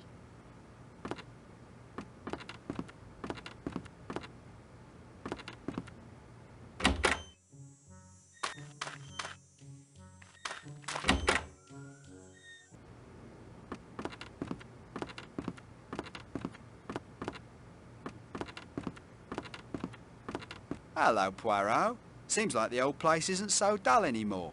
No, it is not. Proceed with care, Hastings. We have need of Monsieur Blatt's assistance. Righto. Where were you from 11:15 and 20 of 12 this morning? Easy. I put out in my yawl about 9, then spent the morning zipping up and down the bay. Just got back a few minutes after 1 and heard the news about the murder. Ghastly business. Could you see Cutter's Cove from your boat?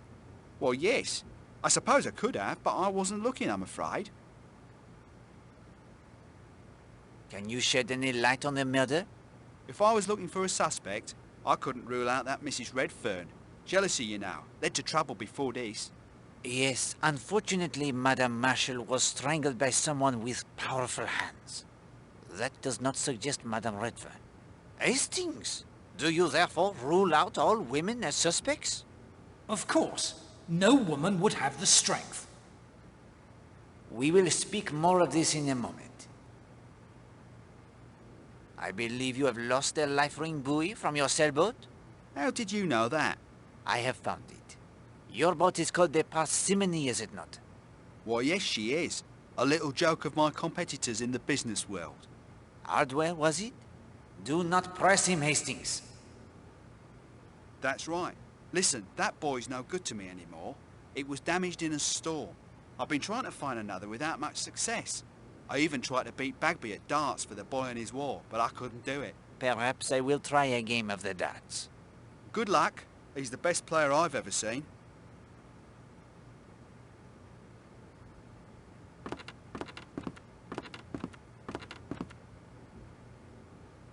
A regulation dartboard.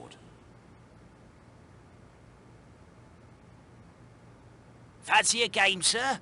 Care to make a gentleman's wager? I will play you for that life ring buoy on your wall. Oh, very well. But it's worth 10 quid. Is it a bet? £10 for a boy? That's highway robbery. Only if he wins, Hastings. 10 quid against the boy. You throw first.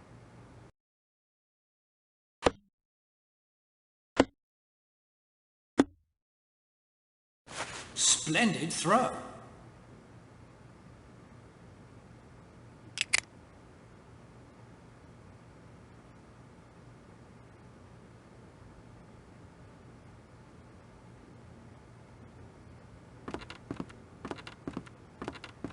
I have obtained the life ring buoy. So that's mighty nice of you, Poirot. Anything I could do for you in return? Do you have the compass I might borrow?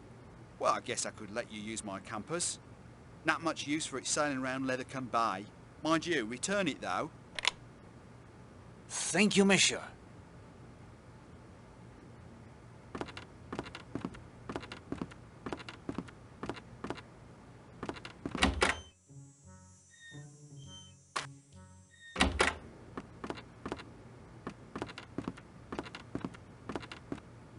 Do you have the winch handle I might borrow?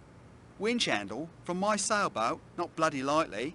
How would I haul my sails up and down? If you'll excuse me, Poirot, I have some business to attend to. Don't worry, I'll be around the hotel if you need me. Poirot, do you think a woman could have strangled Elena? In 1926 was the first woman to swim the English Channel. I believe she could strangle you with ease, especially if you asked such a nonsensical question. Then we should put all the women on the island to the test. Somehow. Very well.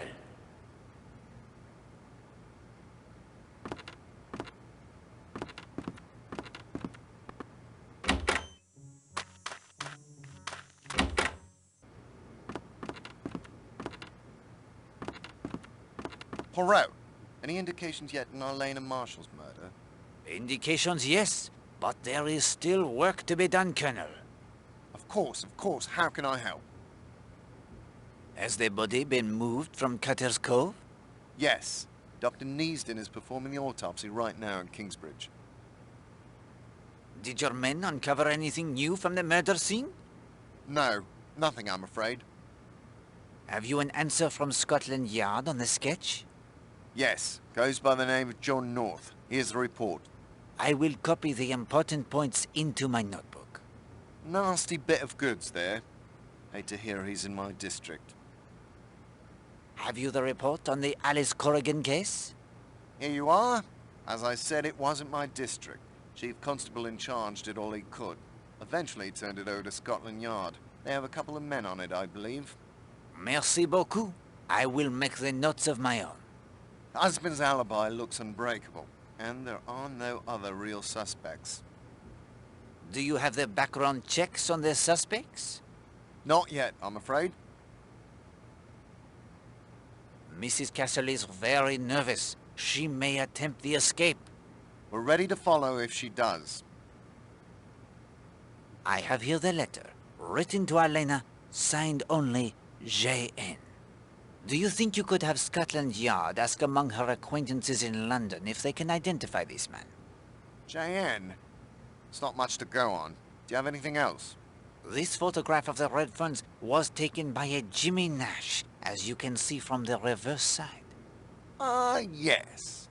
I will ask Monsieur Redfern if he knows Monsieur Nash, but please send it along to Scotland Yard as well. It may help. Of course. Did Monsieur Blatt report to you that his boat had been fired upon? I'll say not. When was this? That I cannot tell you.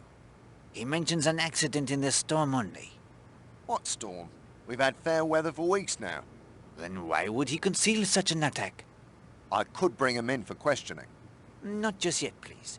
Again, I would advise only to watch his movements should he leave Seadrift Island. I'll inform my men. Thank you, monsieur.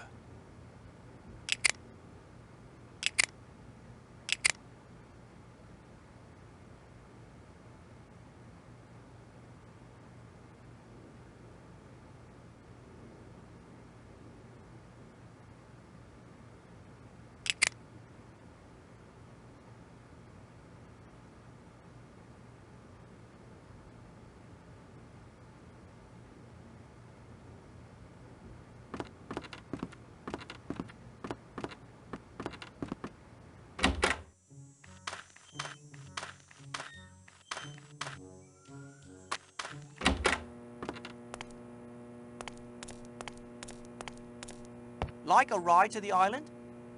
Yes, please. Let's be off then. I have a theory about the murder. What if it wasn't murder at all? Suicide. I know what you're thinking. I know it's difficult to commit suicide by self-strangulation, but what if Miss Stewart was choking on something like a chunk of apple or something?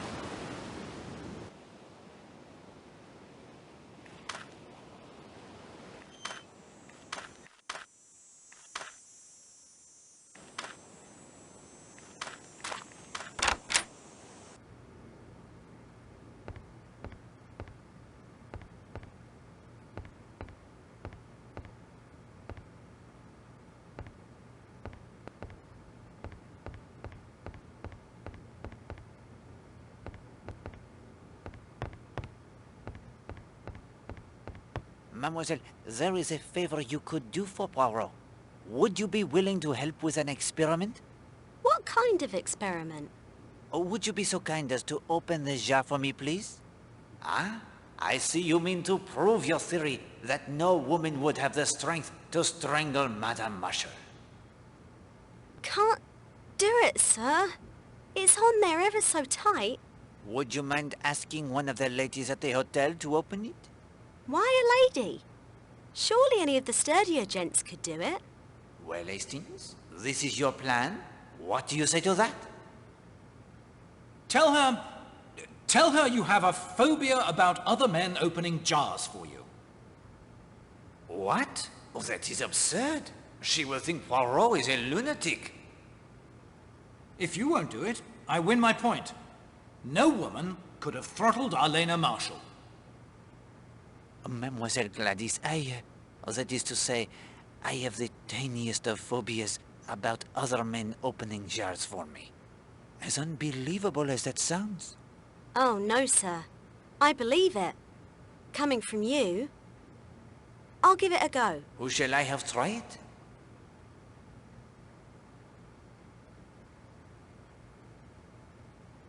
Mademoiselle Brewster.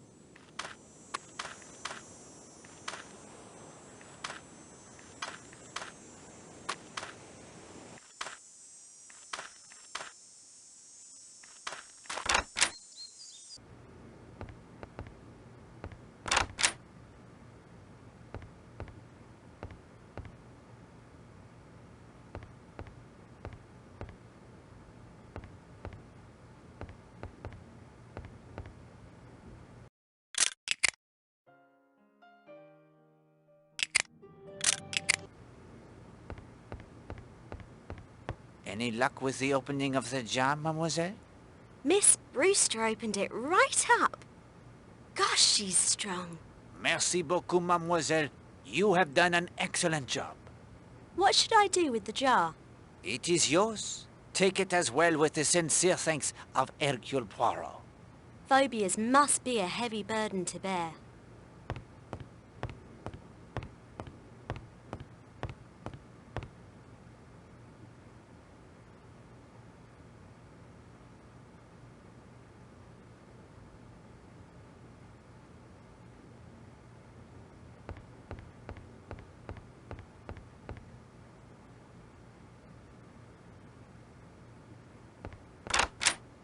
I think this room...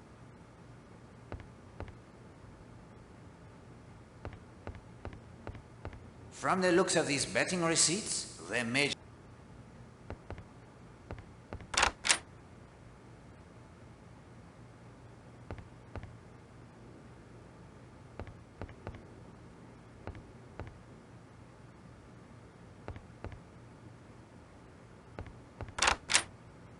If I remember correctly.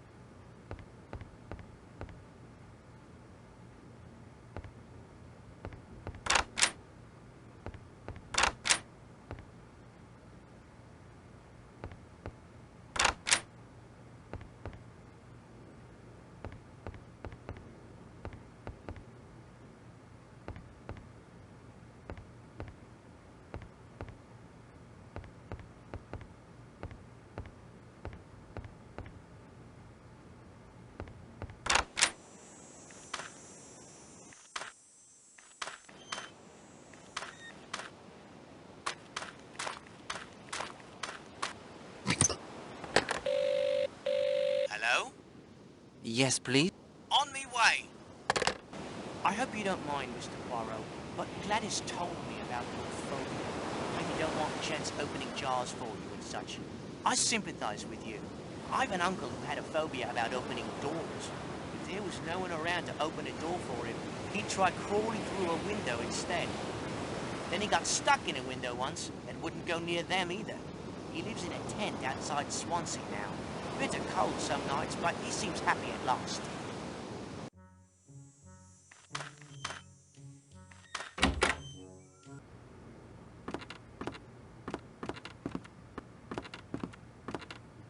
Are there any I'll just check. Sorry, sir. Nothing at the moment. We have already sent the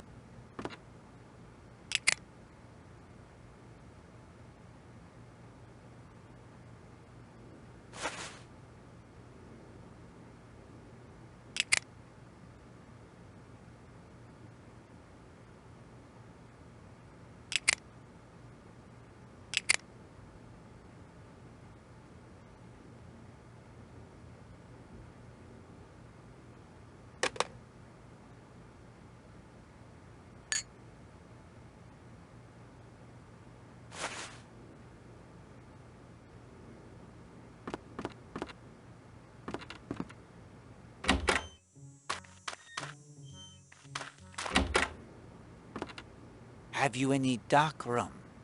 Nary a drop, I'm afraid. With trade being as slow as it is, there's not much sense in restocking.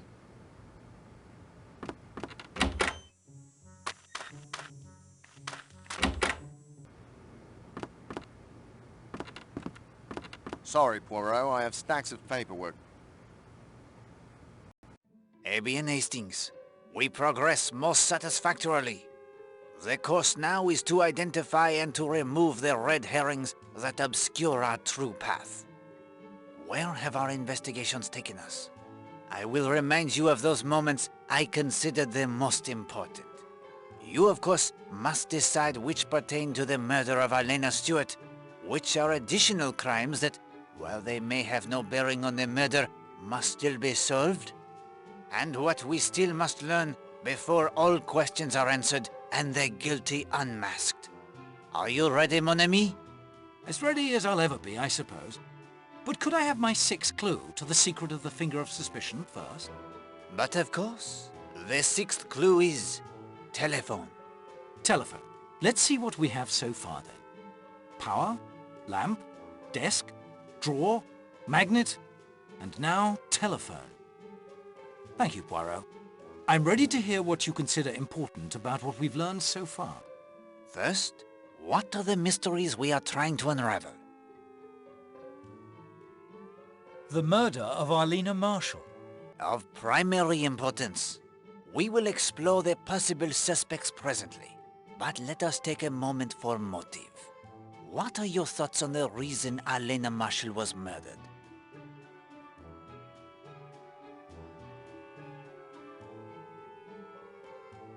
Jealousy. More than one person would have reason to object to her attentions to Monsieur Redfern. The murder of Millie Parsons. We now know enough of the circumstances in the crime to point towards a killer with motive and opportunity. The anthropology instructor, Gideon Fell. And unless Mr. Fell is on Seadrift Island or in Leathercombe Bay in disguise, he is not a suspect in Arlena Marshall's murder. Yet there were several persons who either intimately or peripherally involved in the case on Seadrift Island. True, and 2 points remain to be cleared up.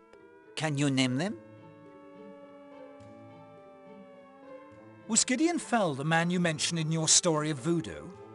The one who awakens in the night in the greatest of fear? Yes, it was he. Because of voodoo? Is it so hard to accept? If you accept that he himself believed in the power of voodoo? Is Linda Marshall involved in voodoo? The signs seem to point in that direction, I am afraid. Once we hear from Miss Porter and learn what Mademoiselle Marshall hides in her puzzle box, we will have our final answers, I think. The murder of Alice Corrigan. We know little of the details of this case. Only that the husband was implicated and cleared due to the unbreakable alibi. And this crime was committed near Brixham as well. It may yet prove to be connected to the Millie Parsons case. I thought the police proved that Fell couldn't have been the killer.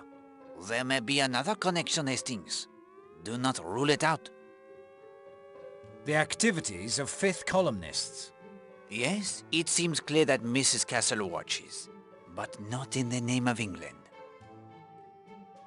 Voodoo on Seadrift Island. Yes, and we have the indications it is being practiced here, and by young Mrs. Marshall. The ghost of Tom Cutter.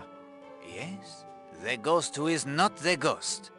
Do you have any theories as to who the ghost might be?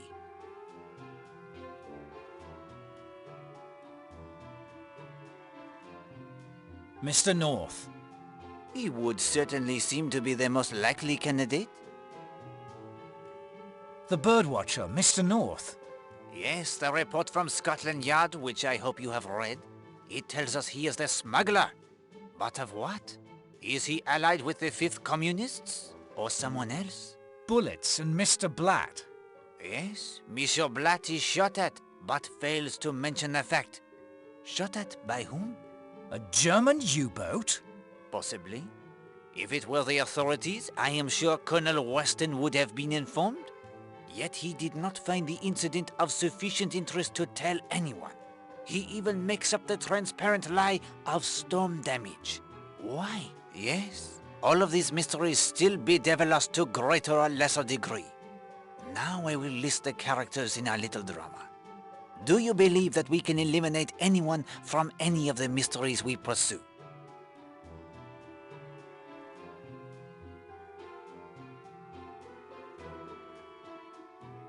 Colonel Weston. But of course, Colonel Weston is an old friend with the uncompromising belief in the rule of law.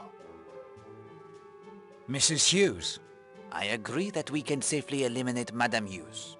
Witnesses will easily establish she was tending to her various business ventures during the time of the murder. Albert Bagby. Of course. While the Monkshead pub does not open until 11, Monsieur Bagby could not have made his way to Cutter's Cove and back again in 20 minutes. Will Jenks. If the misunderstanding between Will and his young lady had involved Elena, it would have been Gladys who might want her dead. But such was not the case. Gladys Narracott. Can Gladys have slipped away from her duties at the hotel long enough to commit the crime? It is possible. But when faced with what she believed was her young man's unfaithfulness, her character drove her to sorrow, not murder. Besides, she suspected it was Linda Marshall who was playing up to Will, not Elena. Henry Bailey. The estimable barman. I myself can testify that he was in the bar during the time of the murder. George Strum. His hands?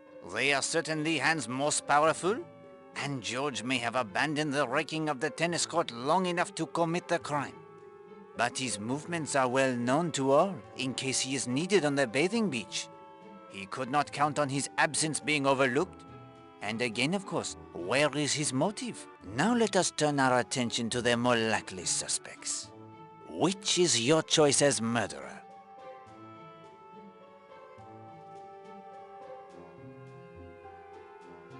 Patrick Redfern. Again, an obsession that Elena Marshall has decided to end? The lover spurned? Yet where is the opportunity? His movements are witnessed by many, including myself, until he set off in the rowboat with Mademoiselle Brewster. Christine Redfern. On the face of it, the most likely suspect? The jealousy for her is the most immediate and intense. Yet she too would seem to have the unimpeachable alibi, according to Mademoiselle Marshall. Kenneth Marshall. The jealous husband? Even the cool customer like Captain Marshall may have the fires that burn deep inside. And there's the money motive too. Yes, the background check of Scotland Yard should reveal if he has the reverses in business. Stephen Lane. A man so consumed by his zealotry, he has lost his position as a minister of God? The religious fanatic is indeed a man who could be driven to take it upon himself to personally destroy the evil he sees. Linda Marshall. Again, empathy? To protect him from the woman who makes him the cuckold in the eyes of all the world? Already she is attracted by the unhealthy interests. Already she knows the violence that can strike without warning. Yet she would seem to have the unimpeachable alibi thanks to Madame Redfern. Oakley Gardner. The likable Mr. Gardner, who takes so long to find the knitting wool and who was ruined by Arlena Marshall? Major Barry. For Major Barry, a man who has lived through the violence of war, an obsession rebuffed by Madame Marshall may indeed have turned to more violence. Horace Blatt. It is true the man has secrets. He would also have had the opportunity to slip quietly ashore at Cutter's Cove and depart in his sailboat during the time of the murder. Emily Brewster. The athletic Mademoiselle Brewster is a woman strong enough to strangle another, as your experiment proved? And we have not determined a sufficient alibi for her, I think. And yet she is another like Monsieur Blatt, par example, who apparently has no motive for the crime at all. Hilary Castle. Arlena could have figured out that she was betraying her country. Self-preservation. I did not see among her many attractive qualities any indication that Mrs. Marshall possessed the instincts of a detective. Still, it is a possibility. Rosamond Darnley. The murder of empathy, to protect the man she truly loves. She is a strong woman who has succeeded in the business world. It is possible she would be capable of such an act. Carrie Gardner. Another who is hiding something? Would she strike down the woman who ruined her husband's business? Voila, there we have it then.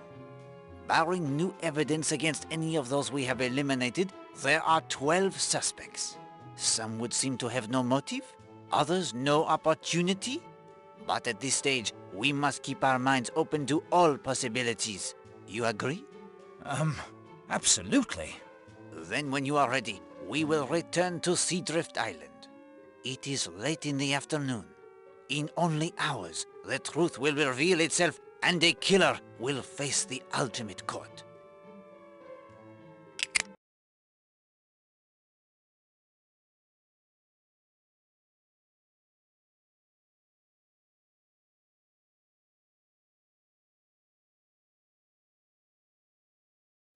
Hastings, we are agreed Mrs. Castle may, as you say, attempt to do the bunk? It would be wise to make sure she does not destroy the evidence against her. Time for a raid on the safe? Précisément.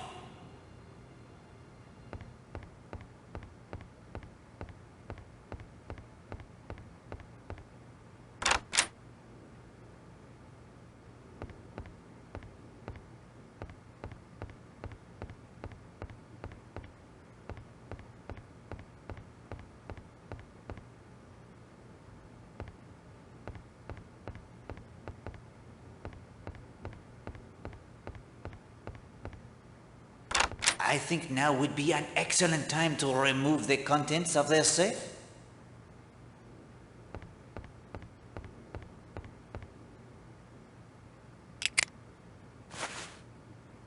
But the signal lantern, it is missing. Why?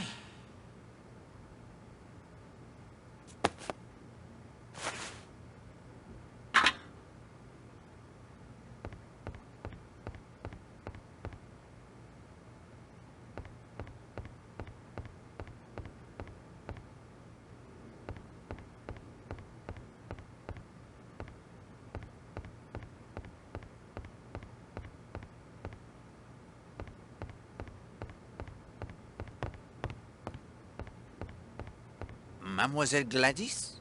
Will you help me by answering some questions concerning the death of Madame Marshall? Oh, yes, sir. I'll help if I can. You were on this floor cleaning all morning? Yes, sir. Just like every day. Clean, clean, clean. Did you see Captain Marshall at all this morning? Yes, sir. He came up to his room not long after 10:30. I heard the sound of his typewriter a little later. When was that? Oh, I would say about 5 minutes to 11. Did you see anyone else on this floor this morning? No, sir. But I was cleaning the rooms, so while I was in one, anybody could have walked past. You cleaned Mademoiselle Linda Marshall's room? Yes, sir. As always. Did you do the fireplace? There wasn't anything to do, sir. There had been no fire lit. And there was nothing in the fireplace? No, sir. It was perfectly all right. Do you recall who had the late bath this morning? Late bath? Oh, I know what you mean. I remarked to Mrs. Castle only a little while ago. I said that it was funny someone was having a bath. It was nearly 12 o'clock. And who was it who had the bath? That I couldn't say, sir. I heard the water going down the waste pipe. That's all. And that's a clue, is it? Of the utmost importance. Did you perhaps notice a bottle missing from any of the rooms?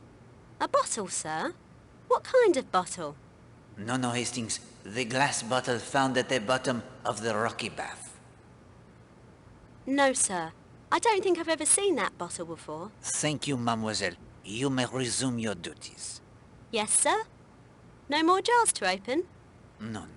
That is happily all in the past.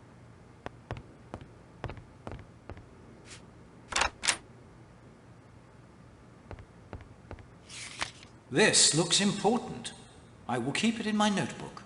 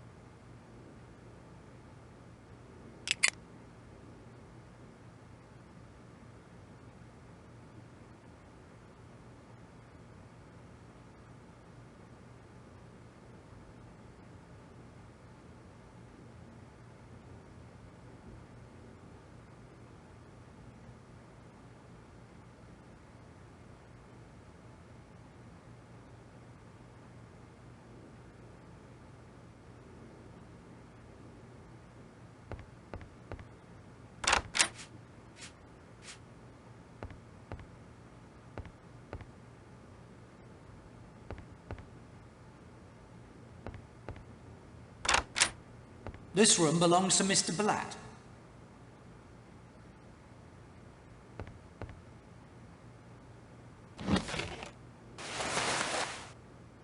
I say, Poirot, not the usual kit for a gentleman sailor. A revolver, apparently owned by Horace Blatt. The revolver is loaded.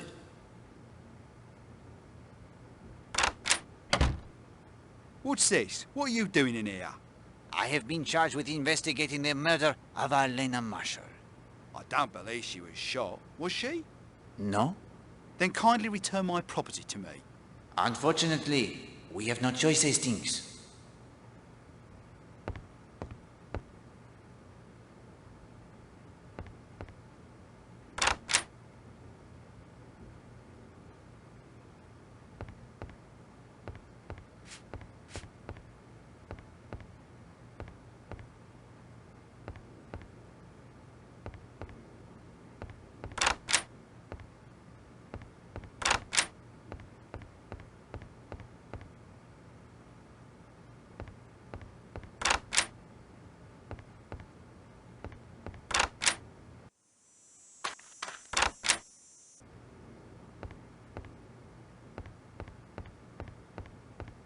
Monsieur Redfern, may I impose upon you again? Of course, Monsieur Poirot. My nerves are a bit steadier now. Monsieur Redfern, how long had you known Elena Marshall? 3 months. I understand you met casually at a cocktail party? Yes, that's how it came about. Captain Marshall tells me that you and his wife did not know each other well. That's not exactly true. I saw a fair amount of her one way and another.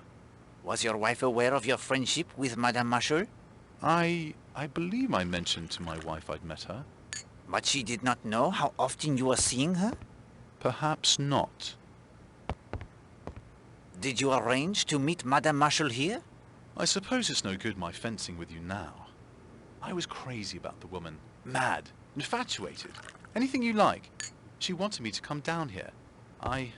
Well, I would have agreed to do any mortal thing she liked. Did Madame Marshall return your regard? She pretended to.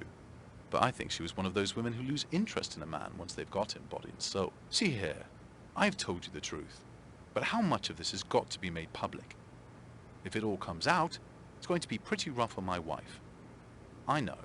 I may sound like the worst kind of hypocrite. But the real truth is, I cared deeply for my wife. The other? It was a madness. Kind of idiotic fool thing men do. But Christine is different. She's real.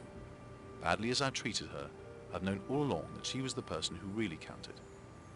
I wish I could make you believe that. But I do believe it, monsieur.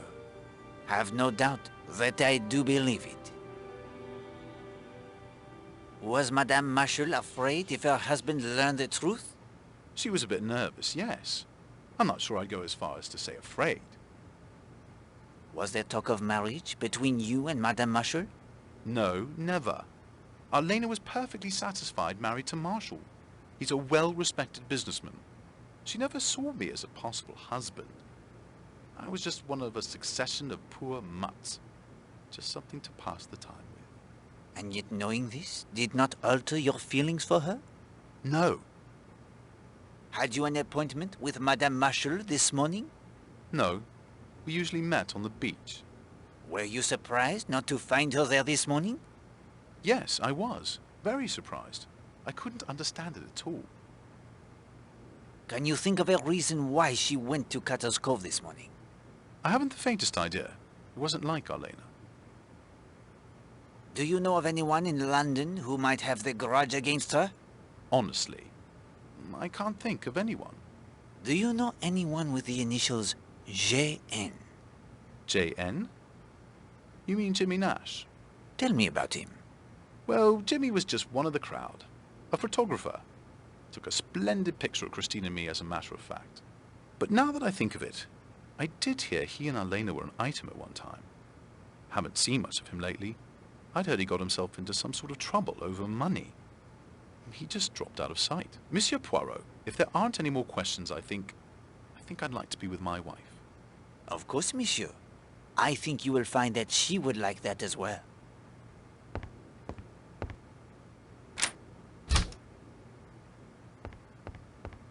Afternoon, sir. Care for a cocktail? No, I thank you, Henry. May I inquire of your movements this morning? Seeing to my duties as usual, sir. Cleaning up in here, checking stock, helping make the dining room ready for lunch. Mrs. Castle can vouch for me. Merci.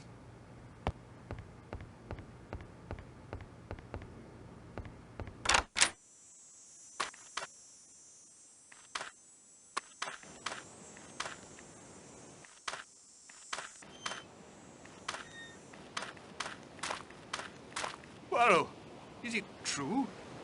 Is she dead? It is true, Monsieur Lane. You remember our conversation yesterday about the reality of evil? Colonel Weston has put me in charge of the investigation. There are some questions I therefore must put to you. I understand. Will you tell me of your movements today? Willingly. Well, thanks to you, I spent a delightful day hiking over to St. Patrick in the Coombe. Started off round 8. The church is about 7 miles from here. A very pleasant walk up and down the Devon hills and valleys. I ate those sandwiches in a spinney. I visited the church. Oh, it has some fragments, only fragments, alas, of early glass. Also, a very interesting painted screen. Did you see anyone? The vicar or the verger? No, there was no one about, and I was the only visitor. It's a very remote spot. Is there anything you heard or saw that can help us? All I can tell you is this, that I knew, as soon as I saw her, that Arlena Marshall was a focus of evil. She was evil. Since Eve, woman has been man's downfall. She can drag him down to the level of the beast. Arlena Marshall was a woman such as Jezebel and Aholibah. Now she has been struck down in her wickedness. No, not struck down. Strangled. Strangled, Monsieur Lane, by a pair of all too human hands. Monsieur Lane, why were you forced to leave your church in Brixham? I told you. I became ill. Press him, Hastings. Now! Did either Millie Parsons or Alice Corrigan belong to your church? No, but I knew what they were. A man named Gideon Fell. An innocent schoolteacher hounded by police. He was a member of my flock. Did you preach of Jezebel and Aholibah when Millie Parsons and Alice Corrigan were murdered? The truth must be told. God's vengeance must be proclaimed. Were you fired because of your beliefs? I am not the first to be martyred for the truth. I think that I have nothing more to say to you. As you like. Well done, Hastings. I think that if Monsieur Lane wishes to see the true nature of evil, he need only gaze into his own mirror.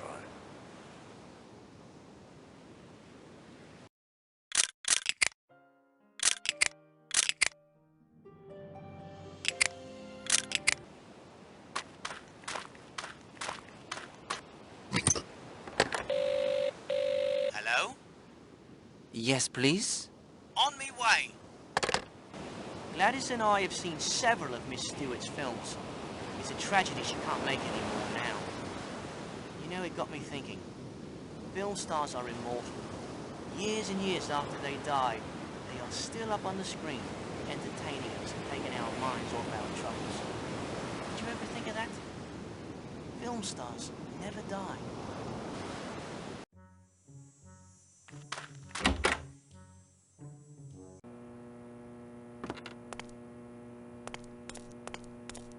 Ah, Major Barry. It's true then? Mrs. Marshall has been murdered? It is true. Shocking. Most shocking. Of course, I can tell you after being in an Indian hill station, what you don't know about human nature isn't worth knowing. Matter of fact, this reminds me of a case in Simla. Fellow named Robinson. Was it Ramslan? Anyway, he was in the East Wilts, or was it the North Surreys? Major Barry. Doesn't matter, really. Quiet chap, you know. Went for his wife one evening in their bungalow, got her by the throat. She'd been carrying on with some fellow or other. By Jove, he nearly did for her too. Surprise us all. Quiet chap like that. You see an analogy to this case? Well, that is to say, never said anything about Marshall. Quiet, but a thoroughly nice chap. Wouldn't say a word against him in the world.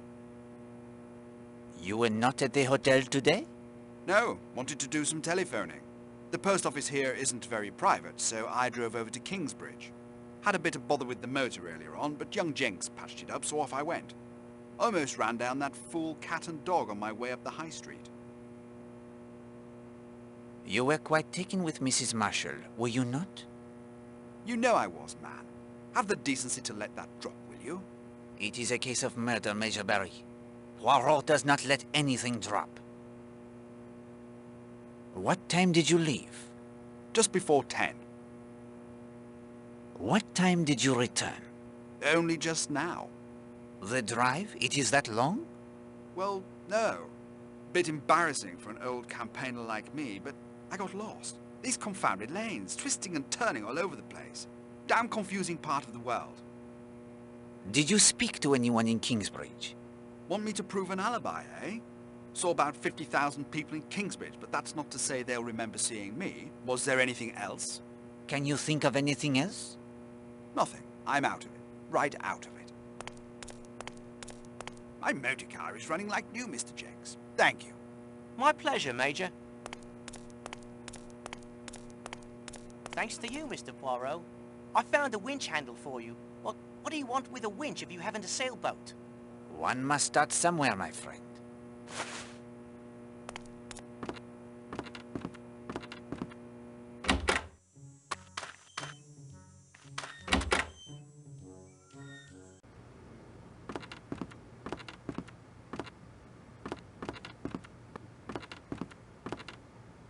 Are there any telegrams for me? I'll just check. Of course, sir.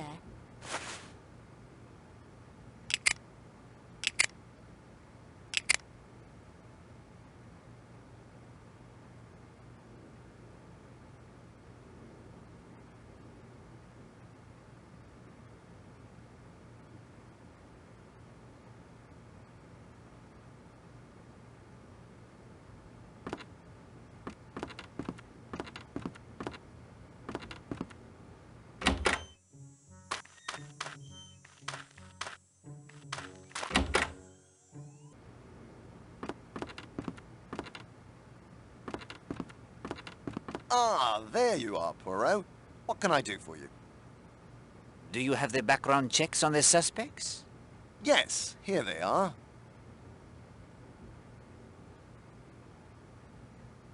Any news on Jimmy Nash, the photographer? I haven't received the report yet, but your inquiry got Scotland Yard very excited about something. I will be curious to hear what they find. Au revoir, monsieur.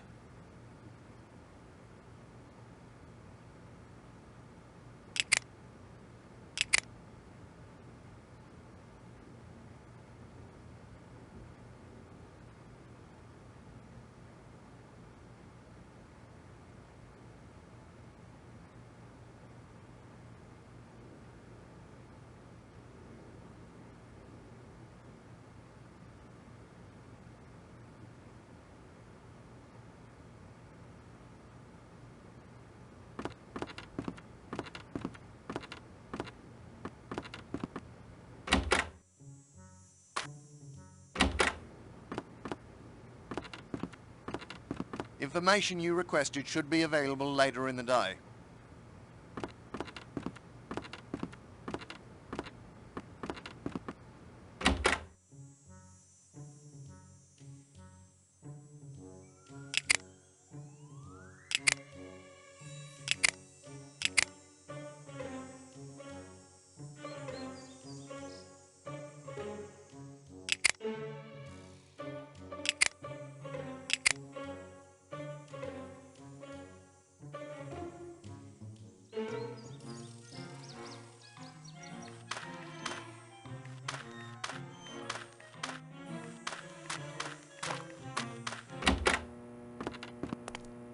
Like a ride to the island? Yes, please. Let's be off then. I run errands for the hotel guests when I can. I'll fetch things from Kingsbridge that they can't find at the chemist's here in Leathercombe Bay. I've got my own motorboat and can take guests fishing too. Though with U-boats around these days, nobody wants to do much fishing.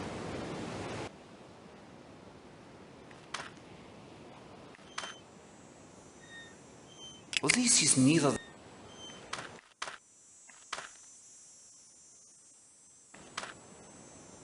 From the hotel to Cutter's Cove, it is...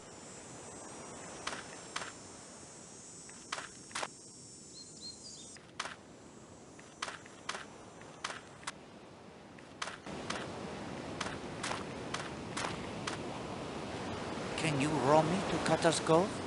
Mr. Poirot, after your...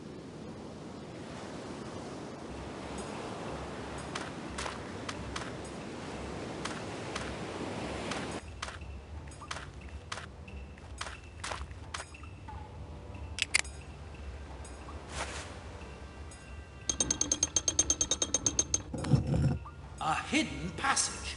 Now we're getting somewhere.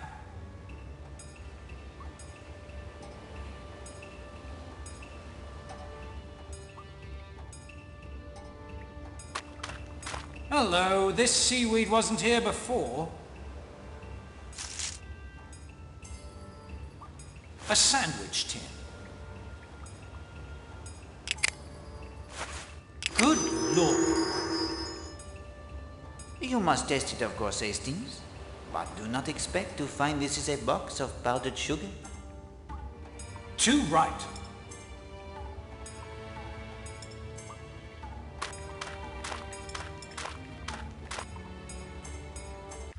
For heaven's sake, it looks like an army has marched through here. Poirot, the invasion. I think not, Hastings. These are not the footprints of many men, but of one man only, passing here many times.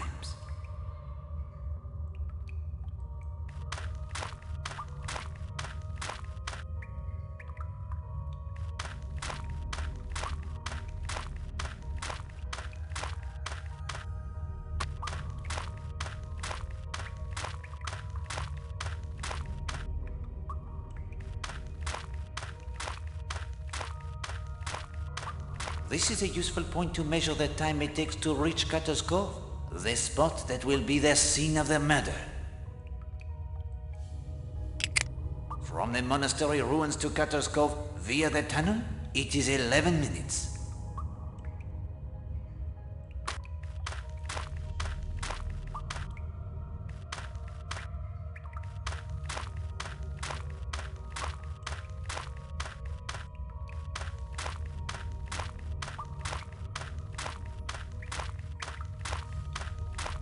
This is a useful point to... From the Smuggler's End pub via the tunnel, it is 28 minutes. And that, my friend, should be the last timing we need to determine how much time would be needed for any of our suspects to reach Cutter's Cove. Of course, they must also make their way from the scene of the crime as well.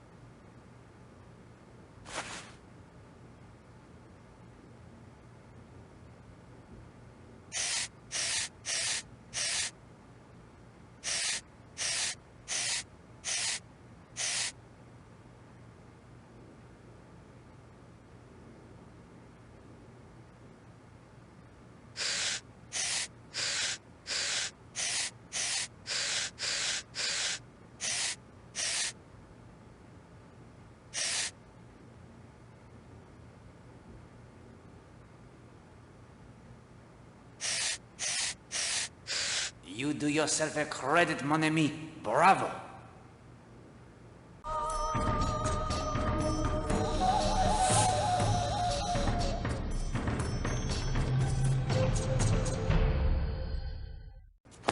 A discovery of significant importance.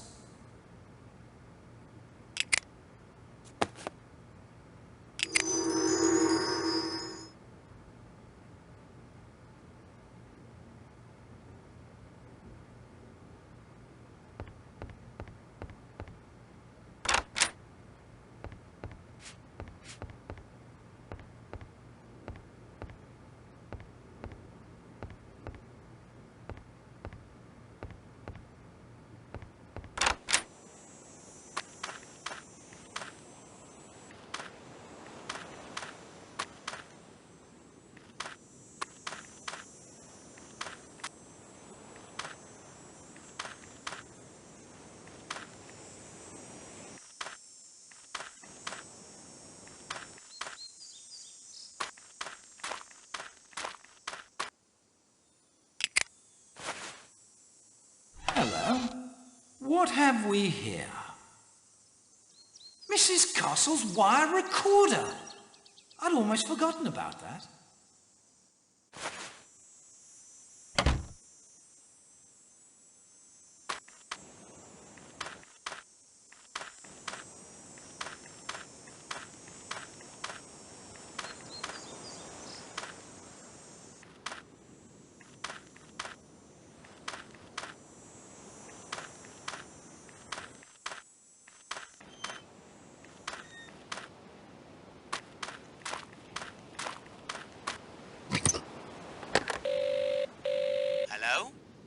Yes, please? On me way. Gladys and I have seen several of Miss Stewart's films. It's a tragedy she can't make any more now. You know, it got me thinking. Film stars are immortal. Years and years after they die, they are still up on the screen, entertaining us and taking our minds off our troubles. Did you ever think of that? Film stars never die.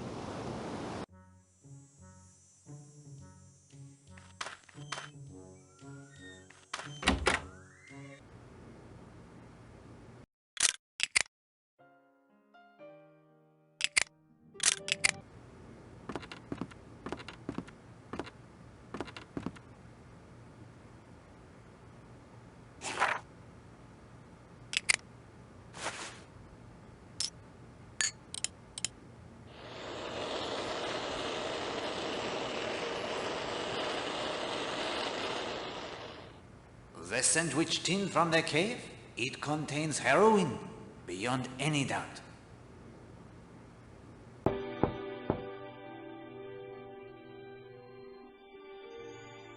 Linda?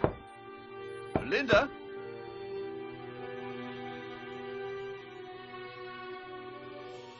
Linda, dear, I'm having dinner in my room. Would you like to join me? Linda? Linda?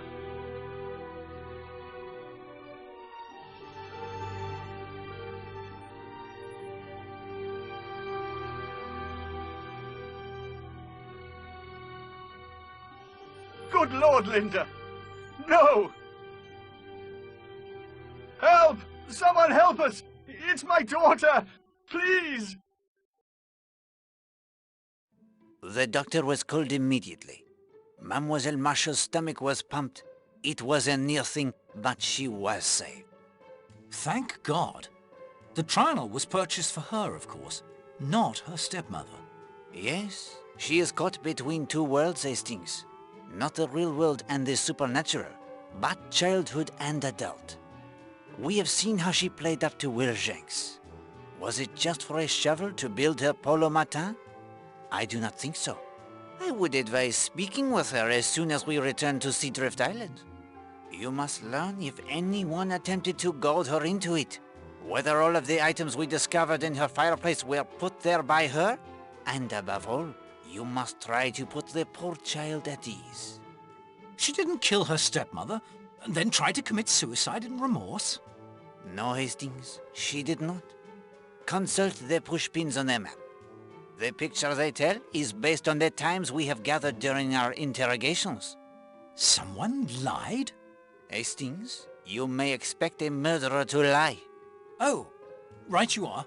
Of more importance is that someone thinks they have told us the truth. Time to unmask the murderer? No, my friend. The smugglers of the heroin must first be apprehended. They are the last obstacle that stands between you and their true secret behind the murder of Elena Marshall. For them, a small trap must be laid. And so, what do we know of the smugglers? Tell me who you think is involved.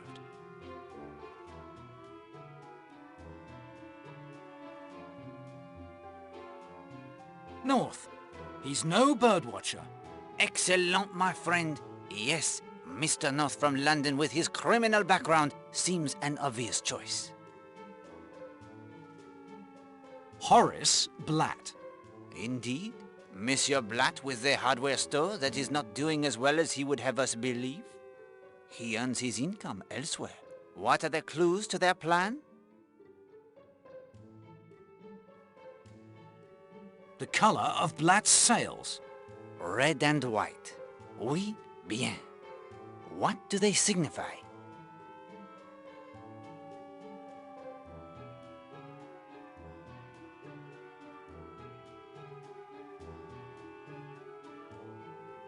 White tells North the heroin is ready to be picked up. Exact. That is when North makes his move to collect it. The murder. It throws the plans of Monsieur Blatt and Monsieur North into disarray. They dare not retrieve the sandwich box from the scene of the murder, with so many police tramping about. So, we know three things which will help us capture them. The first, they assume the heroin is still where Monsieur Blatt hid it in the cave, for no outcry has been raised. Second, once it is in their possession, the safest route off the island will be back through the tunnel they have used so many times before. And third, we have the means to stop them in their tracks. What do we possess that Monsieur Blatt must need most desperately to navigate the tunnels beneath the island?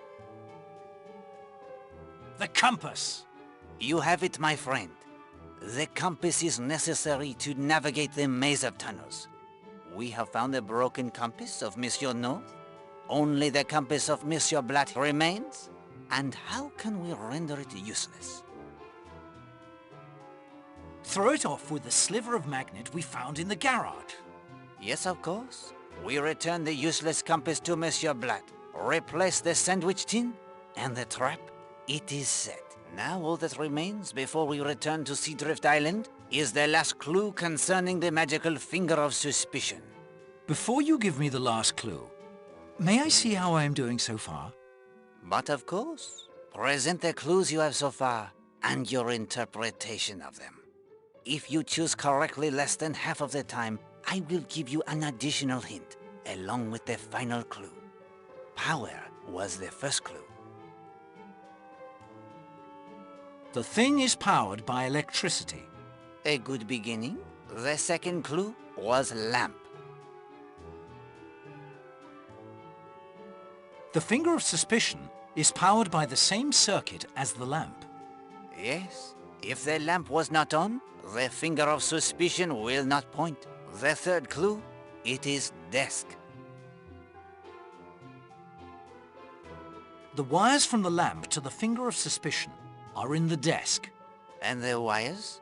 They are very cleverly concealed too. The fourth clue, it is drawer.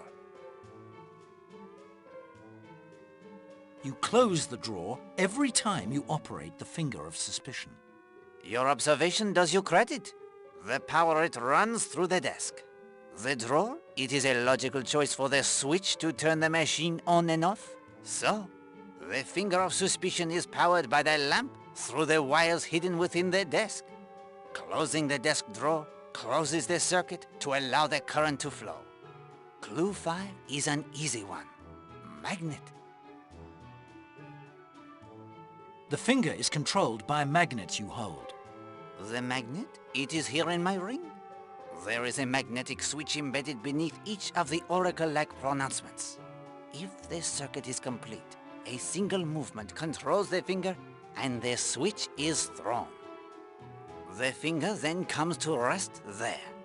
If the power to the switches is missing, the finger moves every which way as I move my hand, never settling in one spot. In this way, I did not need to leave my hand hovering suspiciously above the correct answer to your question. The switch is reset every time the circuit is broken, and the device is ready for the next. And the sixth clue, the telephone. The telephone is disconnected. Only to the outside line. It is connected to the finger of suspicion. You have proven your little grey cells are worthy of a final clue without hints. After the denouement on Seadrift Island, we will wrap up this last little mystery. The clue is code. Some code I enter into the telephone. Of course. Without it, the finger of suspicion will not point to the truth. Only he who dials the code on the telephone can make the finger operate correctly. And now, Hastings, when you are ready, we will return to Seadrift Island to speak with Mademoiselle Marshall. Prepare our trap for Monsieur Blatt and North, and enlist Colonel Weston's aid in their capture. It is late afternoon.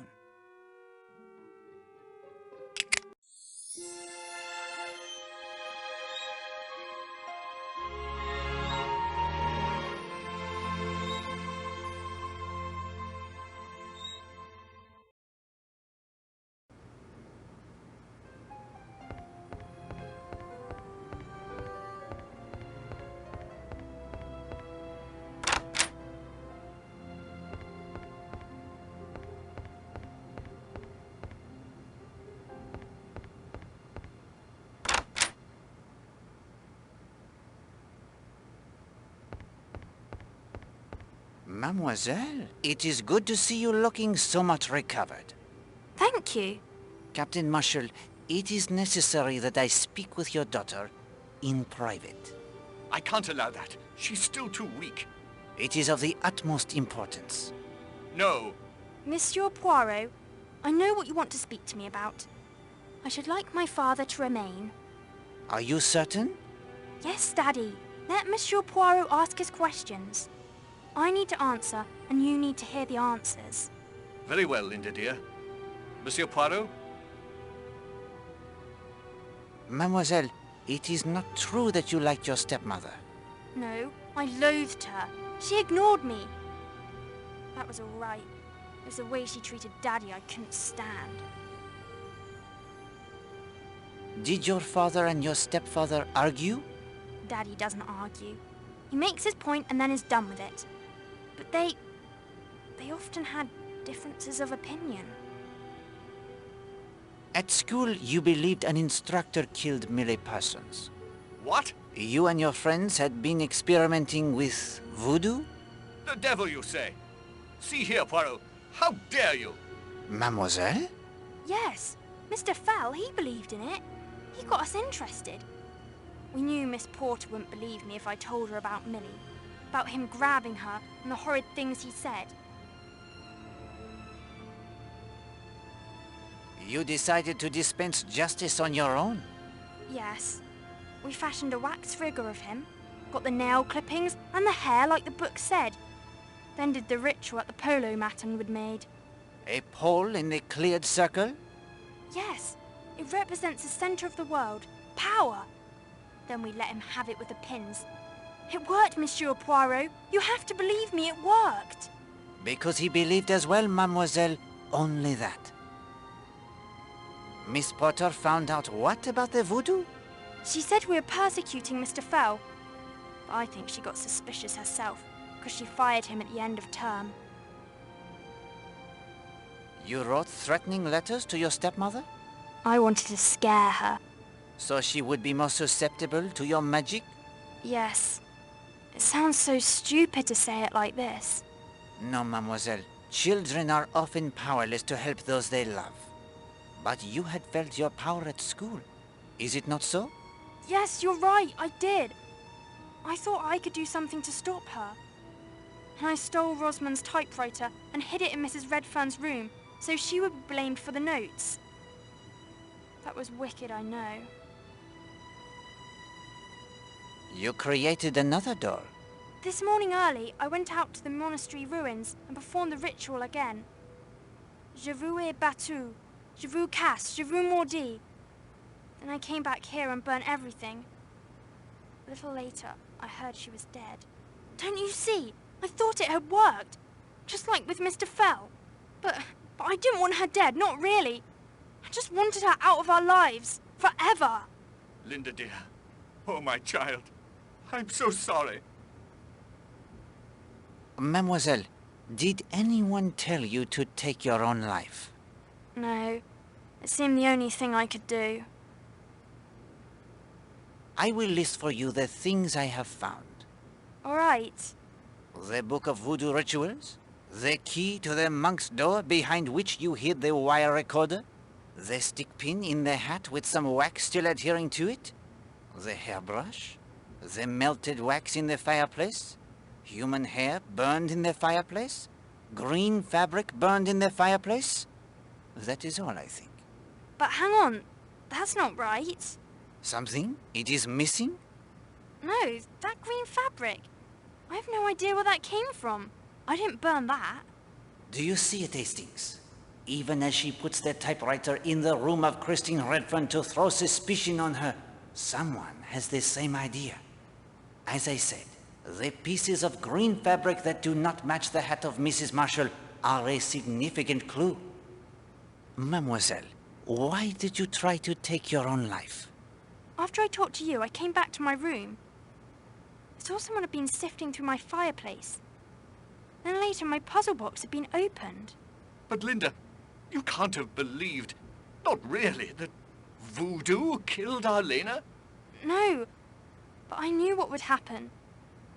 Daddy, I know in spite of everything you loved her. And when the truth came out, and you found out what I had done, I knew you wouldn't love me anymore. Oh, my dear girl, I'll always love you. If you believe nothing else, believe that. Oh, Daddy, Daddy, I'm so sorry.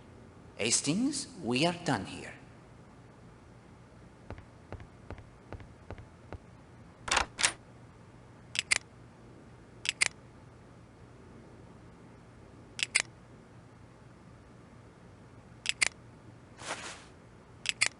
Well, that's put paid to the compass, right enough. It's no good now.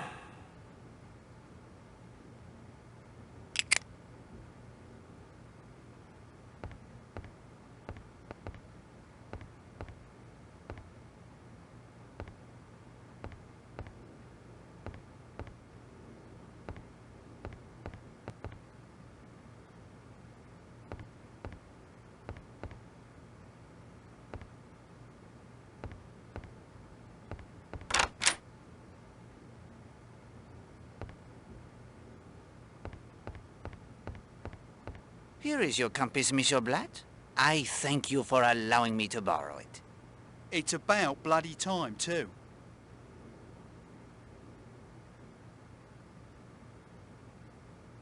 I'm afraid I need some time to myself.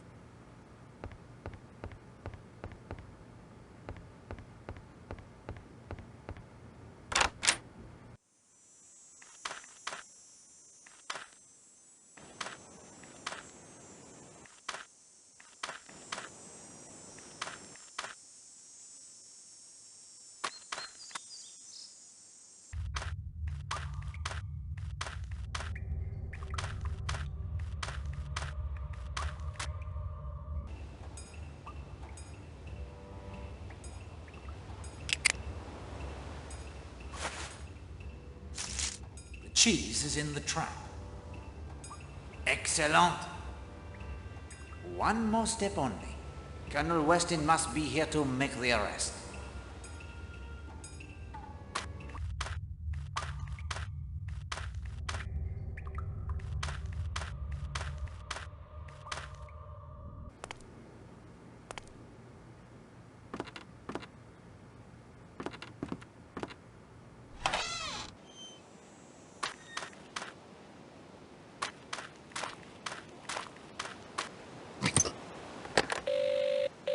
Hello?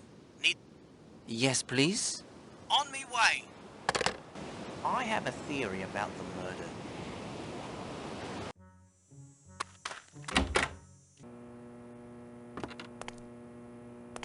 You seem in a very good mood, young man.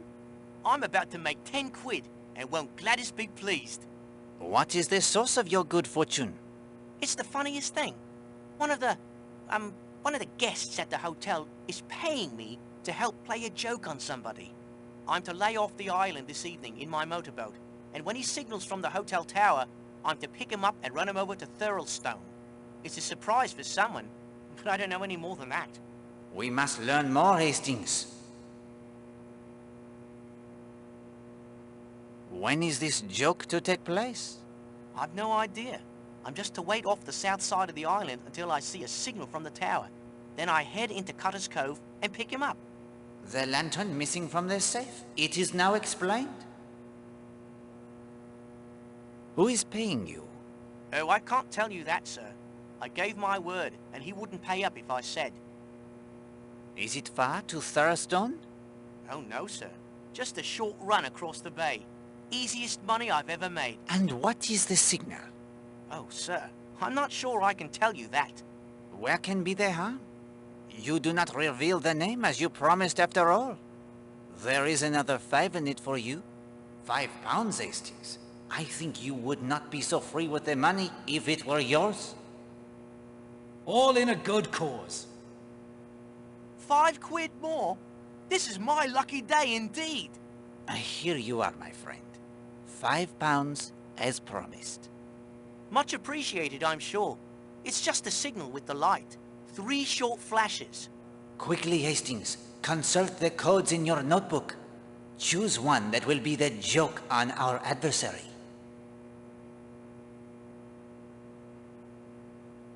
Three long. Oui, but of course. Fire on this position? Poirot, this is a rather bloodthirsty joke, wouldn't you say? When the time comes, you can warn him if you like.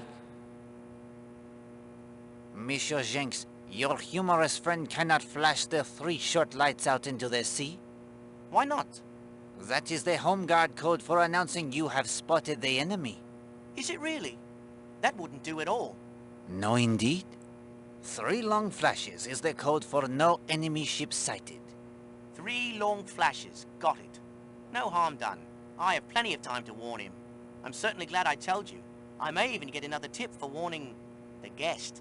If you'd excuse me, Mr. Poirot, I have to close up. Thank you, monsieur.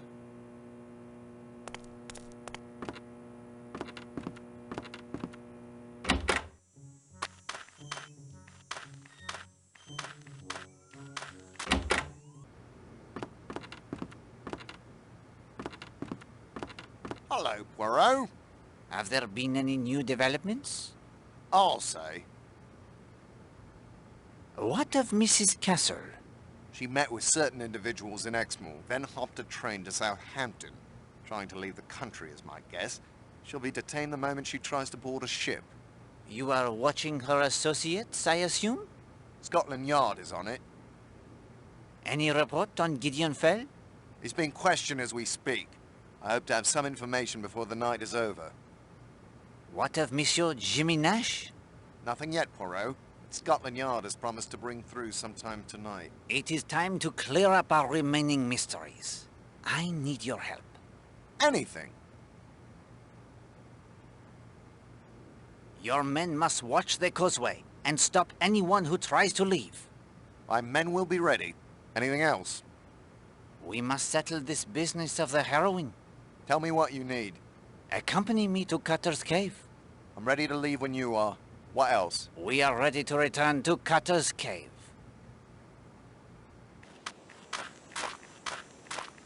Colonel, perhaps you should descend to Cutter's Cove by the ladder. I will ask Mademoiselle Brewster to conduct me there. Why don't we both take the ladder? Tell him the smugglers might try to escape by boat. If the smugglers try to flee by boat, I shall be ready. If they try to make their escape via the ladder, you will be there to apprehend them. On my way. Thank you, Hastings. You appreciate my suspicions of the ladder. The sea, it does not appear too rough? Poirot, you can't fly to Cutter's Cove. Fly? No, no. Flying is not for Poirot.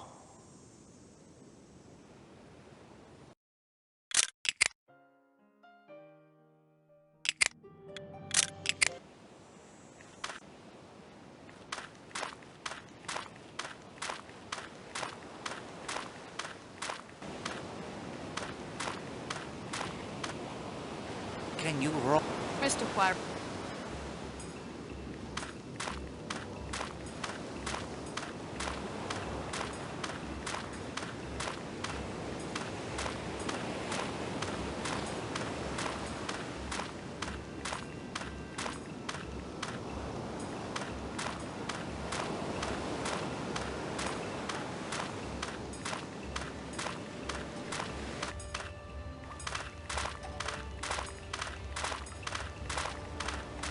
I say, the heroine is gone.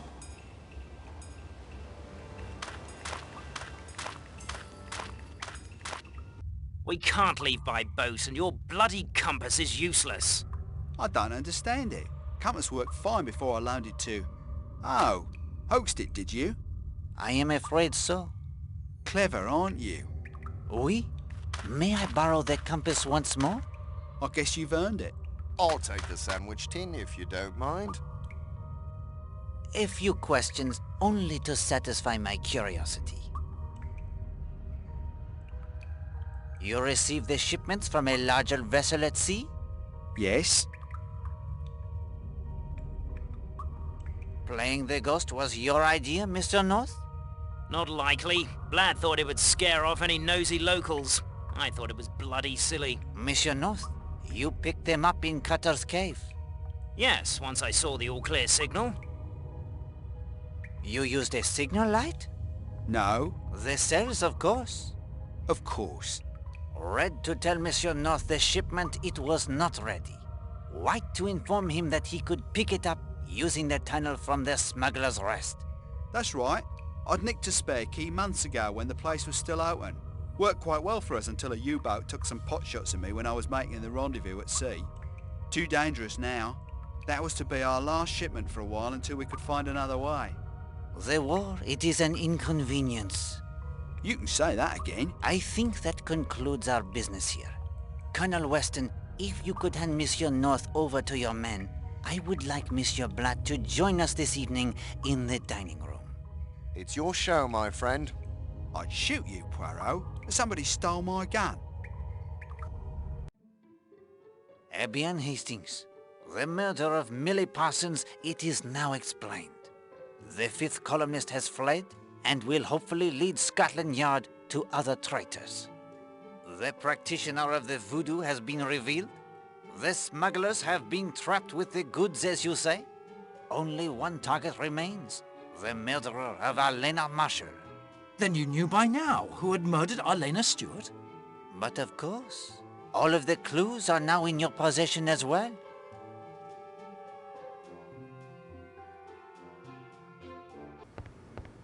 Hastings, the time it has arrived. The crowning glory of any case. That sublime moment when the spotlight shines down. A hush descends upon the audience, and all eyes turn to Poirot. Tonight, however, the stage, it shall be yours. Some will listen in relief, others in anger at what must be revealed. And some will listen in fear as the net of truth slowly, inexorably tightens about them. Now, one thing only before we begin. Do you wish Poirot's help? I can whisper in your ear and guide you. Or, if you feel brave, I will sit back and let you present the case your own little grey cells have constructed for you. What then is it to be? I'd like to give it a try on my own. I salute you, my friend, and wish you bonne chance. Well, that is to say, Hastings, pull yourself together. You wanted to present the summation on your own. Get on with it. Yes, we. Mesdames et messieurs, we are gathered here to learn the facts behind the death of Alena Marshall. Two matters I will touch on briefly first. Mrs. Castle, our hostess, will not be joining us. She has fled the island, carefully shadowed by the police. Good God, man. Do you mean to say she murdered Mrs. Marshall? No, none at all. But for some time she has been in the employ of this nation's enemies. Rest assured, she will be arrested the moment she leads the police to her co-conspirators. Also, Monsieur Horace Blatt and a day tripper by the name of North have been taken into police custody. What's he done? He was arrested with a considerable quantity of heroin in his possession. Blatt murdered Mrs. Marshall, then? No. Fifth columnist, the drug smugglers, as I recall, Mr. Blatt, you thought this a rather dull place for a holiday. And now we must turn our attention to murder. In order to understand the crime, it is necessary to separate the clues to its nature from the many red herrings that obscured our path.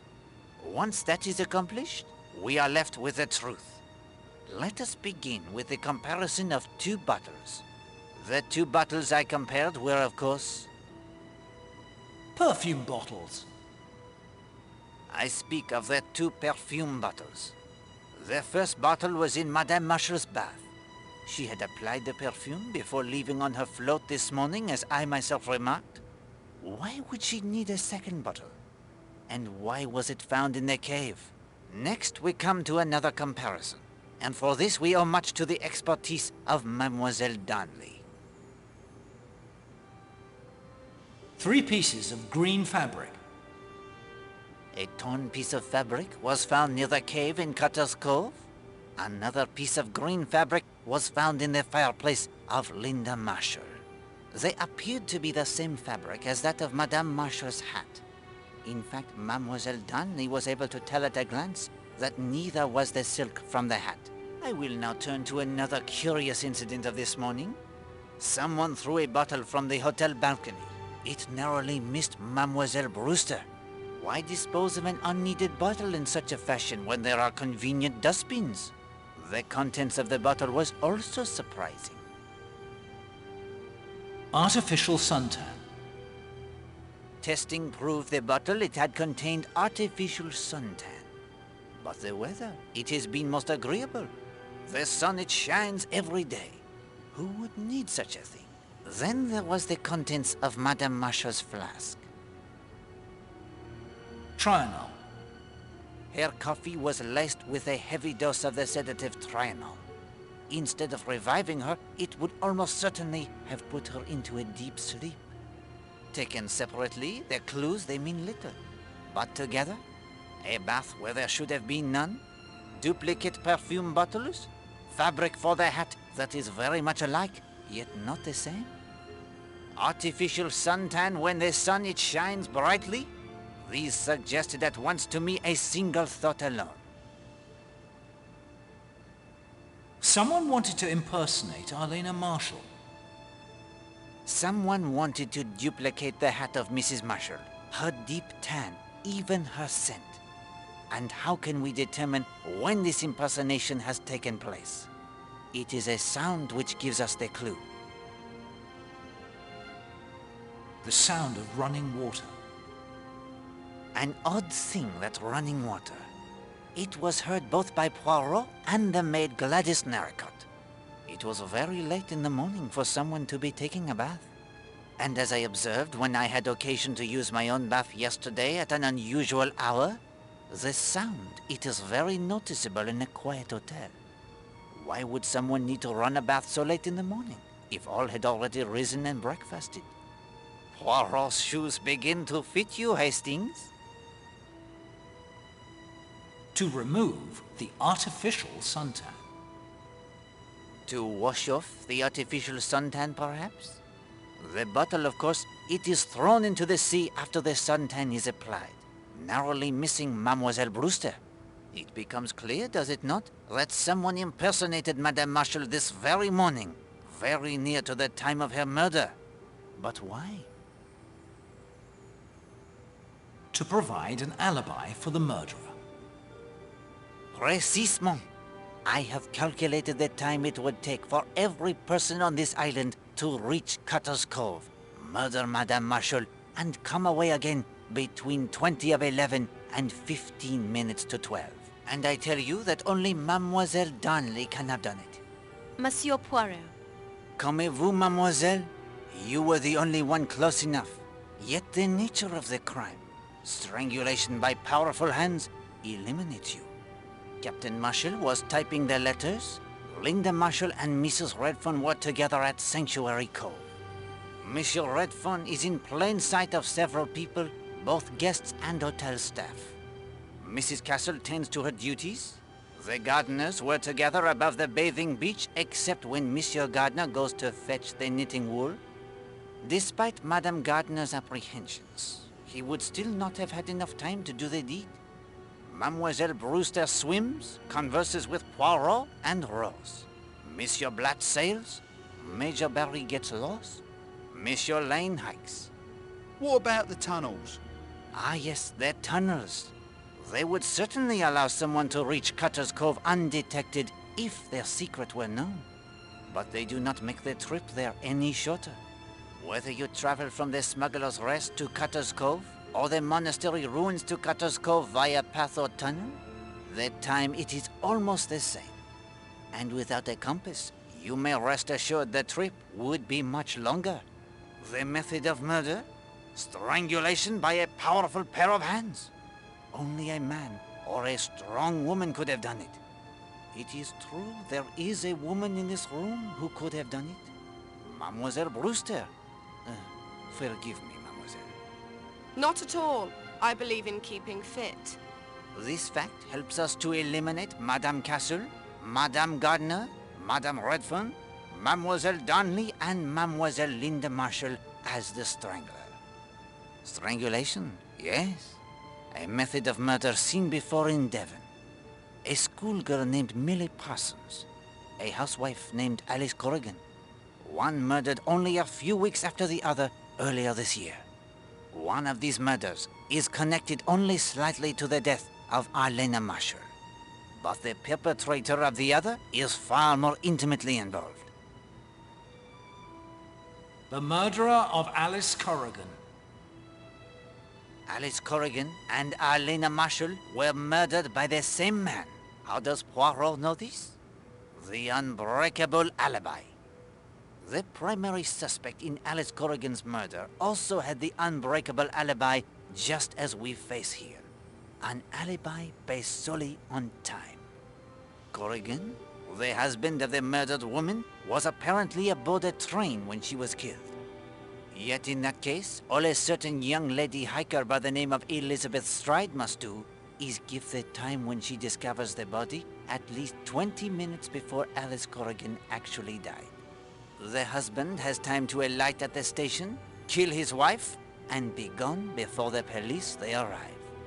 Note how the alibi, it is worked precisely the same. And here? Here the clue that demolishes the false alibi in the murder of Alena Marshall is her stepdaughter's watch. No, Poirot, you're wrong. Linda's watch keeps perfect time. If the watch of Linda Marshall it did not keep their perfect time, I might have forgiven certain testimony as an honest mistake. But there was no honesty about it. It was a deliberate lie. The liar is Christine Redfern. You are a liar, Madame Redfern. No. You are the impersonator of Alena Marshall. And the only way you could have done it is if you changed the time on Linda's watch. You had the opportunity at Sanctuary Cove. You had the opportunity to change it back when you sneaked into her room to add to her fire that cheap green hat you wore as part of your disguise. But how could she change the time on my watch when I was right there at the cove? Mademoiselle, it was easy enough. Turn the watch back 20 minutes the first time you go into the sea. Then ask what time is it as you prepare to go into the sea once more. The watch, it says 15 minutes of 12. But of course, it is in reality only 25 minutes past 11. She is already dressed in the white bathing suit like Alena's. The green hat, it is concealed in her sketch bag. And the suntan was applied much earlier, now concealed by the clothes she wears to protect her from the sun. At 11:20, Madame Redfern, she hurries to Cutter's Cove, a journey of no more than 15 minutes. I have timed it myself. She finds Alena unconscious from the drugged coffee and pulls her into the cave. It could not have been easy. She spilled the coffee.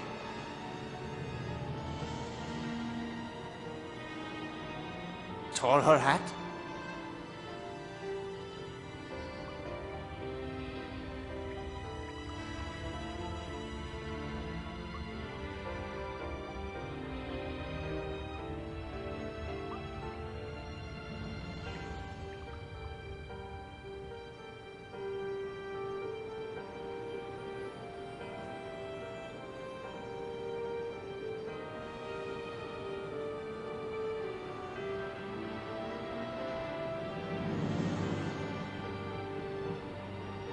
She has but a few moments to dab herself with Alena's perfume and compose herself before the rowboat with Patrick Redfern at the oars and Emily Brewster in the bow rounds the headland into Cutter's Cove. The time, it is precisely 11:40. You have no proof of any of that. Why would she do such a thing? She loves you, Monsieur Redfern, as you love her. Have I not agreed it is so? Mr. Poirot, you're saying that the woman I saw lying there was Christine Redfern and not Alena Marshall? Oui bien. A little play artfully contrived for your benefit. Each step you were led. Each step you thought you saw what you were supposed to see. Then after you left to go get help,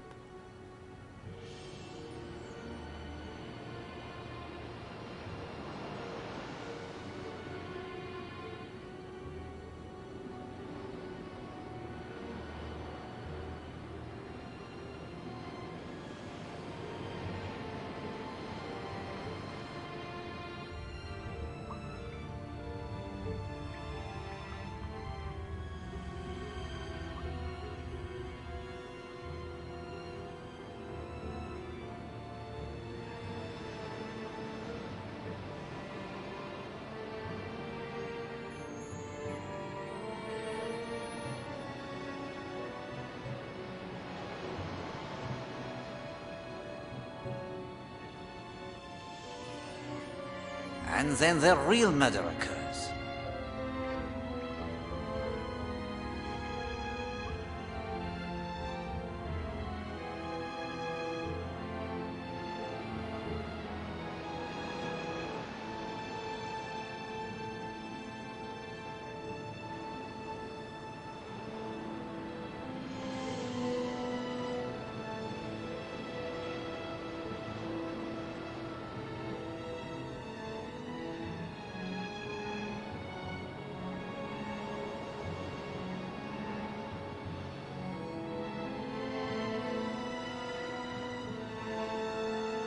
Now, of course, it is truly 15 minutes of 12.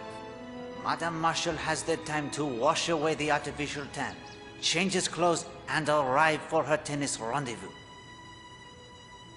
Monsieur Poirot, I am sure everyone will agree that I might have had a motive to kill Arlena, but not Patrick. You think I believe in your jealousy, mademoiselle?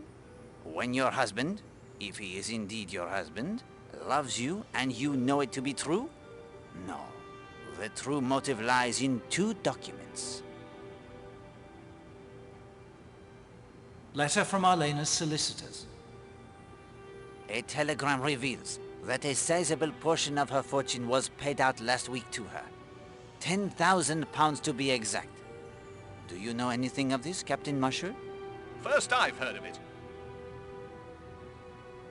Letter from J.N. A letter from a former admirer named Jimmy Nash gives us an insight into Mrs. Marshall and her relationships with a certain kind of man. It is clear that he has requested and received money from her sometime in the past. I said to Captain Marshall earlier today that until we can comprehend fully and completely exactly what kind of a person Arlena Marshall was, we shall not be able to see clearly exactly the kind of person who murdered her. And what do we see from these 2 letters?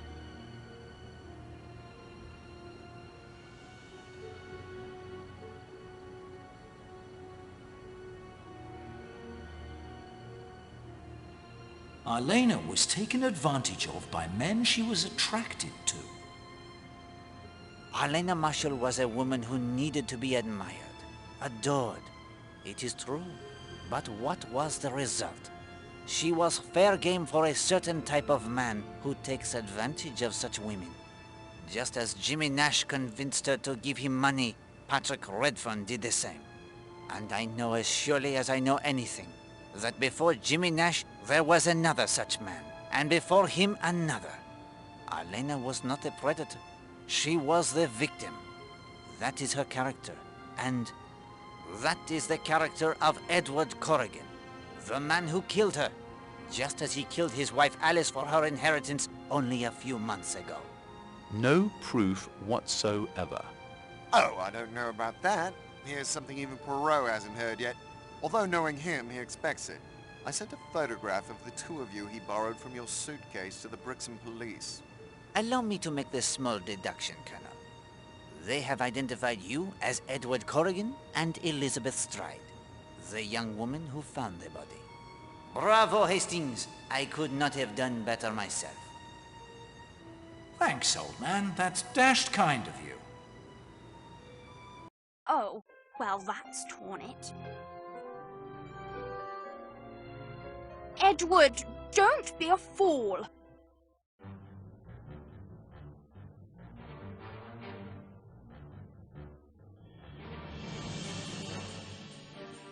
Say, that looks like my revolver. You can go quietly to the noose if you like, my dear. I have other plans.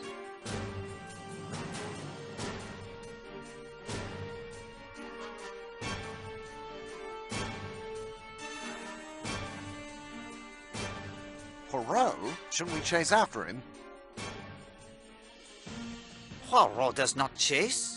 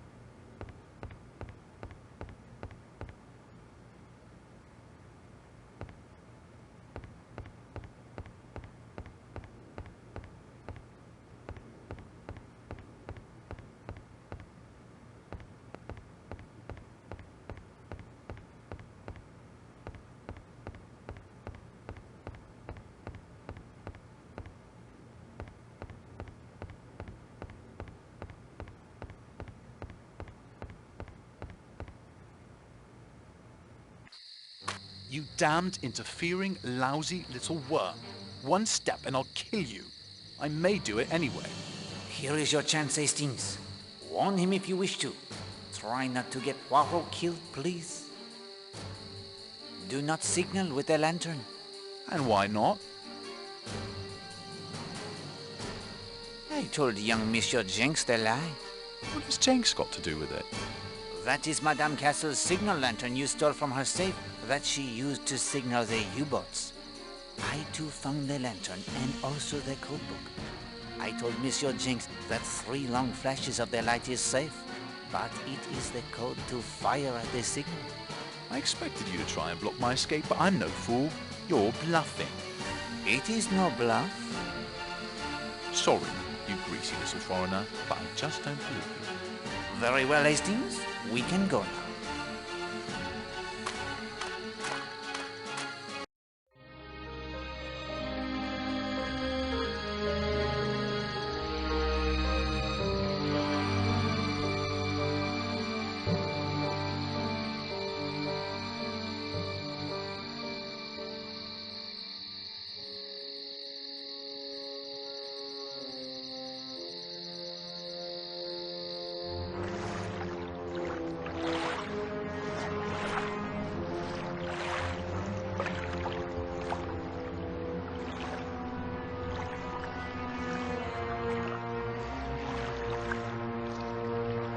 Right. That's the signal.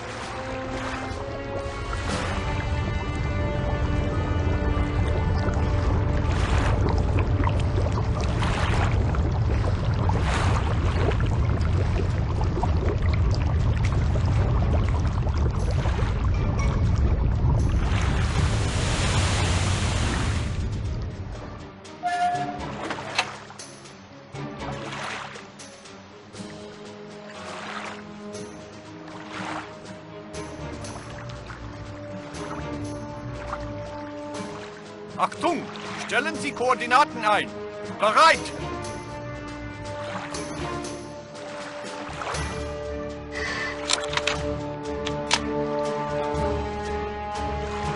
Ziel!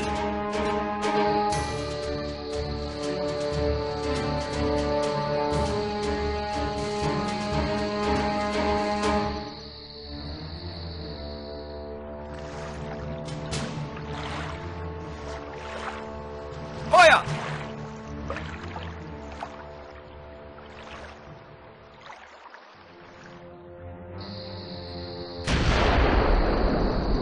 Hell.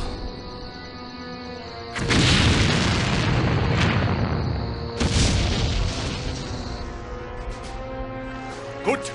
Ziel zerstörtes. Tauchen!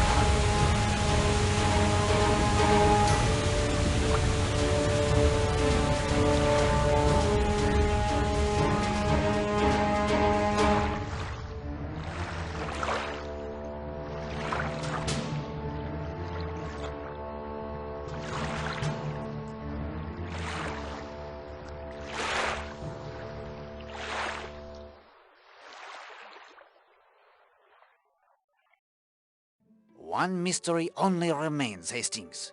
You have the clue. Code. What is then the code that allows someone to control their finger of suspicion? When you think you have the answer, tell me and we shall see what we shall see.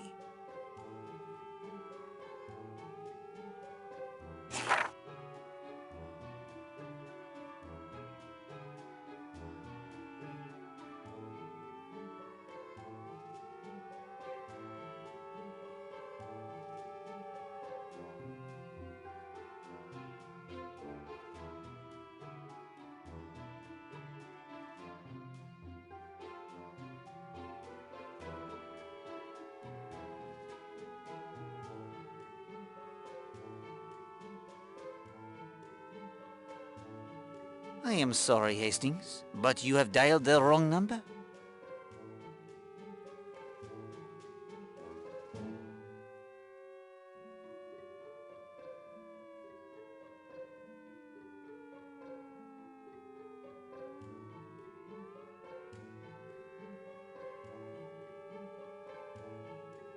I am sorry, Hastings.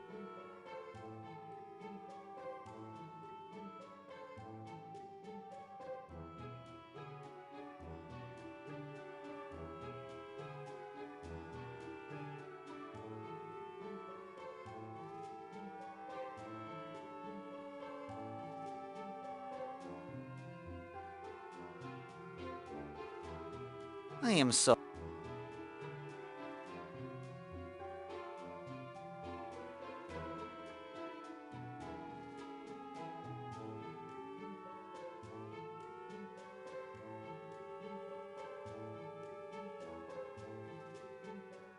Bravo, Hastings. That is indeed the code that unlocks the finger of suspicion. You have uncovered the secret of its magic.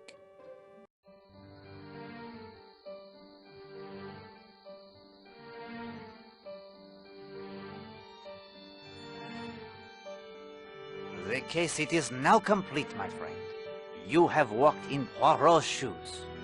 Poirot, I'll be honest with you. Now that I've given it a try, your job is not as easy as I thought. But thank you for the experience. I am proud to be your friend. And I am honored to have you as mine, Hastings. We have passed the hours most agreeably. Yes, I thank you for that too.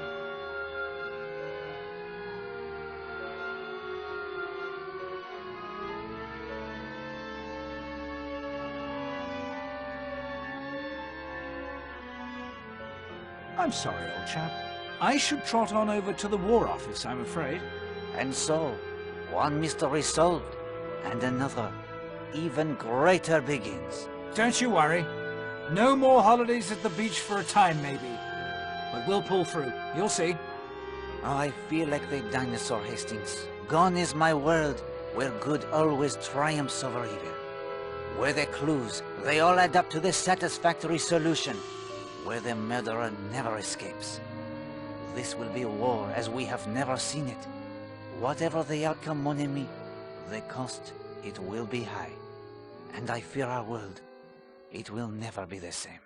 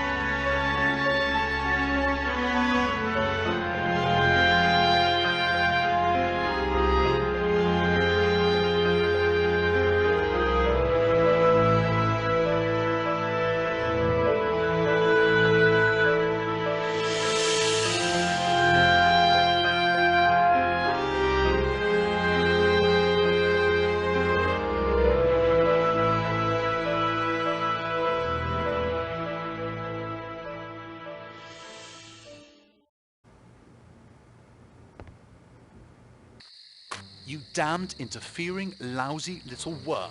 One step and I'll kill you. I may do it anyway. Here is your chance, Hastings. Warn him if you wish to.